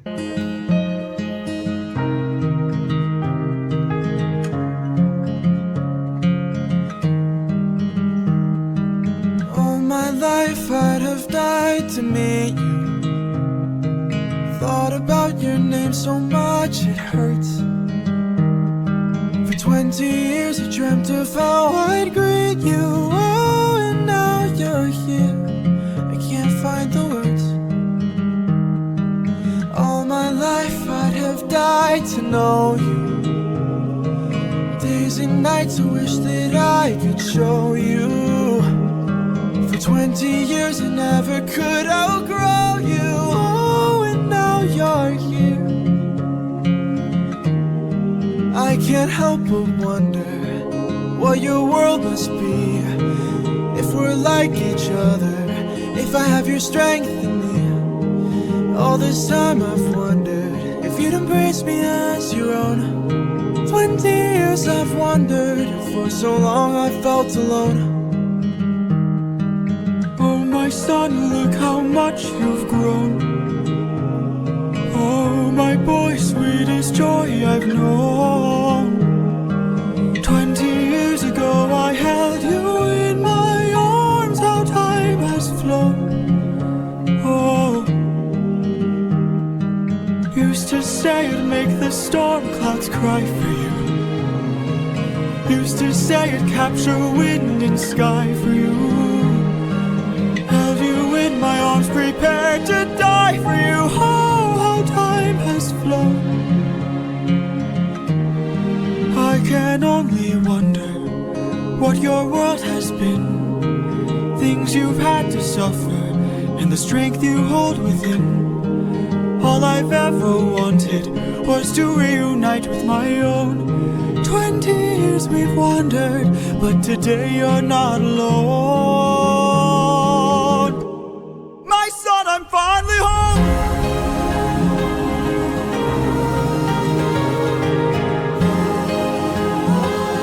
Father, how I've longed to see you.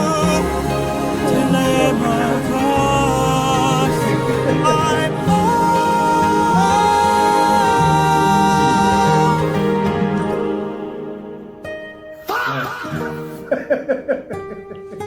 Go, tell your mother I'm home. I'll be be there in a moment. Of course. For this shit. Told you. Oh, show yourself. I know you're watching me. Show yourself.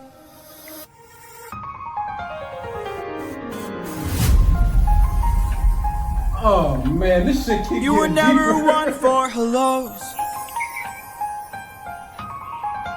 I can't help but wonder what this world could be if we all held each other with a bit more empathy. I can't help but feel like I led you astray. What if there's a world where we don't have to live this way?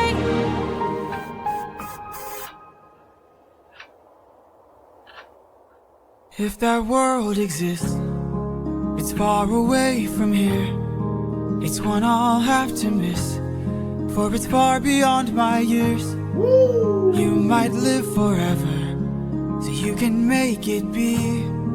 But I've got one endeavor. There's a girl I have to see. Come on.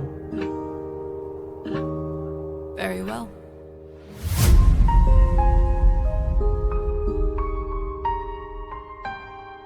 Father, she's waiting for you. Oh my gosh. You just fucked me over with this. You fucked me over.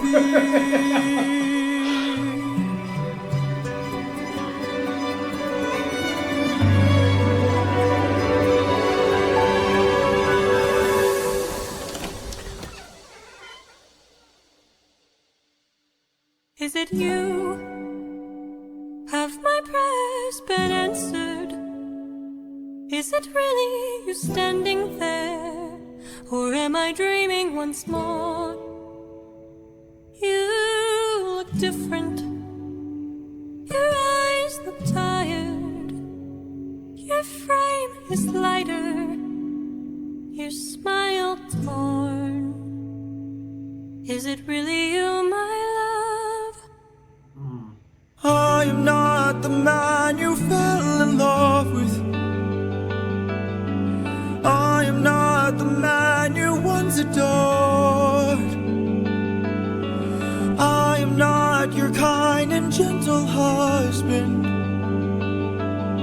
And I am not the love you knew before. Would you fall in love with me again if you knew all I've done? The things I cannot change. Would you love me all the same? I know that you've been waiting. Oh my God. Waiting for love.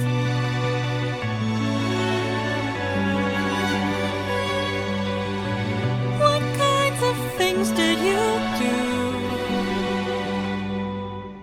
Left a trail of red on every island. As I traded friends like objects I could use. Hurt more lives than I can count on my hands. But all of that was to bring me back to you. So tell me, would you fall in love with me again if you knew all I've done? The things I can't undo. I am not the man you knew. I know that you've been waiting.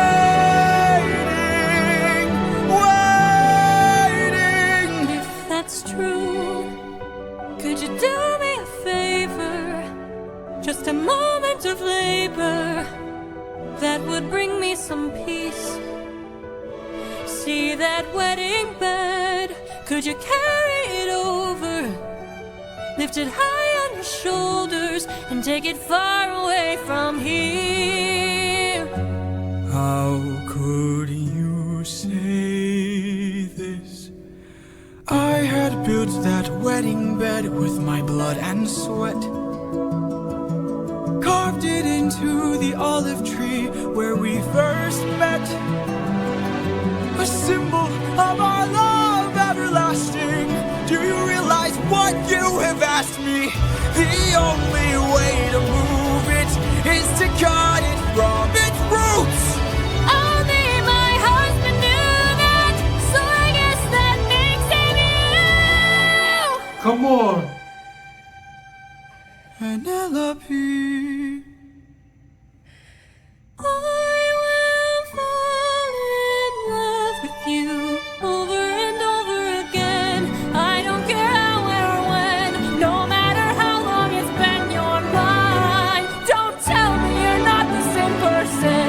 You're always my husband, and I've been waiting, waiting, Penelope.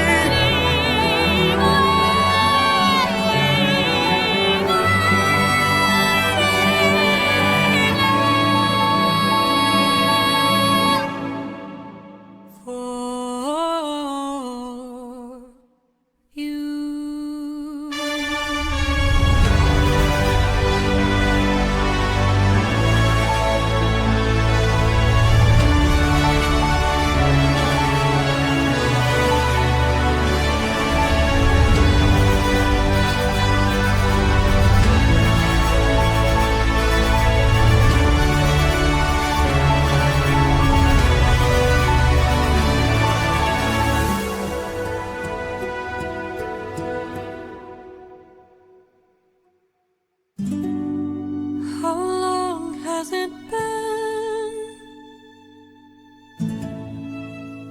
20 years.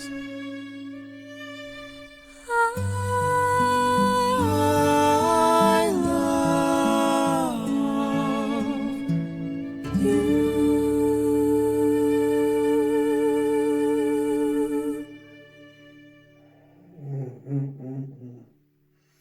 Yeah, I'm not watching this shit no more. Okay. Hashtag blame Peter in the comments for everybody. I deserve it. That's gonna be the last time I watch some shit with you. Oh, that just fucked me up. Okay, let me get my shit together. Hold on. All right, cool. Let's do it. See, I'm convinced. If it's one thing I'm learning, getting married has made me fucking soft, bro. Oh man. Cause I feel Don't like, say that. I'm serious. It is like the beautiful thing about it though. I'm okay with it. You know what I'm saying? I think I'm okay with it. Yeah. Oh, hold on. Let me see. Is there anything at the end, or is this an extra song? I think this was the end.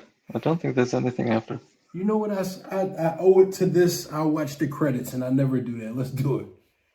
Before because I got a spill to go on. You know that already. Yeah.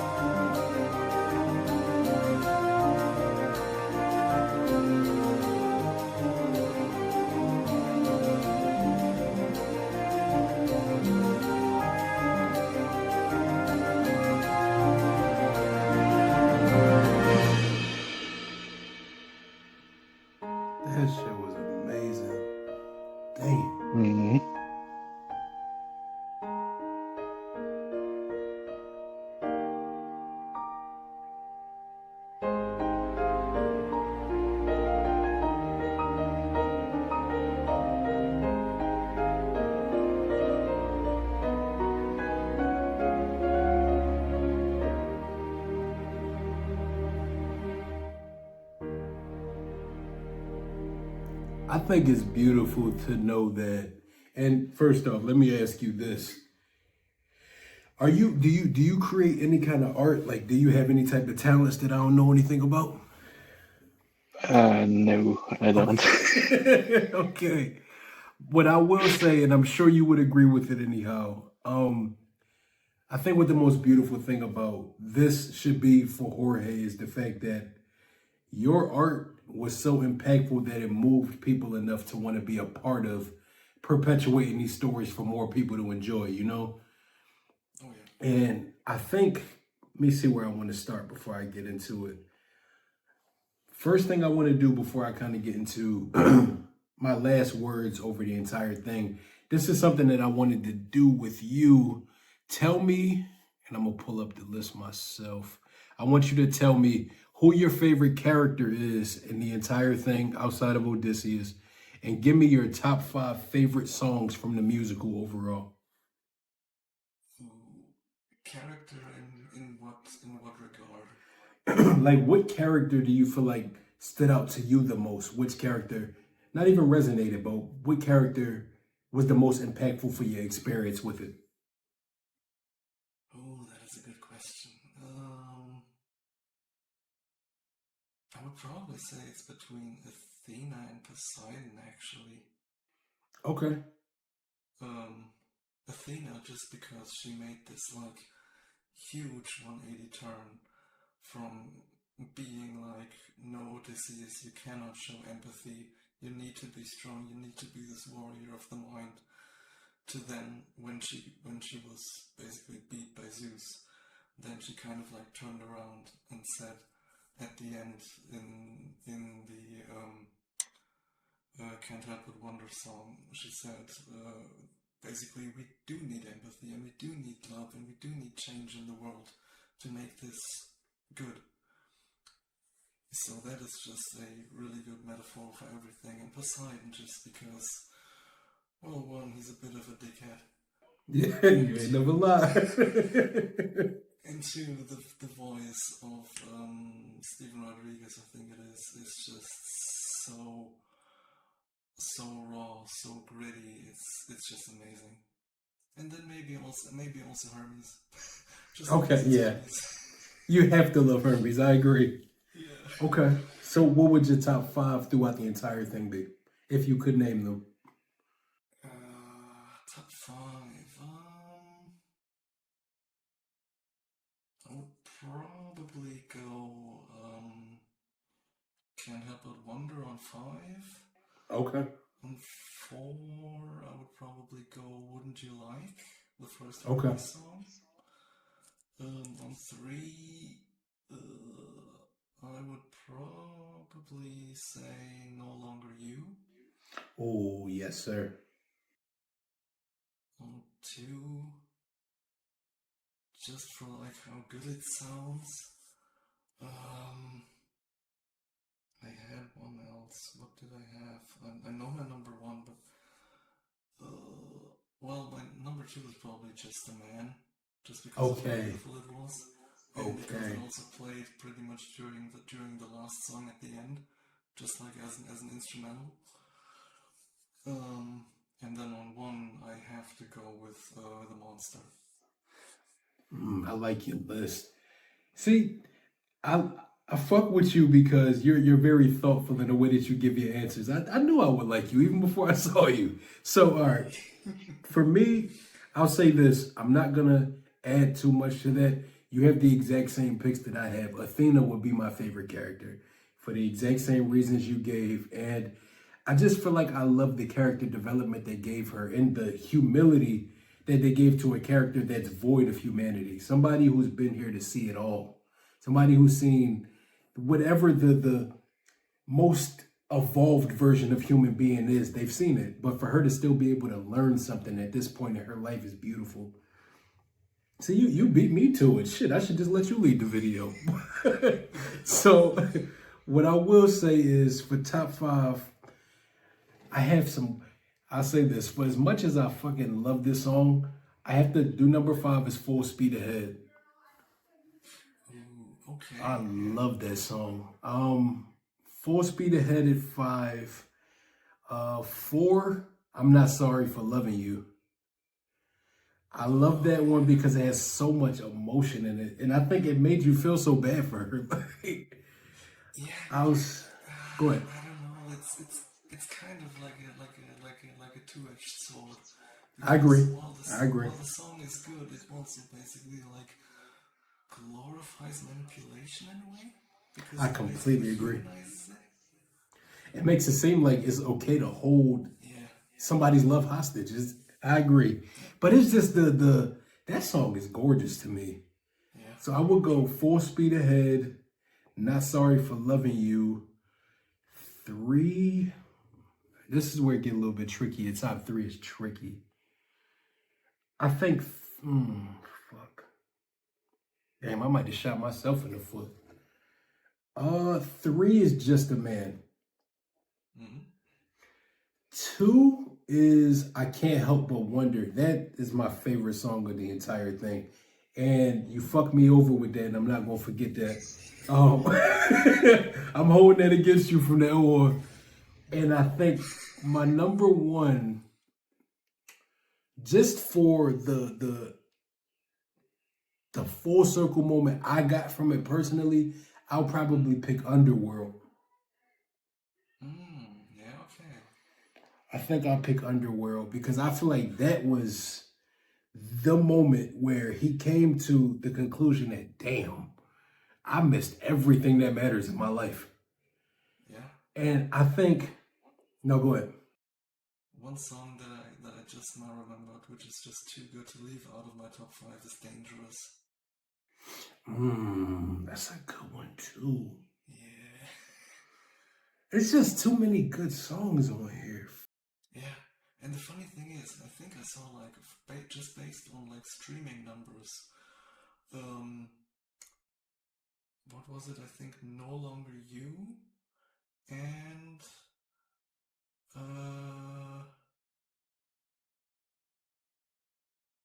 oh god, what was it? No Longer You, and I think the very last one, would you love me again? I think those are basically the top most streamed songs. I can understand why, honestly. Yeah. And you know that's a good segue point. I'm glad that you said that because that leads into I'll give my final words and then you can give some as well and we'll close it out. I think those two go hand in hand. Those songs literally are a 1-2 punch. And I think what makes that so beautiful is Would You Fall in Love with Me Again? He told him in No Longer You that I see a future where you make it home, but it will no longer be you. But I think the beautiful part about that is in that prophecy, he didn't let him know that that's not the worst thing in the world. You have built the foundation of having a family waiting for you at home that they'll love you in spite of. And I feel like, as I'll speak from the perspective of us as men in general, the biggest thing that any man wants in this life is to be loved unconditionally. Because, and you can tell me if you agree or disagree, I feel like men feel as though we are the only species in the entire world that has no unconditional love. A lot of men feel as though, and their mind makes them feel like you're loved based on what you can provide to a situation. So to have a situation where through all of these different versions of myself that I had to sift through to try to find who I am, all of these sacrifices I made, all of the love that I've lost, to know that I can come home and be unapologetically myself in front of my wife and child, and you accept me anyhow, is fucking beautiful. I think that's the moment that makes life feel complete. And honestly, I feel like Would You Fall in Love with Me Again? Maybe it wasn't, well, I'm sure it was intentional, of course, but that has to be a part 2 to No Longer You, in my opinion. Because I feel like that is the context. What do you think? Oh yeah, pretty much. I mean, in No Longer You, the prophet Tiresias, I think was his name. He basically laid out the entire Ithaca saga. I mean, he just said, I see a man with a trail of red in your home, behind your wife, and it's just fully just what the Ithaca saga was about. But yeah, basically what you said about men wanting unconditional love, that is so true. I mean, men always in my opinion, feel like they are not looked at when it comes to mental health. Yes. Which is a big issue. And so they look for love and they look for that appreciation from somebody else if they can get it. And when they get it, it's just, it means so much to them, whether it's from a child or just from their wives. You know, I agree. What, can you hear me? Yeah, okay. I think the most beautiful part about, and you just said that perfectly. And I honestly, I'm not sure if you deal with any type of, you know, I'm always vulnerable about my mental health journey. I think, I can't say that it's not valid. I feel like everything that we just talked about back and forth is so true. Men honestly are loved based on what you can provide, contrary to popular belief. I feel as though a lot of times, and this isn't anybody's individual problem, I feel like society as a whole makes it feel unsafe for men to be authentically themselves.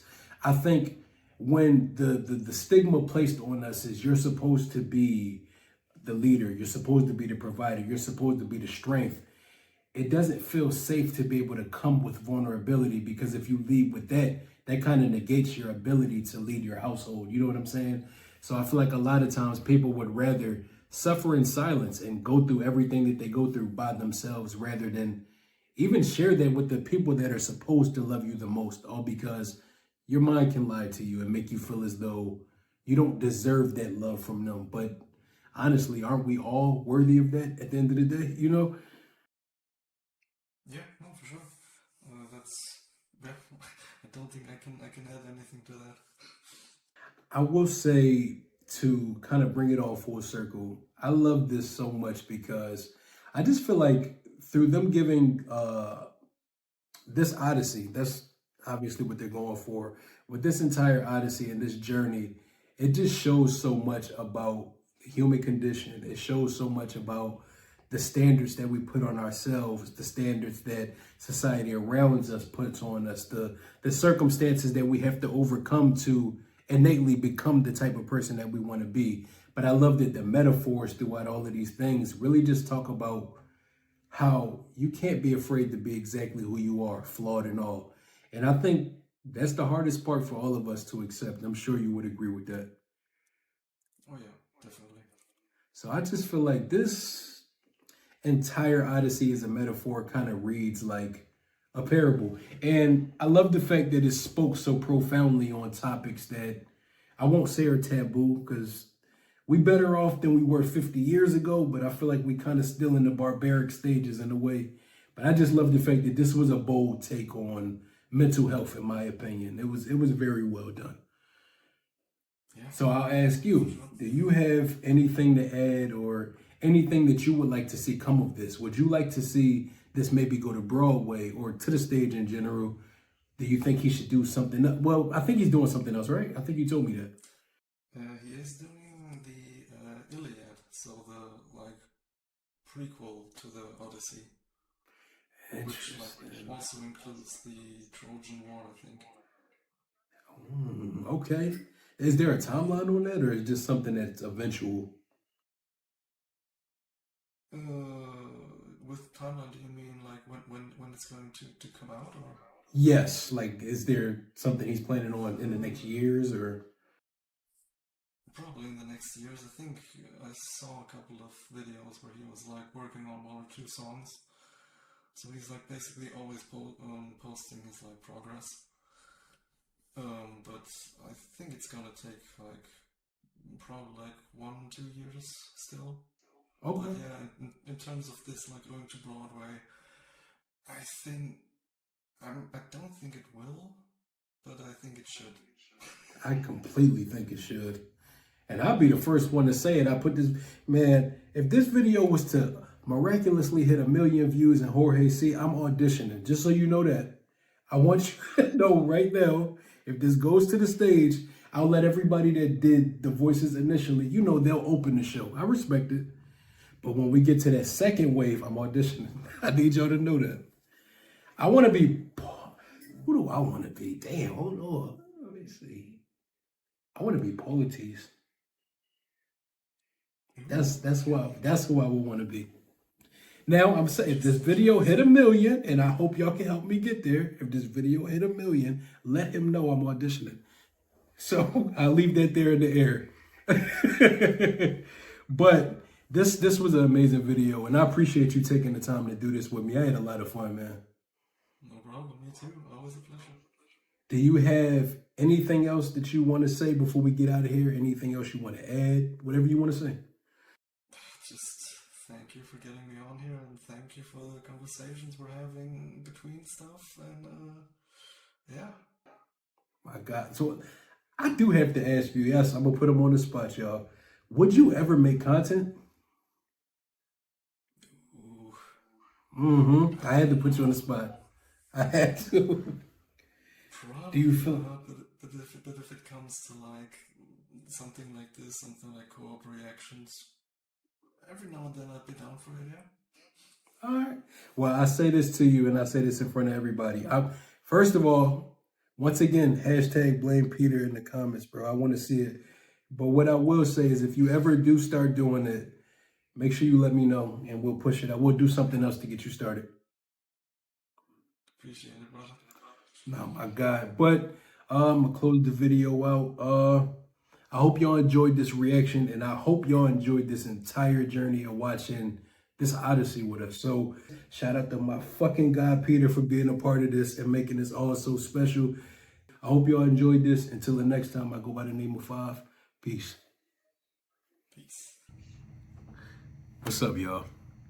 Now, you spent the last 4.5+ hours with me, so if you made it this far, I love you more than words can say, and I appreciate you for taking the time to sit with me all of this time, and I hope you really enjoyed this video. I hope you like my reaction along the way, but I hope you also like the analytical skills that I showed and trying to understand and make sense of it as it came.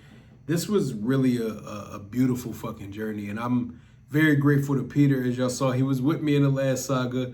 That's some of the perks that come along with being patrons. You never know what exciting things that we're going to come up with. So I'm just saying.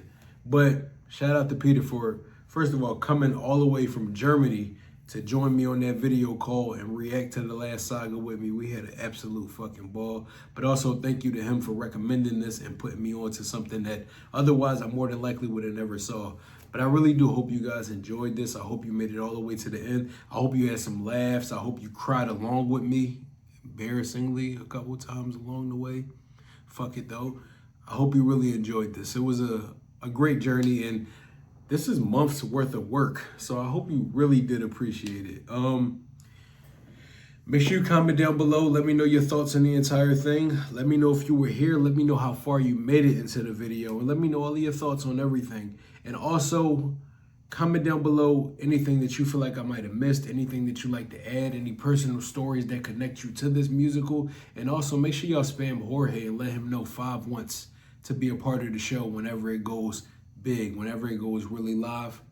Make sure y'all shout me out. Let's blow this video up. My goal is to get at least 1,000 likes on this video. If we get to the goal that I set with 1 million views on this, we'll outshine it, I'm sure. But with a basis to show me that you guys were here, let's get at least 1,000 likes to show the love. And yeah, if you enjoyed this, make sure you like, comment, and subscribe. Turn on your post notification bell so you stay tuned every time I drop another classic or another series video like this. And again, I'll put the QR code to our Patreon right here. Shout out to all of our beautiful patrons, and shout out to my main fucking man, Peter. Because of all of you guys, we're able to continue having fun and making exciting content like this. And if you like the way that this all went down, and if you want to be a part of helping us decide what we're going to be watching next and gain early access to all of our videos, along with any bonus stuff that we'll do that will never make it to YouTube, scan that and go join the family. It's a lot of room. And plus, all of your support is beyond appreciated. I hope this is a show of good faith. This initially was supposed to be a Patreon exclusive, but because of the overwhelming want for all of this stuff to come over to YouTube, I felt like I had to oblige. So I hope you guys enjoyed this. And if you want to stay up to date, go scan that QR code, man. But yeah, I won't take up no more of your time. You already spent damn near 5 hours with me. I love you. And until next time, I go by the name of 5, and that's all I got. Peace. make sure y'all go on to Patreon and give us some more musicals to watch. We'll put out some more polls. We recently did Hamilton, so make sure you go check that out after you watch this one. And go watch the extended version on our Patreon. It was like 3.5 hours itself. But yeah, let us know some more stuff you want us to watch. 5, peace. How does this go? You wanna know. You've never been here before. Go with the flow. We'll take it slow. No need to rush. They don't gotta know. So that's between us.